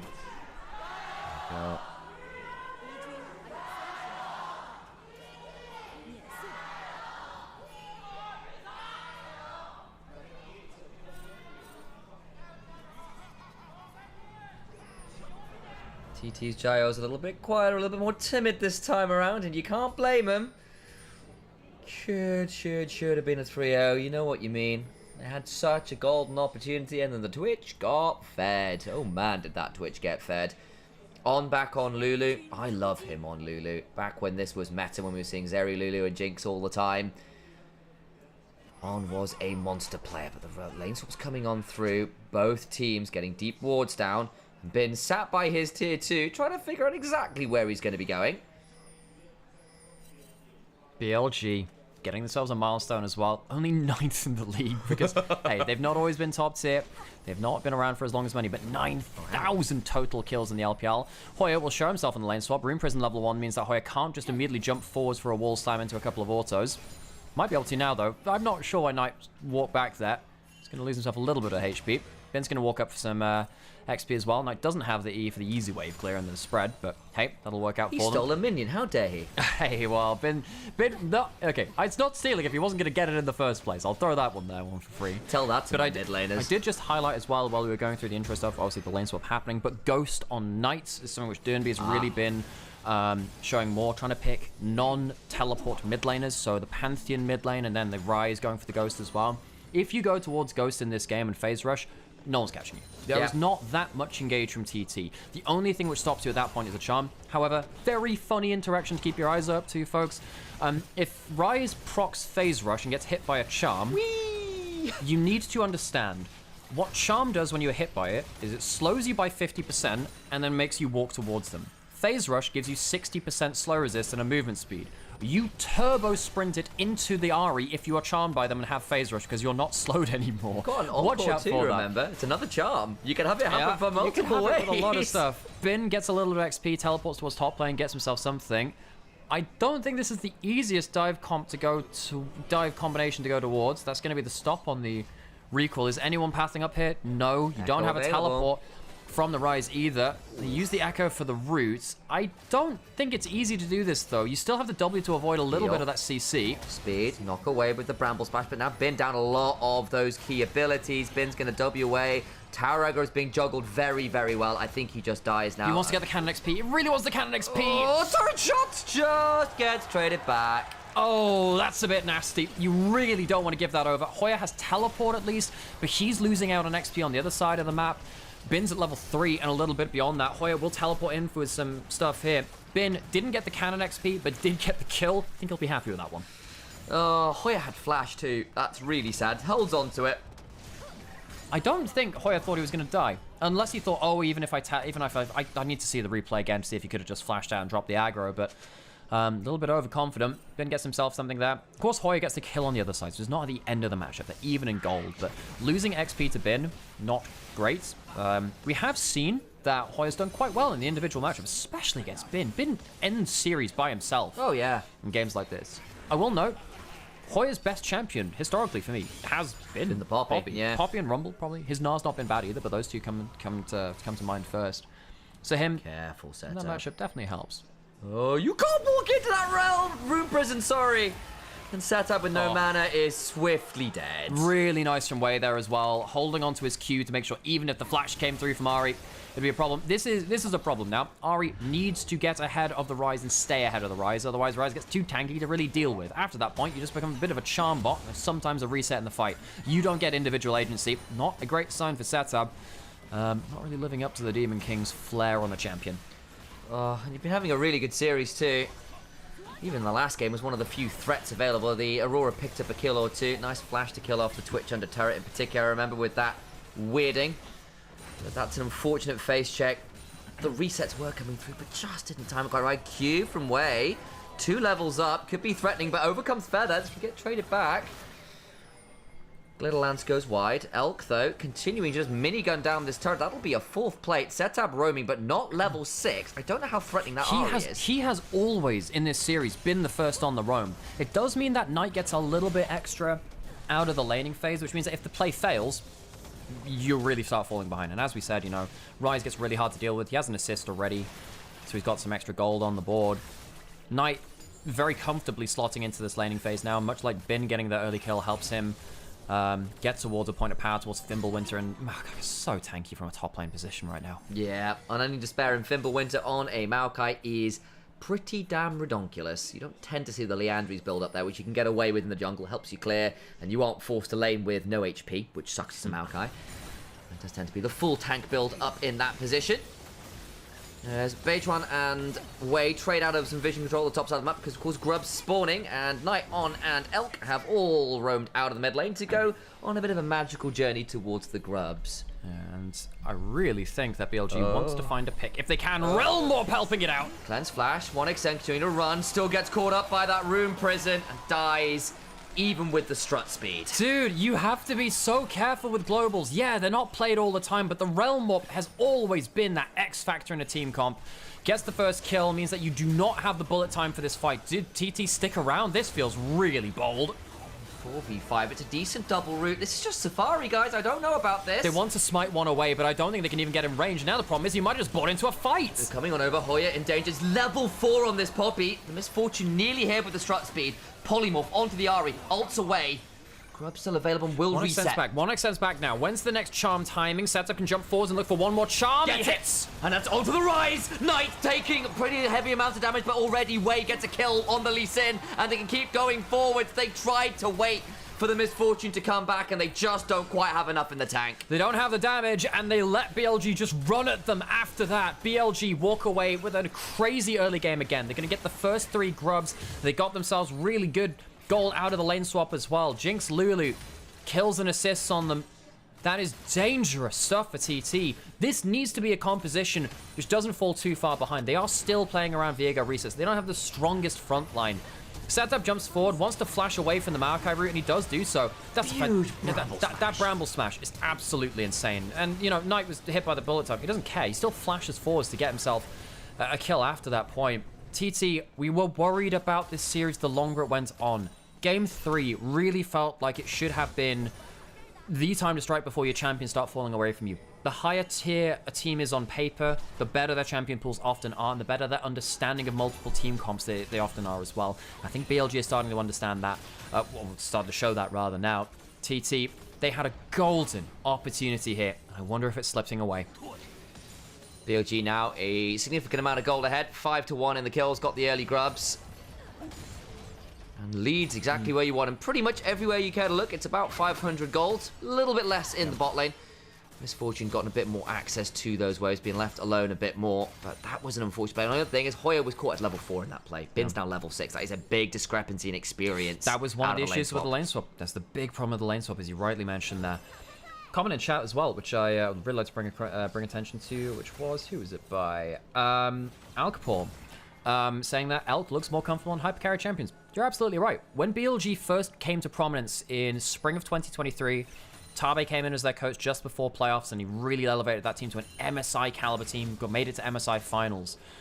Made it to, you know, such high heights in 2023. Even with Yagao as I say even with Yagao. I like Yagao. I'm not going to dunk on him too much. 2-level advantage. Yeah. It was with Elk on hypercarries. It was the Aphelios. It was the Jinx. And he was so damn good. Vizeri, the Sivir. He was so good at those champions. Fearless Draft, unlocking those champions a bit more later in. Once the Ezreal, the Corki, the Jhin, the Ashe, the Varus, whatever you name, goes out the window, is good for Elk. I think it's really good for him. I don't think he's always shown his top level on some of the other picks. He sometimes has. I'm not saying obviously he is still a world-class AD carry, but he is at the top of his game on the hyper carries. And I think that's complete. Oh, kick over the wall, gets away. The Rune Prison is just the slow. It's not with the additional spell flux, so can't get that one. Nari just ults away. Lumina force a reset. Yeah, he's got the Ionian Boots of the Lucidity, so has some cooldown reduction, but doesn't have the Malignance yet. So taking that ult out early at first rank, really, really nice. Of course, Satab been, you know, dunked down on quite a lot. Hasn't even felt like he can go towards a Dark Seal. I mean, some people don't go it anyway. You should. Ahri play. So, for the way, folks, if you're not familiar with me, I'm an Ahri main. I have like 1.5 million points on the champion, and I've really deconstructed the champion builds over time as well, because I don't like the way it's built in pro. Dark Seal, Magi is always something you want to get on an Ahri. It's your best item. But if you're dunked down on this early, you get starved out. You still sometimes feel like you have to go for the Dark Seal, because you've got to make your way from behind anyway. The way that setup gets relevant in this game is by picking a good fight, getting some kill participation, and stacking that kind of thing. My worry is, and this is almost my worry with Ahri against mages and Ahri against some tankier brawler champions like Ryze as well, they will just be more useful than you at some point. I think BLG as a team are going to be more useful than TT. They must make a difficult decision at some point to take a fight and see if they can snowball one member ahead, because everyone is behind, and I just don't see how they come from behind with this comp. Feat of Bricks secured. That's the term for it for now, and that gives Feat of Strength over to BLG, because they got the first 3 kills, they got the first turret. Jinx gets a lot of value here, and they are just scaling their way up, and honestly, the fact that Wei's gotten a lead early as well means this Lee Sin's an additional threat, and they are actually ahead of the curve for TT, who want to be making proactive plays at this point in the game. 1 item, level 6 is complete. That kind of break point where you're running with an Ahri Viego, you want to get those kills and start snowballing. If you come through to late game objective fights, a Jinx, a Ryze with a Lulu behind them, with the Maokai setup, not going to be easy to execute. By the way, this is how confident Knight is feeling. In some way, I mean, just look at him now. He's got the pen boots. He is so damaging. I think they're going to see a Mikhail's coming through from the Lulu earlier, which means that BLG will be very happy playing around very bursty Jinx and that. Hang on, is that going to steal one? It does steal one! Oh my god. And it means that TT don't even get themselves a set of 3. They get the mites. Maokai comes in. Oh, TT, you've gone too far. It's the Cats of Doom. They come flying across. The Popule out is decent, but Hoya will still fall nonetheless. Charm is on to Wei, but it doesn't really lead to anything, and this is something you can do, bot laners. Generally speaking, junglers will smite the first grub, and it will be on cooldown for the second. Time your rockets right, you can steal it away. BLG, look, I mean, they will not be happy with their first 2 games. They shouldn't be. Realm Warp, there's an ult and a flash on setup. He uses the first one, goes pop by Knight. There's a lot of people topside. Wei's coming as well. Root comes on down, flash the kick into the wall, the turnaround pretty good, can look for a charm, the orbit destruction on the through, flash on after setup, who does die as Knight follows with his own flash. But now what about the encore? Across multiple members, bullet time! And the resets begin! Hoya charges the wall and denies now in danger. Beige one looking for another body, steals it, gets that hold here as Knight will surely fall. Nice angle from TT to punish the over-aggression from BLG. And you know, the initial play from BLG, really good. You do have slightly higher early game damage from Knight going towards those pen boots. Crossbow.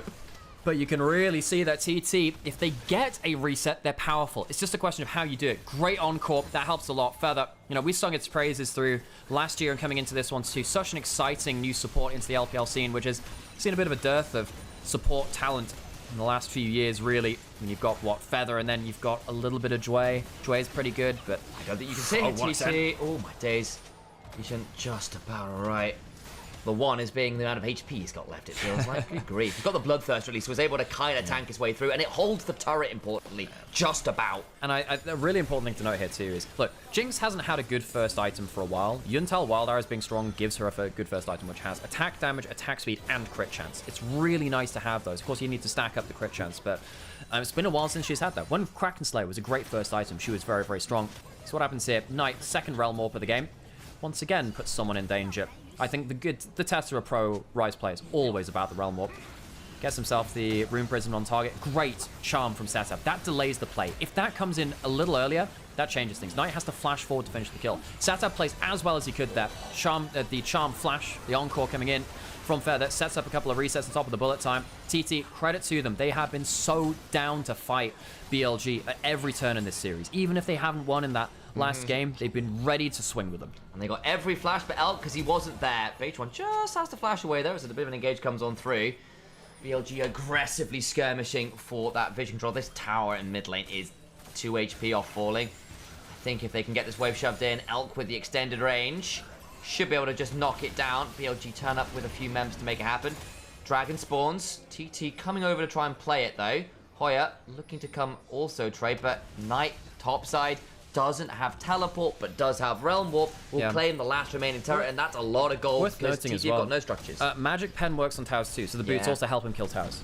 Knight getting so much gold here, and yeah, he can just walk around the map. Yes, there's going to be a dragon going over to TT. I don't think BLG give a rat's ass. They're getting gold onto their very gold dependent carries. Jinx getting gold, Rise getting gold. Maokai's even ahead of 1,000 gold too, and he's really good as a tank when he's ahead of the game. Yes, he's economic, but if you get a Maokai ahead, you really hate playing against that champion.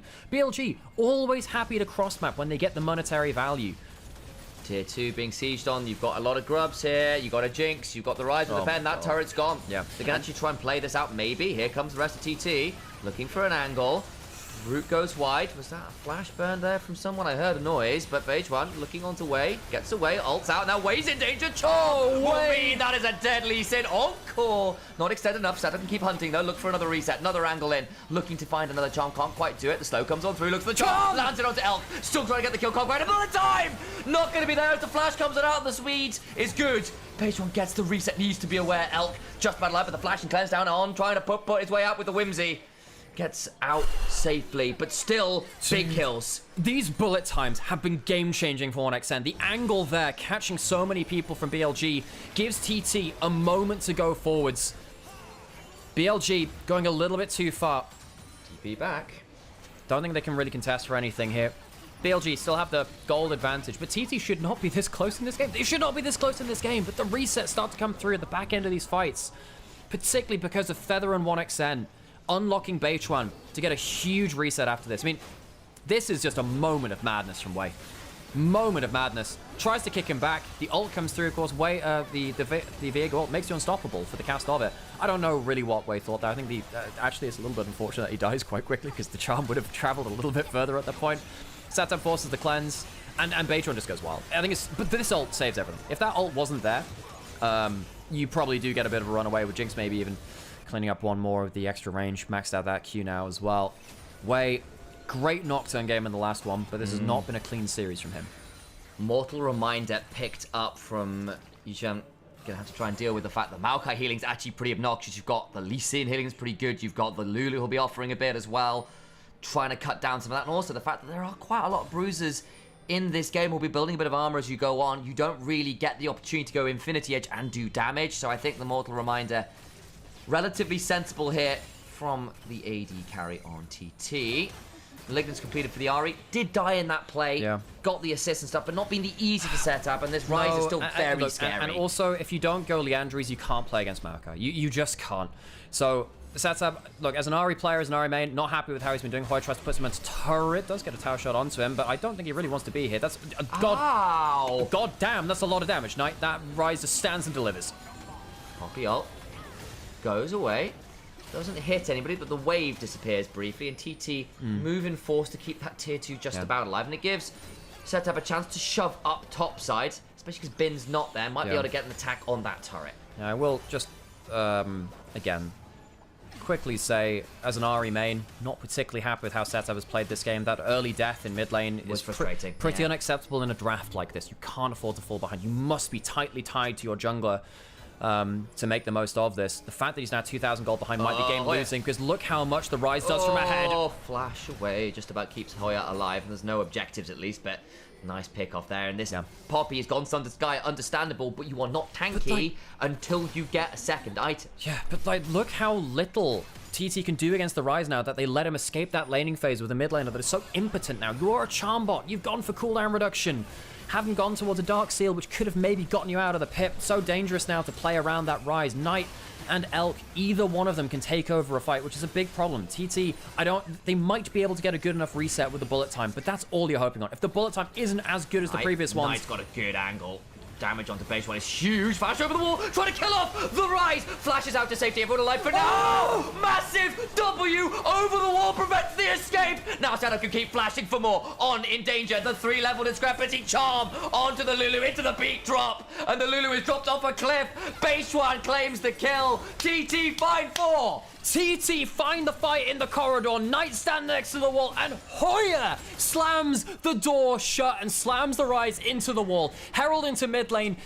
I mean, we were saying, hey, TT, they're probably out of this game now because they let these gold scaling carries have way too much gold early into the game. That has not been the case. TT have played so well around the bullet time, and they'll be able to get the driving, go through the obstacles, go into that bot lane out of turret. Fantastic. And suddenly all those turrets that TT were behind being re-picked up, rediscovered. They get another, they can look towards drag, but they can also just give it up. They're kind of happy to have done that, having picked up a lot of gold. Of course, BLG still okay in this game, but this is a great moment. For the record, folks, this is why you normally build Merc Treads on the Rise. He gets a great place to gun over vault, just doesn't expect the Poppy. Beitron gets a stun over there too. The bullet time, we're saying, is so crucial. And somehow as well, Beitron gets punted away from the play.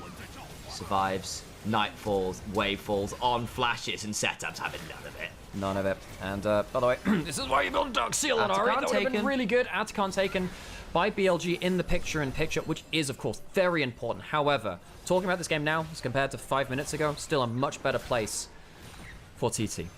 BLG were a significant amount ahead. They are only now just about 53% favoured to win from this game state. And you can kind of understand why. They've got the gold, but it's not broken the game yet.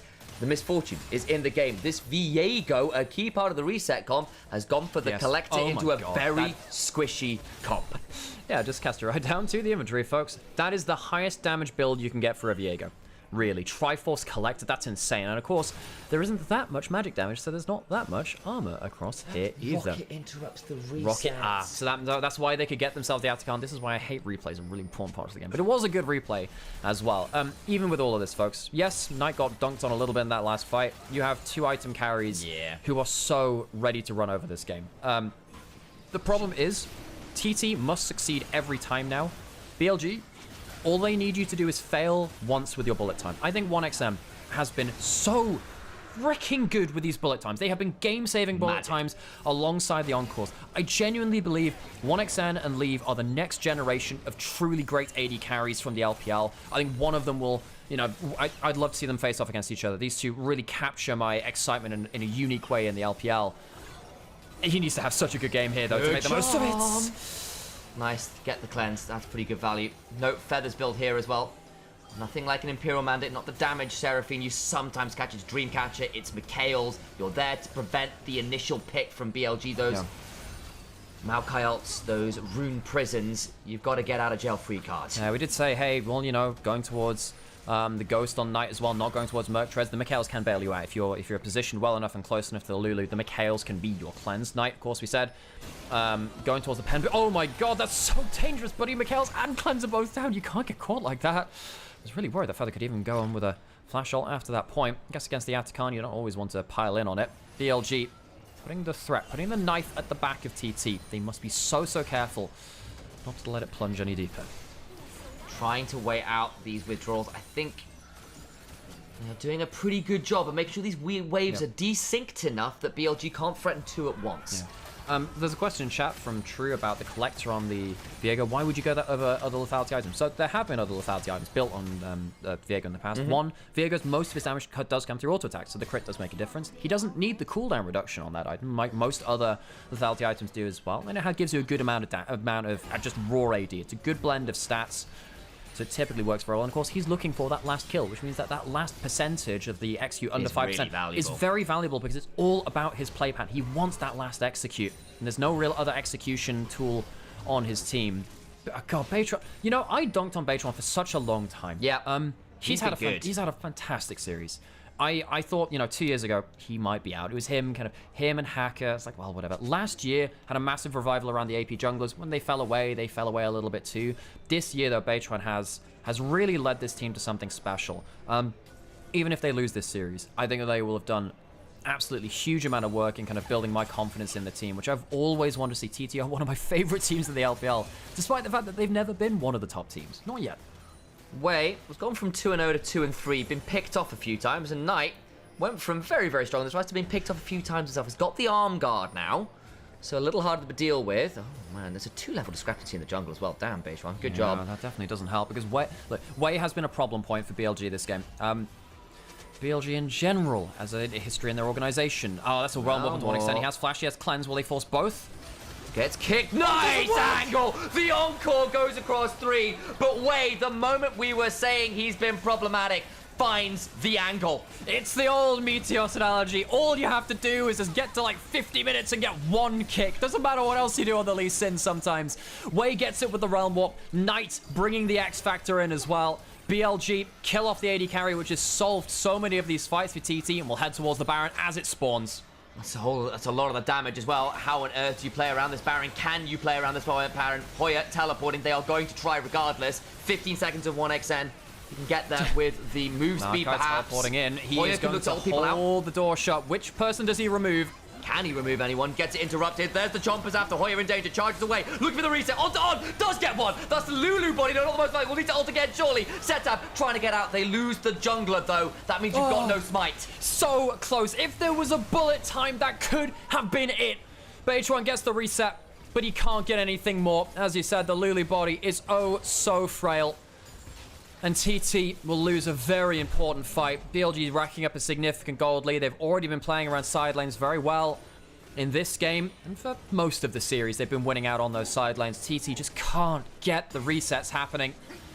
Oh, so close. We are heading inches closer and closer to that scraping of silver. Game 5.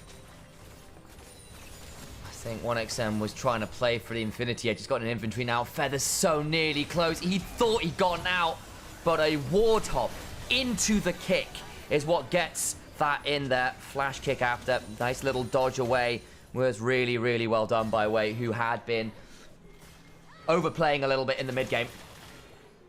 Dragon, 20 seconds to be soul point for BLG. Honestly, might be an opportunity for TT to break this Baron shove. Yeah. Oh boy.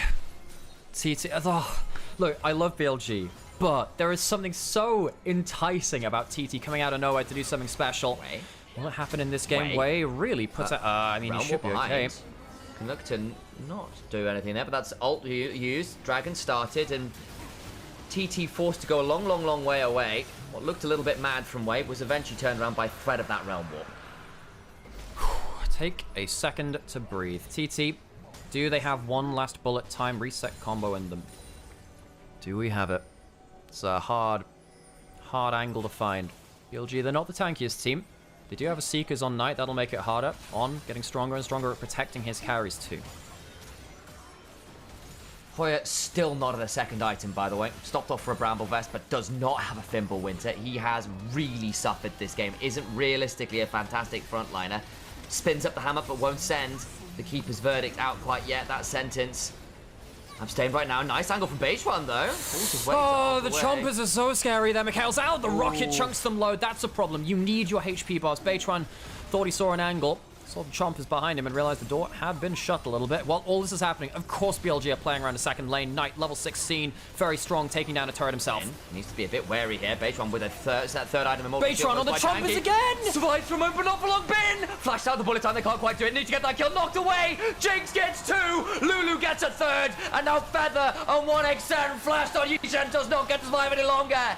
You can pick whatever name you like, but they're all dead regardless, and BLG are taking us to 5. We are scraping silver out of the wounds. Thunder Talk have brought themselves to this game, but little do they know, Billy is another term for electric shock. There's thunder, there's lightning, there's drama, and there is silver scrapes. Bring it on, game 5. The early leads proved too much. Credit, honestly, for TT for finding some picks, for coming back in some ways, but it just wasn't easy. Man, what a special series we have today, folks. We will be heading to silver scrapes in this series today, folks. Thank you so much for joining us on this journey as we have ourselves a very, very special series to bring to you all. We will have silver scrapes. Don't you worry about it. We will have that one. My name is Nymaera. I'm joined by Initialise. We're brothers, and we bring you the LPL as well. We hope you are so ready for the conclusion of this epic series. When we go into break, folk, we'll put on the silver scrapes. We'll unmute the main stream. It'll be there. Don't you worry about it. We'll tank the copyright hit because we just have to. It's kind of in the it's in the lore, folks. And Thunder Talk 2-0 up. BLG, we were talking about, man, they're fumbling. The jungle bot lane just aren't doing it. And then back to back, we get games where it is, in fact, the bot lane that become the stars. That Jinx was the problem. They never managed to get on top of them, where, actually, Knight got caught a couple times on the rise. Wave finds a clutch kick. I still think he's been second best jungler this series. Silver Scrapes has a copyright. Well, it flags it every time I use it, so I'm going to see if it is, but we'll get it on there anyway. Man, thank you so much for joining us, of course. If you're enjoying what we're doing, drop a like, drop a subscribe. Just being here means a lot to us too. And let us know what you think of the series, what you think of the players. Let us know. We want to talk with you. We want to form this LPL community with you on our own channel here with me, Nymaera Initialise, on YouTube and Twitch, but also on Onivia as well, the Highlights channel, which is hosting this live stream. It's the first time that they've done live game coverage on their channel with their followers. Seems like you guys are enjoying it quite a lot, so we hope that you stick around. 3 locations at once, baby. Let's go. And I am very excited to see how this goes. And again, if you can, guys, please do hit that follow button. If you've got a little bit more money to work with, hit a subscription. Go follow me. I'm in the title too. And Initialise casts. Yeah, I'll plug myself. No, absolutely do Come and say hello. Sam has been doing an awful lot of work for us here on this channel, and I obviously appreciate it a lot, brother. So it's been a fun time doing this. We're getting very close towards the end of our group stage for the LPL. The winner of this next game goes first in Group C and will earn themselves an upper bracket seeding for the playoffs. They will have a double elimination Guardian Angel. The other team won't. If TT win, we might get like BLG versus Top Esports in the first round of lower bracket playoffs. That is wild. This game has so many stakes for the overall playoff shape of the bracket.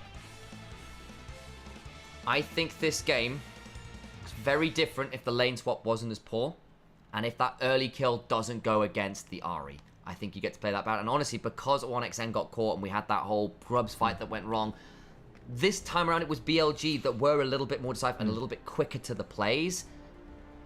I don't think TT are still miles off in some ways. They just need a slightly more stable early game, and you can play it out a bit like those first 2 games. Question for Hexy in chat. Are you going to LEC for playoffs? I will be there in pieces, and watch out for some, special stuff around. Could be some fun times. Could be some very fun times.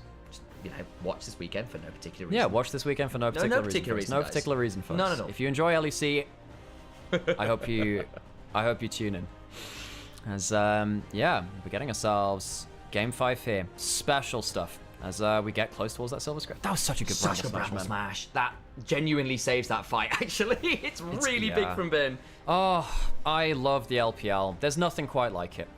Look, folks, we've been saying this a lot today. We've dedicated significant portions of our lives to covering the LPL now.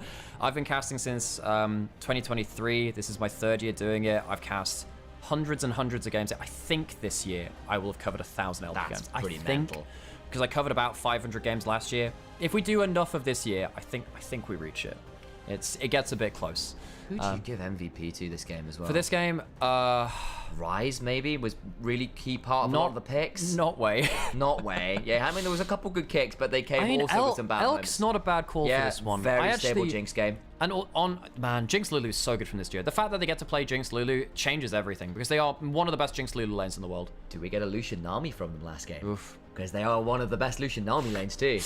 Redeemed a highlight message from Fed. Ultra Prime versus OMG was better than this. It was a hell of an entertaining series. It was an entertaining series. Knight had a good... Yeah, no, the Realm Warps are insane. It probably is Knight, I think. But he also had a couple of slip-ups too. Maybe they give it to Elk because he was such a safe reset carry. But I think probably Knight determined the game more, for sure. Yeah, I think, Knight's plays won them the game. Who won? BLG won the series. We're now at 2-2. This is a great Realm Warp. Because this Realm Warp to get way in range for the kick was so clutch. The heal was nearly enough speed. I think 1xn didn't have the flash up and available quite yet. Very, very frustrating. But there we go.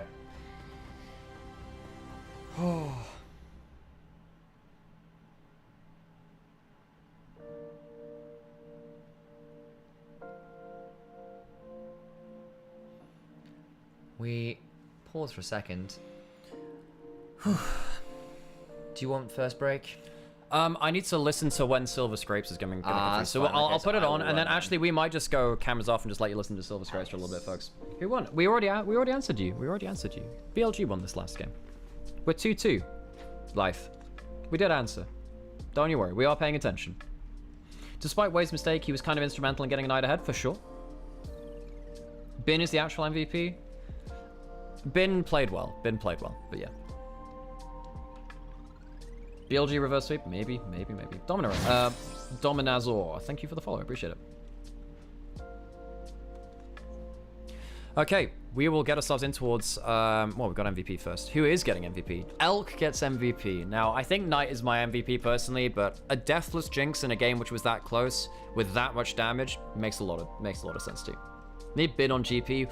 If you can make sure that, I actually think, if you can get Gangplank even into a game where you can actually fight around Atakan, GP is fantastic. But you just can't survive lane swaps that well.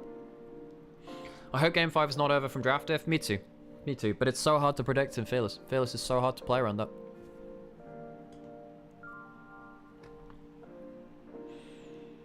Game 5.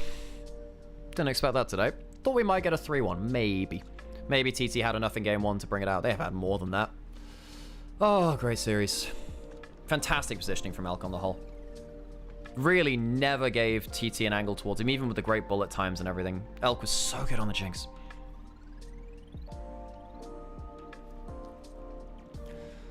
Okay, folks. Let's get ourselves some Silver Scrates lined up.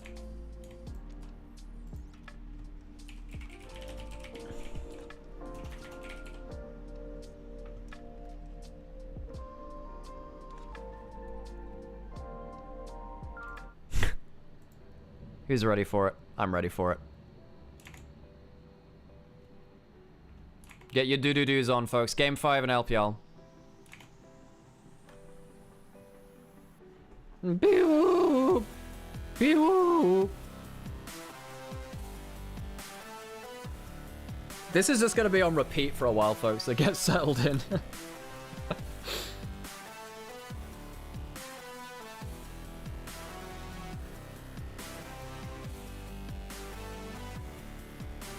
Three for mid, one for jungle. Good. At least it was split that time. Okay, folks. We're going to leave this off for a little bit. We're going to put some adverts on. You enjoy some Silver Scrapes while we get ready for Game 5.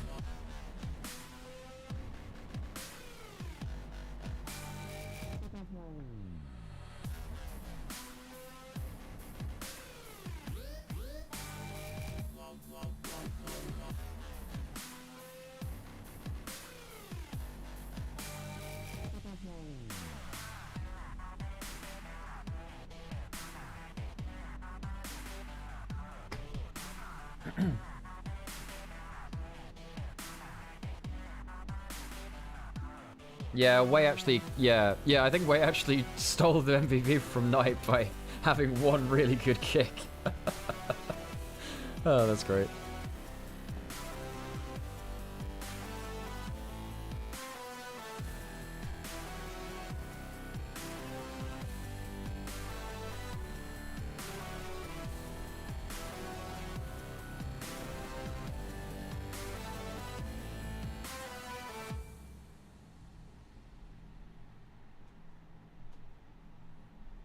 I return. Dumb question. Is it worth me leaving this chair here? Because I've got the second one in my room. But then I can't sit in bed and watch my PC, so very true, no. 'cause it's gonna be in the way. Yeah, that's fair. And also, Sam, I have a much smaller, like, That's so true. actual That's active super fair. space That's than super you. fair. That's super fair. It's just a thought. Saves it. Because I've got a second chair in my room at the minute. We have Silver Screens on Spotify playing. Oh, exciting.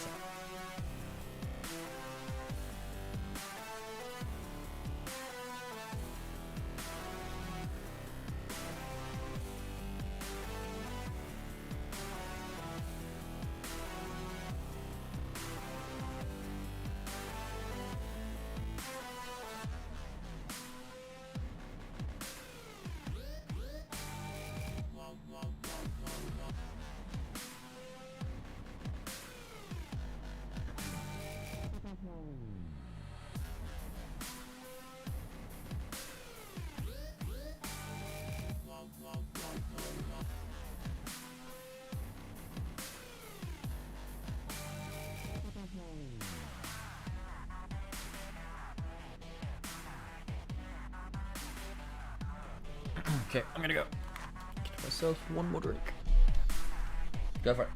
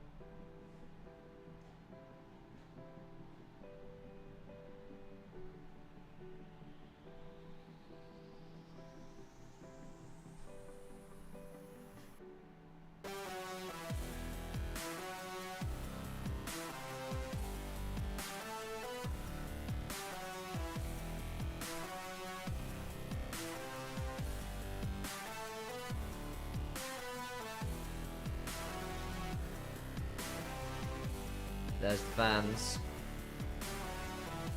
Ready for our game 5. Holy moly.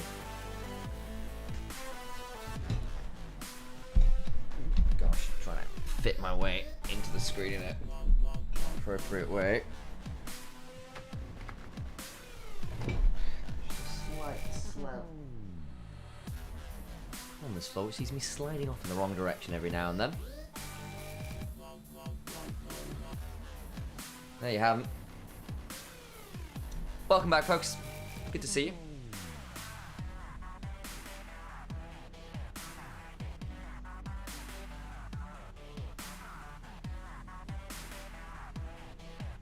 Thank you for the follows, guys. It is really very much appreciated. Thank you for looking after us. Al, do we need to run ads?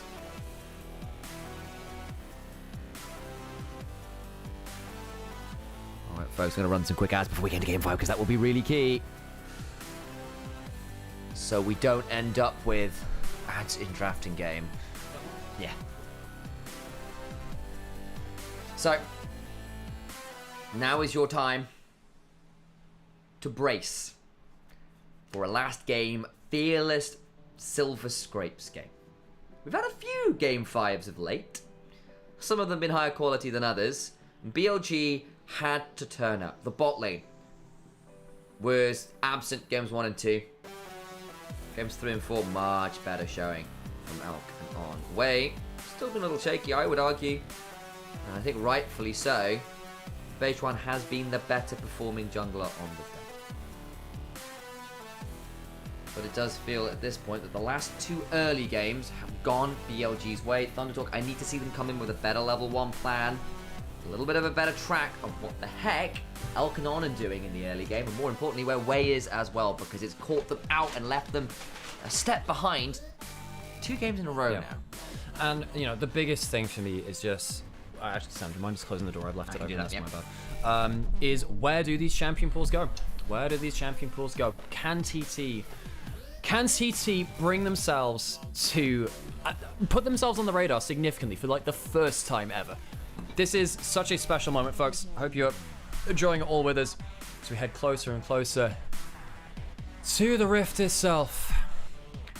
I'd say be upstanding, but I think everyone needs to be in their seats for this game seated, 5. Folks. Get seated, call your friends. And the Battle of the Blues. TT versus Billy. Billy, of course, another way to say Static Shock. It is the electric, it is lightning. Thunder and lightning. See which one prevails. Named after an anime protagonist as well. Can they be the anime protagonist in this reverse sweep? Nymaera poster in the crowd. Can't play that. Beats it last game for setup. Means that he doesn't have that champion available to him. Scraping silver today. I mean, BLG, they have dug deep. They have played better. They've had to wake up. I wonder if they thought they could coast through it. We are into our draft. Game 5. Silver scrapes to determine first and second in the group. Game on.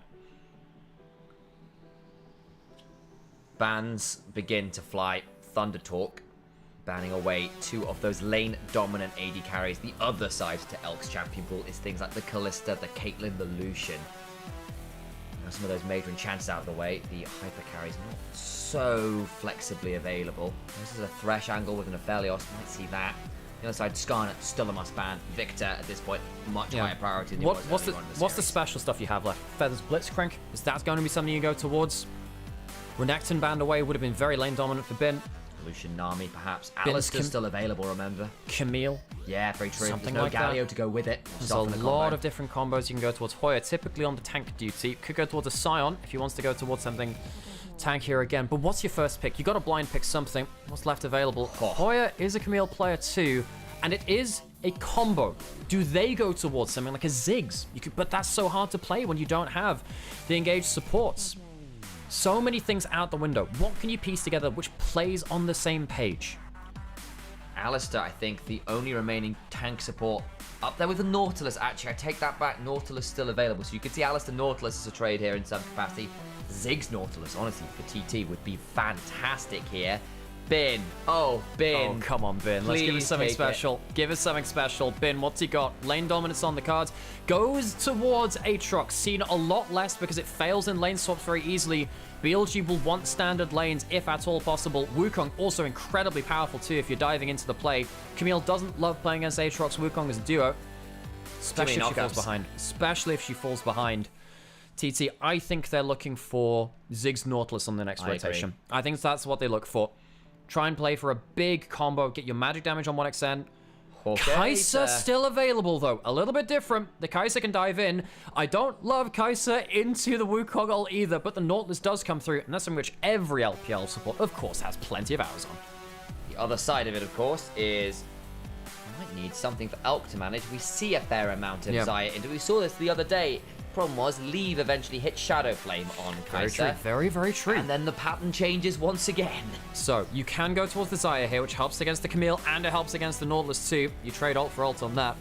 Yeah, I think 1xn should go towards a poke build as it stands right now. Very low range on BLG. I think TT need to ban Renata. You cannot play Renata into Renata if you're diving in like this. It's too lane dominant too, so that one has to go. What else do you remove? Could remove something like Diana was an option. I see it set up as a player of it, and honestly, Yasuo Diana with the Camille. True. He played it earlier in the split. That's a good call out. BLG low range comp. TT they have dive, but they could again just go towards Kai'Sa. 3-item spike, play towards that range increase. The Renata is gone. What else do they remove? They want to remove anti-dive options, stuff which would keep the Xayah more lane dominant, more alive in those diving team fights. Genuinely wonder whether you still ban the Diana as a theoretical additional dive champion. Not as easy into a Xayah perchance, but you can still be a bit of an AP threat. He's looking for AP somewhere. Of course, the Kai'Sa could be it. Still debating. It might just be getting rid of setup champion. The LeBlanc, again, a solid option. Pick champion, burst champion. Mid-game playmaking option. Of course, one thing which we've not considered so far is Knight's champion. I think we have to wait until the lane matchup comes through. Yeah, it doesn't surprise me that the Alistair comes through. Anything which can hold the door shut, keep either themselves or their carries live means so much. You want something which can survive the divers on. What is there left, though? This would be very different. Don't think it actually fits the mid-game. I don't think it fits the comp very well. Taric, I think, actually does. You want something which can help the Xayah survive the dive and play back into the fight. Taric ult can really help with that. And we see our first LPL Taric. Works well into melee support, keeps you alive in the team fights. Dazzle and Everything else on picking out something which I really don't think you'd see outside of Fearless Draft otherwise. Ivern a consideration at this point, a jungler that plays so very differently, can empower things like the Kai'Sa and Camille to be pretty valuable as well with those shields and the enchanter options. But we're seeing a lot of hovers. Look, there are so many options for them. We are Game 5 in Fearless. What do we go towards? Beitron's Lilia, one of his best champions of all time, helps with the sleep. If you hit that Swirl Seed onto the Xayah, it can end a fight. Setup now. What do you go towards? The pick, if you lock in the Syndra, it could be pretty brutal. I feel like the Hui is not bad with the Camille because you can follow up from miles away. There's all these options are being hovered. I can see the angle for. Taliyah also made its way through all the way to Game 5. It's been very high priority, particular over in the LCK. It is locked in. Through. Helps you with the ability to make map plays, ult around the map. Knight, you can outrange here now. You can pick the Hui. Also very good anti-dive. They dive into you, you fire your ult out, things get crazy. Syndra, similar. You can do the shotgun with the QE, or the QRE combo. What does he want to do? He has the pick of the litter. Knight, what is your charge today? It's the Syndra. Knight Syndra in Game 5. Watch out for the shotgun. If he gets a good QRE across the entire team, the entire dive goes awry. However, if he mispositions, if he gets hit by the Lilia ult, if he gets flanked on by the Camille, his fight can end oh so quickly. Knight Syndra, we are in for a treat. One of the greatest players of the champion of all time, taking it in a deciding game to finish off in first or second place in Group C between these two teams. Feels like it's a requirement to be a genuinely great mid laner in the LPL that you've got a Syndra in your back pocket. Xiaohu, back before Knight was a player, really was smashing people with Syndra. Took it into the top lane when he role swapped up there for a little bit for RNG and was still scary on it. Follows after that one pretty happily, and we've got two very different compositions. We do. Very different. And it is so hard to play this game. If you misposition a Xayah or Syndra, your team might just lose the game. If you misuse your ultimates, if you misuse your damn right clicks, things can go awry. On the other side, it's not easy to play Camille into Aatrox in lane. It's not easy to play the Kai'Sa and Nautilus into the Taric as well. Laning phase could be an issue. And of course, Syndra on Knight. Playing Taliyah is not an easy matchup for that either. You are outranged. Taliyah is not good into other mages because of that. TT, they have put everything into this series. Kai'Sa for 1xN. If he hits 3 items, maybe that changes everything. Let's get onto the Rift one last time today. Thunder Talk want to walk the Thunder Walk. Billy knocked a little bit off their perch. World finalists, LPL champions from both spring and summer. One of the most dominant teams we've ever seen in our region. Hit the Rift for one last time in Group C as we head in towards playoffs after.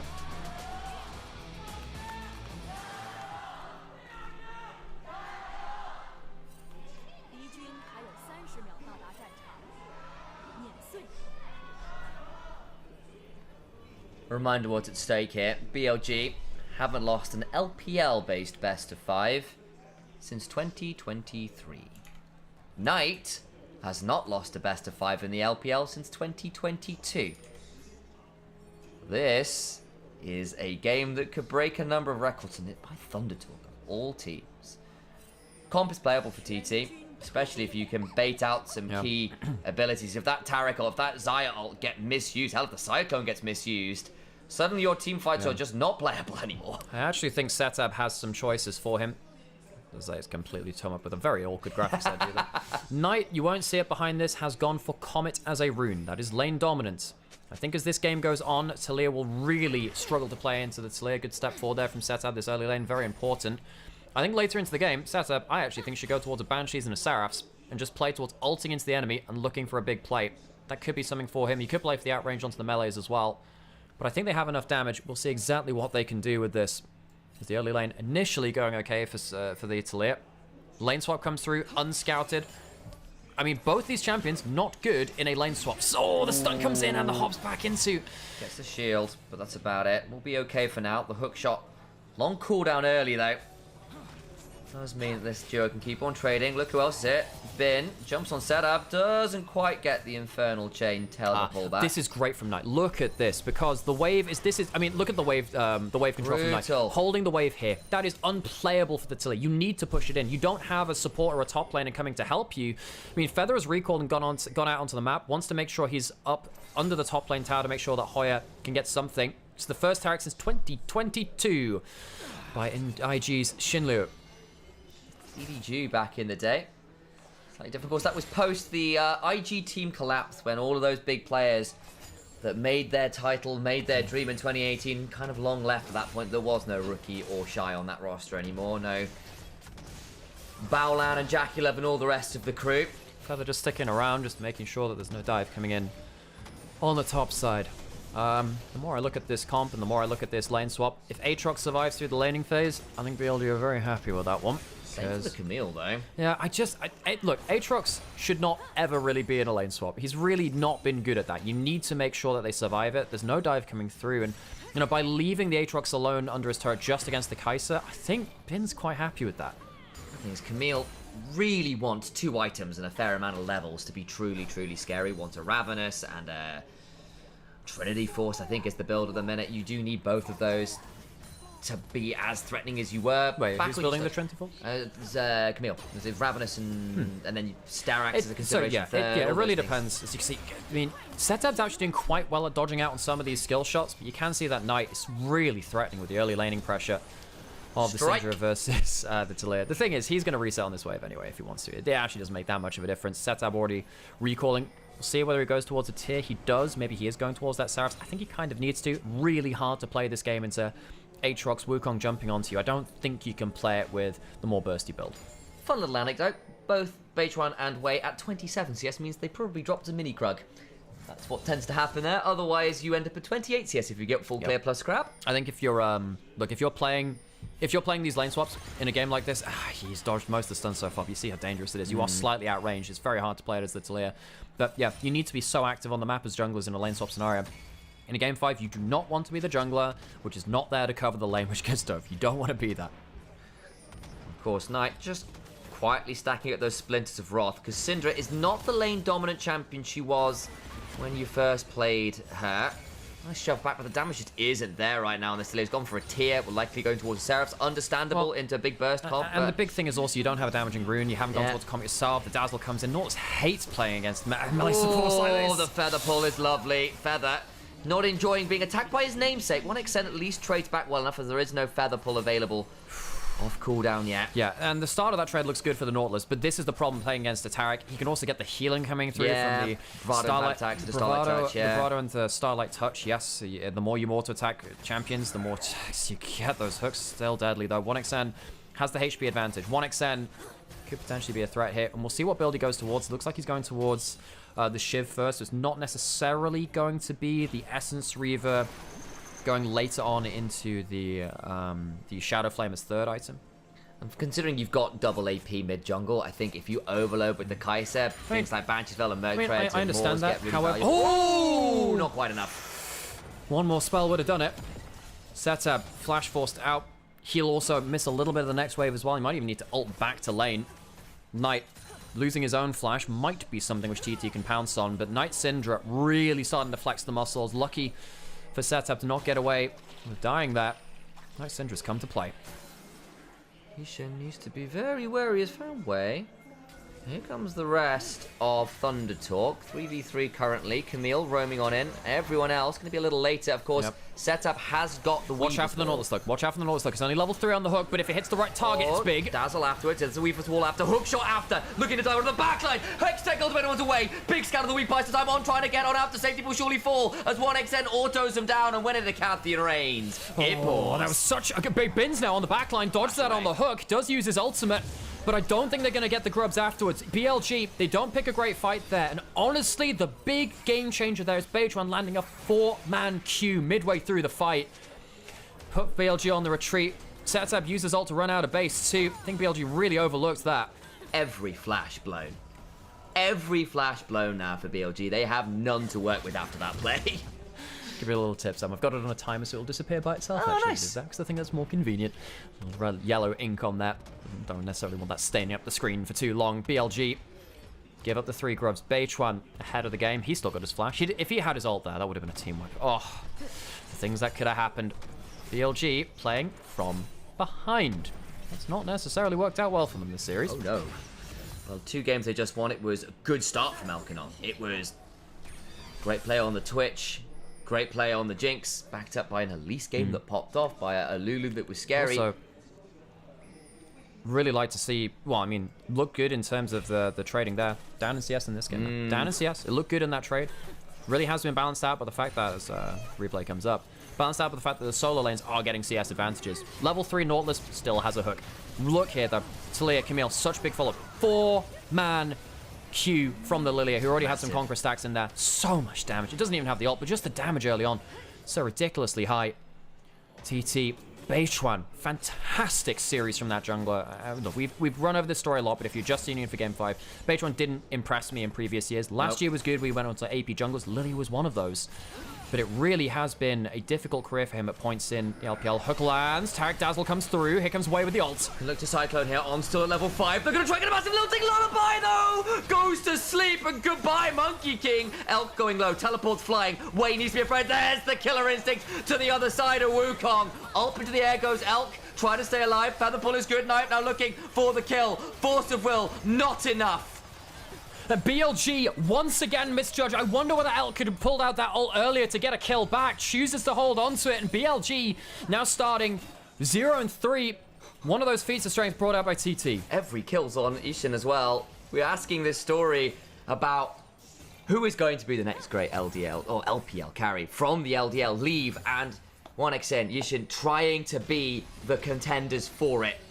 Game 5 against BLG, a team that has not lost a best of 5 in the LPL in literal years.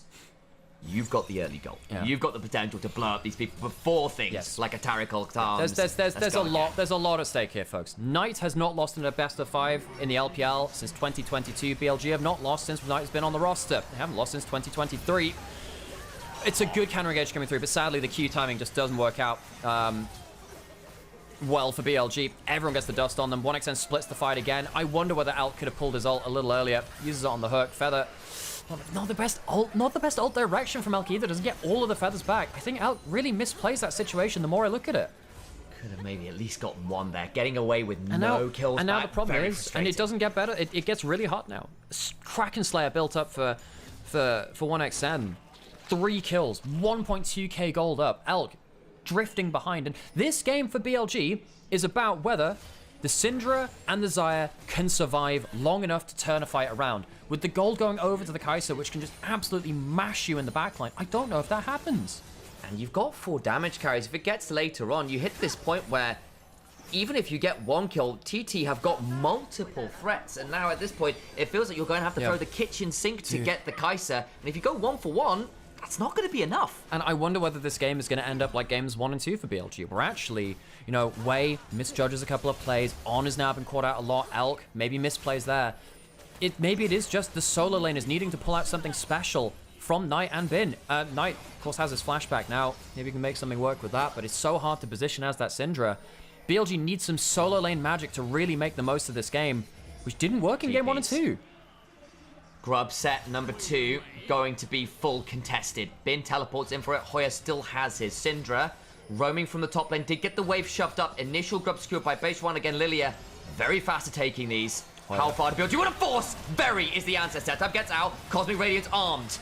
Not going to be necessarily saving that many lives though. And there's the hook afterwards. It's a huge hook. And On goes down. Way goes down. Weaver's Wall, lilting Lullaby, and Bin has got nowhere to run. Yeah, you're a world end. The only one that's ending is BLG's win streak, it feels. BLG are not prepared for the fight, and the combo is not well timed. The dazzle doesn't work with the knock-up. The ult comes in after the damage comes through, and BLG fall apart around Grubs 2.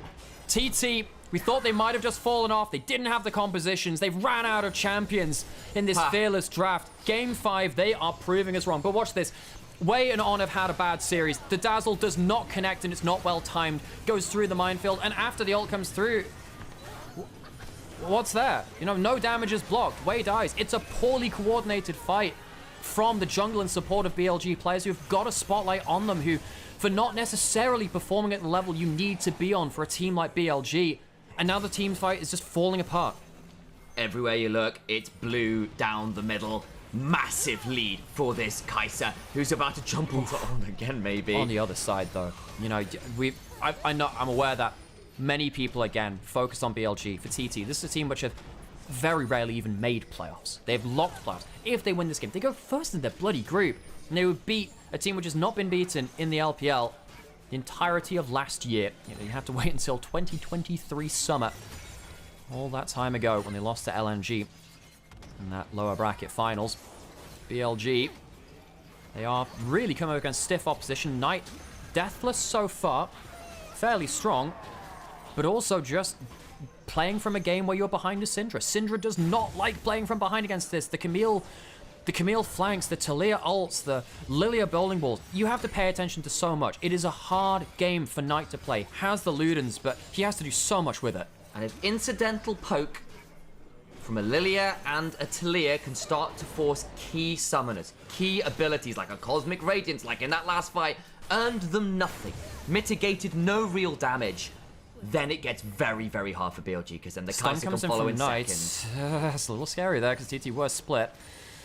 Knight has won many a game 5 in LPL with the Syndra. If you remember back to top esports versus JDG in the era of 2020 and 2022, Knight had one of those crazy game 5 7-10 splits.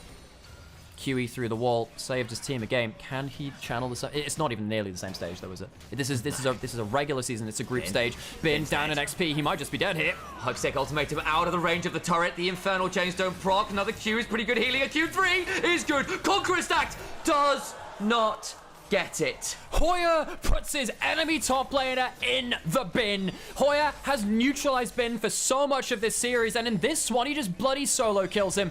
Bin on the Aatrox. It's not been a pick which has come out often in the LPL, and this time it's the Camille which comes out on top. In such dire straits now are BLG. Where does their win condition come from? They are behind in all roles. That's a first pick, Camille. Delivers here, finds the angle, level 10 to level 9, the hook shot lands. Precision protocol 2. Yeah, the big thing about Camille, you go in with your Q2 and you use it after the hook shot. Get your Q next back. Been very, very close to winning this all the same. If he ends up getting a little bit more XP, gets level 10, he was so freaking close to it too. You know what? If he'd killed the cannon minion, I think he gets level 10 and he kills him. It's so close. So rare to Bin misplay or get outplayed in situations like that. Such an incredible laner from BLG. I don't think BLG expected anything near this level of opposition today. And you wouldn't blame them. I thought that BLG would drop maybe one game, because TT are good enough to do that maybe, but BLG would still have to be sleeping. Because it's not, how do I put this? It's not silly decision-making on the whole that's cost BLG a lot of these early games. It has been 1v1 moments. It's been the fact that ThunderTalk have matched hands and come out on top. And now, 3 early games, and the 3 early games have felt pretty decisive.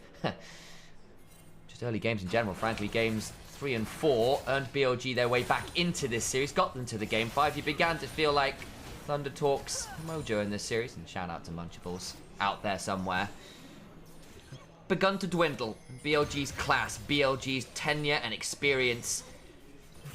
Oh, Bin feels so in danger that he even pops this ult early. It's a good timing. Is he going to dodge the bowling ball? He is. That's good timing. If he leaves that later, he dies. Very rarely do you actually see... Hang on, he's just going to get a trade here. He's going to get some decent damage, in fact. He might have stayed too far now. Oh, Bin. He did the hard work. Is he going to die here? He might just do. Oh, my days. He misjudges it. The first part, all that hard work was done well for them. That's but Bin doesn't even use his flash. Aatrox from behind is not a champion. 0 and 3. This was the risk of picking this. Didn't get the individual lane versus the Camille. Got through the lane swap, but then just ends up being outplayed by Hoya. Yes, Knight gets gold on the other side, but it feels like Knight is waiting for a moment to leverage his strength. I don't think Knight is going to be able to determine this game. TT can force plays away from him. I don't think this Syndra is enough to 1v9. And Syndra is great at picking out a single target and annihilating them. There are 4 threats this game. And you can only realistically scatter one. Yes, you can do your ult into E. You can get those big moments, but it is not an easy game to do that. especially when a lot of that damage from BLG is so far behind. Normally you'd expect, you know, Aatrox and Wukong to be able to clean up one. They're 0 and 5 combined. Normally you'd expect the Xayah to do something. 2,000 gold behind as well, going in towards 2 items for 1xN, who's going to have, you know, so much power very, very shortly. BLG, what have you done to yourself? TT, what have you done to BLG? Let's phrase it that way. BLG, named after lightning, named after a railgun, seem to be misfiring today. They hadn't lost a game yet this year until this series, and we've already had the conversation about the record they were coming in with, and they look mighty mortal today. Is this the biggest upset? Says Icovile in chat. Oh yeah, it would be. BLG, we just assumed they'd be first. I mean, oh yeah. Like, I don't believe that BLG will be beaten in the LPL until I see Bin and Knight lose in a best of 5, because they are so good at just winning games. Like, it doesn't matter if you put them behind, they are so good mechanical players, they're so good at assessing a game state to say, well, I can just win through side lane, we can cross map here, we can make a big flank turnaround here. That hasn't worked today. TT have played fast, they've played confidently, they have shut down the cross map, and they've also thrown hands. Like Bloodly, they've thrown hands with BLG of all teams. TT, they've thrown heavyweight hands. That's not some untrained boxer. That is some heavyweight stuff. I'm not sure TT have ever finished above 10th in the LPL. Like, this is insane. This would be, you know, they used to. I can't remember. They were DMO, I think, was their previous org. I forget the lineage of TT in the slot which came in. But you know, I've wanted to believe in this team before. 1xN now 4-0 and 3, a star 80 carry, waiting to be potentially. Well, he's already most of the way there, I think, actually. What a feather in the bonnet that would be to say, hey, I beat BLG after they came off of World Finals. I beat them for the first time that Knight's joined the roster. I beat Knight for the first time that he's been beaten in a best of 5 since 2022. Ridiculous. I'm looking at this as well, and I'm saying, this is after being on the verge of reverse sweeping. There are some stats about Game 5 win rates when you're on the verge of reverse sweep, and they are not pretty, folks. Yeah, it's the broom breaking. That's what happens. The sweep dealt with. Herald, 6 grubs, ults over the wall there. Keeps on away, actually. Can theoretically be problematic. Nice shove. Forces Elk to cleanse. Rough stuff. Bechuan Chong Tong gonna jump on him. Flashes away himself with a lilting lullaby. Back is a disaster. There's just not enough damage. Not enough damage. The Riftmaker shove comes through. Knight no ult now as well. Yeah, Bechuan's cut down a little bit, but he can heal off of jungle camps. Knight finds a bit of a pick, but Wei being so far behind means it leads to nothing. 3 levels. 50 CS. Another hook flash away from Feather to prevent the dazzle, and Setab put on in the dirt. What a series of plays from TT. BLG think they can find the pick, but they just can't. They don't have the damage. They're not used to playing with this amount of a gold deficit. They're down 7,500 gold versus Thundertalk of all teams. I remember last year. I remember going, you know what? I really like TT. I think they might be this year's OMG.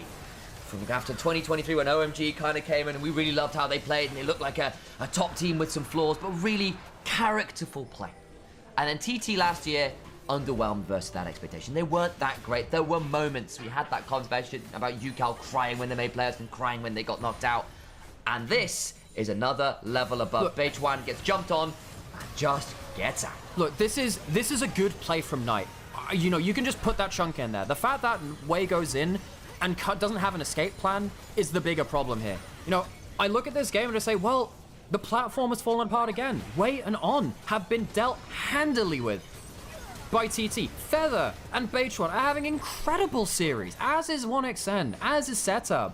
And while I think Knight actually walks away from this doing well on an individual level, how could you play from this deficit? He has done before at points, but in this series, it has not been enough. He does not have the agency to win this. They're bush baiting now. Atakan is up. Bin's on a side lane. He appears out of the brush now because TT don't fall for the bait. That could have been something if they could catch someone out. Bechuan's on the other side of the map, but they don't see him. TT happy to just take resources from the whole map. BLG, the more they stay clumped up in a brush, the worse it is. Atakan is being started. Is not there. Does have Hex Gates. I don't think TT will lose a 4v5. If they go up towards this and they teleport Hoya in, I think they're fine.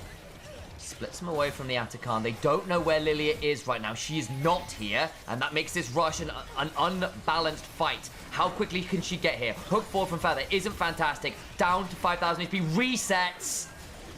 Have they stayed too long now? Atakan now started up by TT. BLG were tanking the Atakan. That gives them a lot of HP. Missing further. Very close to hitting that TP. bin. TPing in, but he will be spotted. What do they go for? Here's the fight. Cosmic Radiance comes on through on dive before it arms. They lose a member. Atakan down to half HP. Bin trading up with Hoya does not win it out as the Dark in play does not. Feathers will claim out the Nautilus, but still dangerous. Wei cannot get Beitron, who goes golden. Has earned enough gold to buy time. Might still fall. Does get one with him. Gets the Atakan too. And BLG try the flip. It was weighted against them in game 5. Their luck runs dry. In this case, the house always wins. And this is Thunder Talk, who are winning this casino roulette. It is a cloudy, cloudy sky today in Shanghai, and with it brings thunder. Thunder Talk Gaming may just well have won the fight, which puts BLG into the lower bracket and seed 2 out of Group C in our regular season for Split 1. What a performance from them. They get the Atakan, and they get such a dominant early game to put BLG to the sword. This isn't even a bad fight from BLG, but he messes up the dazzle. He flashes forward, and he misses it. The Cosmic Radiance afterwards does have no value. Elk gets hit by a swirl seed while he has ult and flash. How does that happen in the clutch fight of the game? Knight ends up getting his ult Zonya's as well. The stun's not bad, and Knight puts out good damage, but it's just not enough. Too many mistakes from too many members over too many games have put BLG here, and Beitron in particular has massively outplayed Billy Gaming. Hoya managed to hookshot across the feathers to not get root and get the Q2. And then Beitron speed Incredible up, series. Dream Dust burn, and guys, insane. TT have never been relevant on a grand scale of things in the LPL. They have reached playoffs twice, maybe, but they've never been a top-tier organization. These players have never been top-tier players, really, have they? Well, this might be the start of something special. Maybe BLG didn't take them seriously. I think by Game 5 they were. They better bloody have been at this point. TT, this is your moment. How many opportunities do you get to take down one of the real all-time greats, especially within their era of dominance, as BLG have had over the last year for themselves? Enjoy it, soak it up, enjoy the League of Legends. Sure, TTR. Beitron is 4,000 gold ahead of Wei. He is a flame horizon in the jungle ahead of Wei. He is 3 completed items to 1.5. He is 5 levels up in a professional game in Game 5. Oh, wait. He has been dealt with. He has been put into the dirt time and time again. Game 1 started with Wei being put to 0 and 8 on Zyra. Game 5 has started with him going 0 and 4 on Wukong. He had a good Nocturne game. Not every member has had every player rather on BLG has had at least one game, which has been good. But for a best of 5, you've got to do more than that. Oh man, we'll take a breath. What's spawning next? Atakan's run out. Baron spawning in the next few seconds. Dragon spawning in the next few seconds. BLG are 12,000 gold behind. There is a Zonya. That's a flash forward. It's only on to the Taric, but I think it might just be enough anyway. Oh my days! He's just gone. On is off. Knight flashes away. Bin comes into the play, but he doesn't have the HP. Wei tried to get there was an angle, but he's hooked out of his throne! Death charge onto Knight in the backline! Action flies in! The Knight, the King, is slain! BLG is dead! Long live the King! Long live Thunder Talk! They have walked as far as they can walk, and it is all over. BLG's grave. 6 grubs and so many dead. No gods, no kings, and no knights as well. Kill an elk while you're at it. It's hunting season. TT, take the series. 1xN marks the spot. Beitron will celebrate as well. Thunder Talk destroy BLG, break the reverse sweep, and for the first time since 2023, Billy Gaming fall in a best of 5 to Thunder Talk of all teams. TT, welcome to the upper bracket. What a series. If you did not know about this team, you better know them now. Knights win streak in the LPL in best of 5s ended for the first time since 2022 when they lost to JDG in that Game 5 finals. TT, the little underdogs that could. What a series from them. Welcome back, folks. Hope you enjoyed that as much as we did. Reverse sweep denied, Thunder Talk deliver, and BLG there are going to be some very uncomfortable conversations after that series. That there are. Incredible series from TT. BLG, I think they took this series a little bit for granted. As my DMs start to explode because I rated Wei really highly last year as well. Oh, God. Oh. I mean, Wei today, I was kind of there with you. Today, he was poor. He was very poor. Beishwan ruined his day. It was not close. Folks, he was the better jungler across everything. Folks, if you have enjoyed this series, please connect with us in the LPL community, on our channels here, in our Discords, on our social media as well. It would mean so much to hear your thoughts, your excitement about these series, because we're so excited too, and we want to share that with you. My name is Nymaera, this is Initialise. We are brothers, and we have covered the LPL from our bedroom here when there have been no one else covering the games, because there is no official broadcast for the last few years. Mecha Fanboy just gifted 100 subs to the channel. Godspeed, you beautiful man.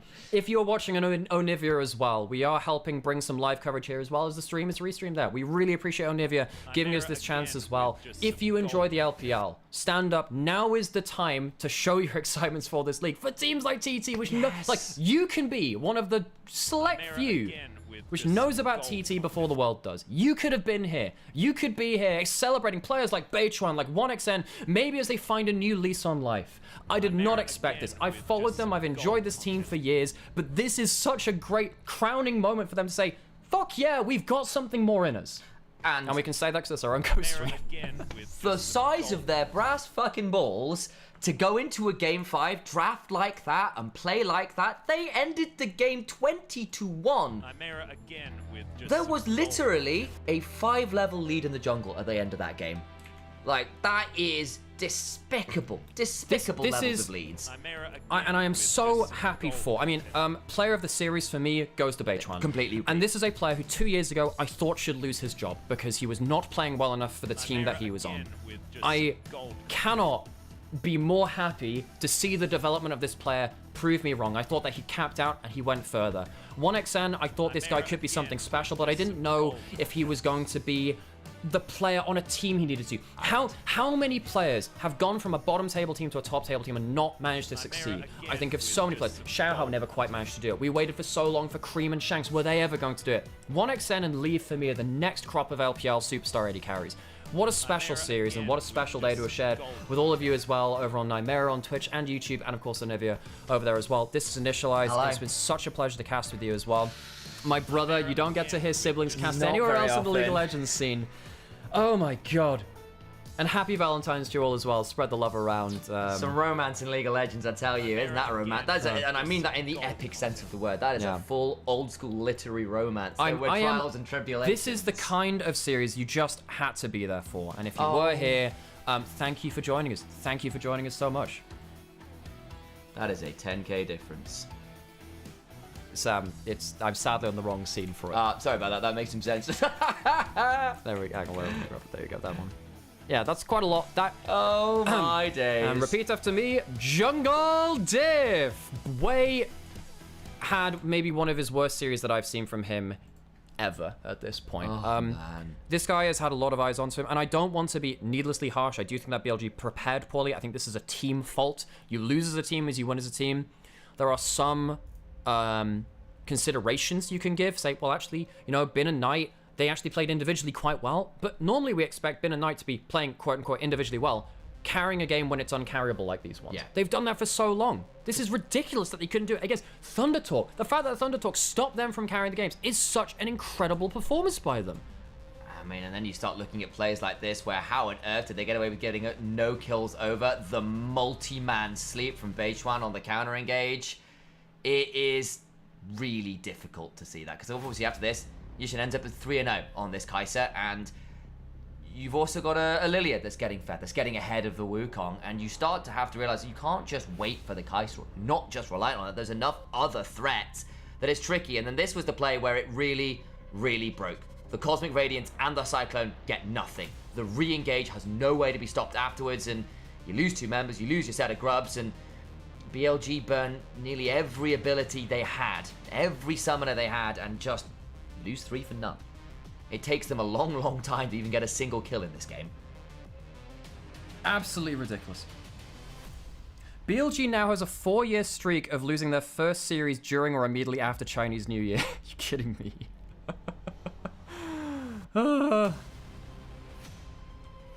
Wait, did BLG lose a best of 5 series in I don't think it was best of 5 that one. Oh, it's their first series. Yeah, yeah, not best of 5. That's insane. I cannot believe what we've just witnessed. I cannot believe it.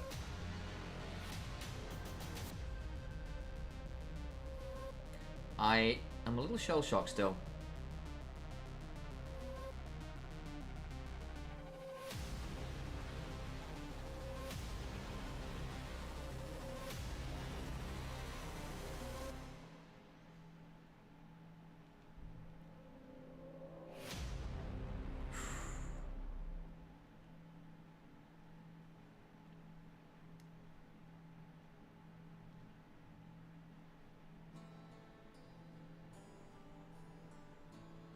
What an incredible series. I am shell-shocked. I am absolutely shell-shocked. What the hell? That's insane. That's insane. It genuinely is.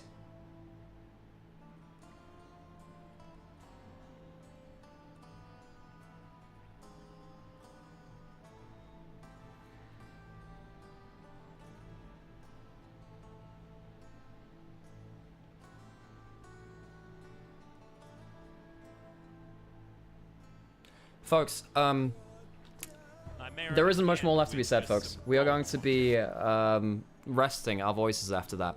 We'll wait for the MVP. You going to stream today, Sam? I am going to do a very chill stream. Sam is going to go stream himself, so if you are here, if you're here on Twitch, we'll raid over to that. If you've joined us on my YouTube or on Anivia's as well, thank you so much for joining us. We'll end the stream there for YouTube, and we'll see you next time, folks. Thank you so much for joining us. We will be back tomorrow, and yeah, we might have an issue with Sunday's game. Our availability might be a bit balked for that, but we will be here at least for that one. And then, of course, we'll be back for playoffs after that as well. Thank you.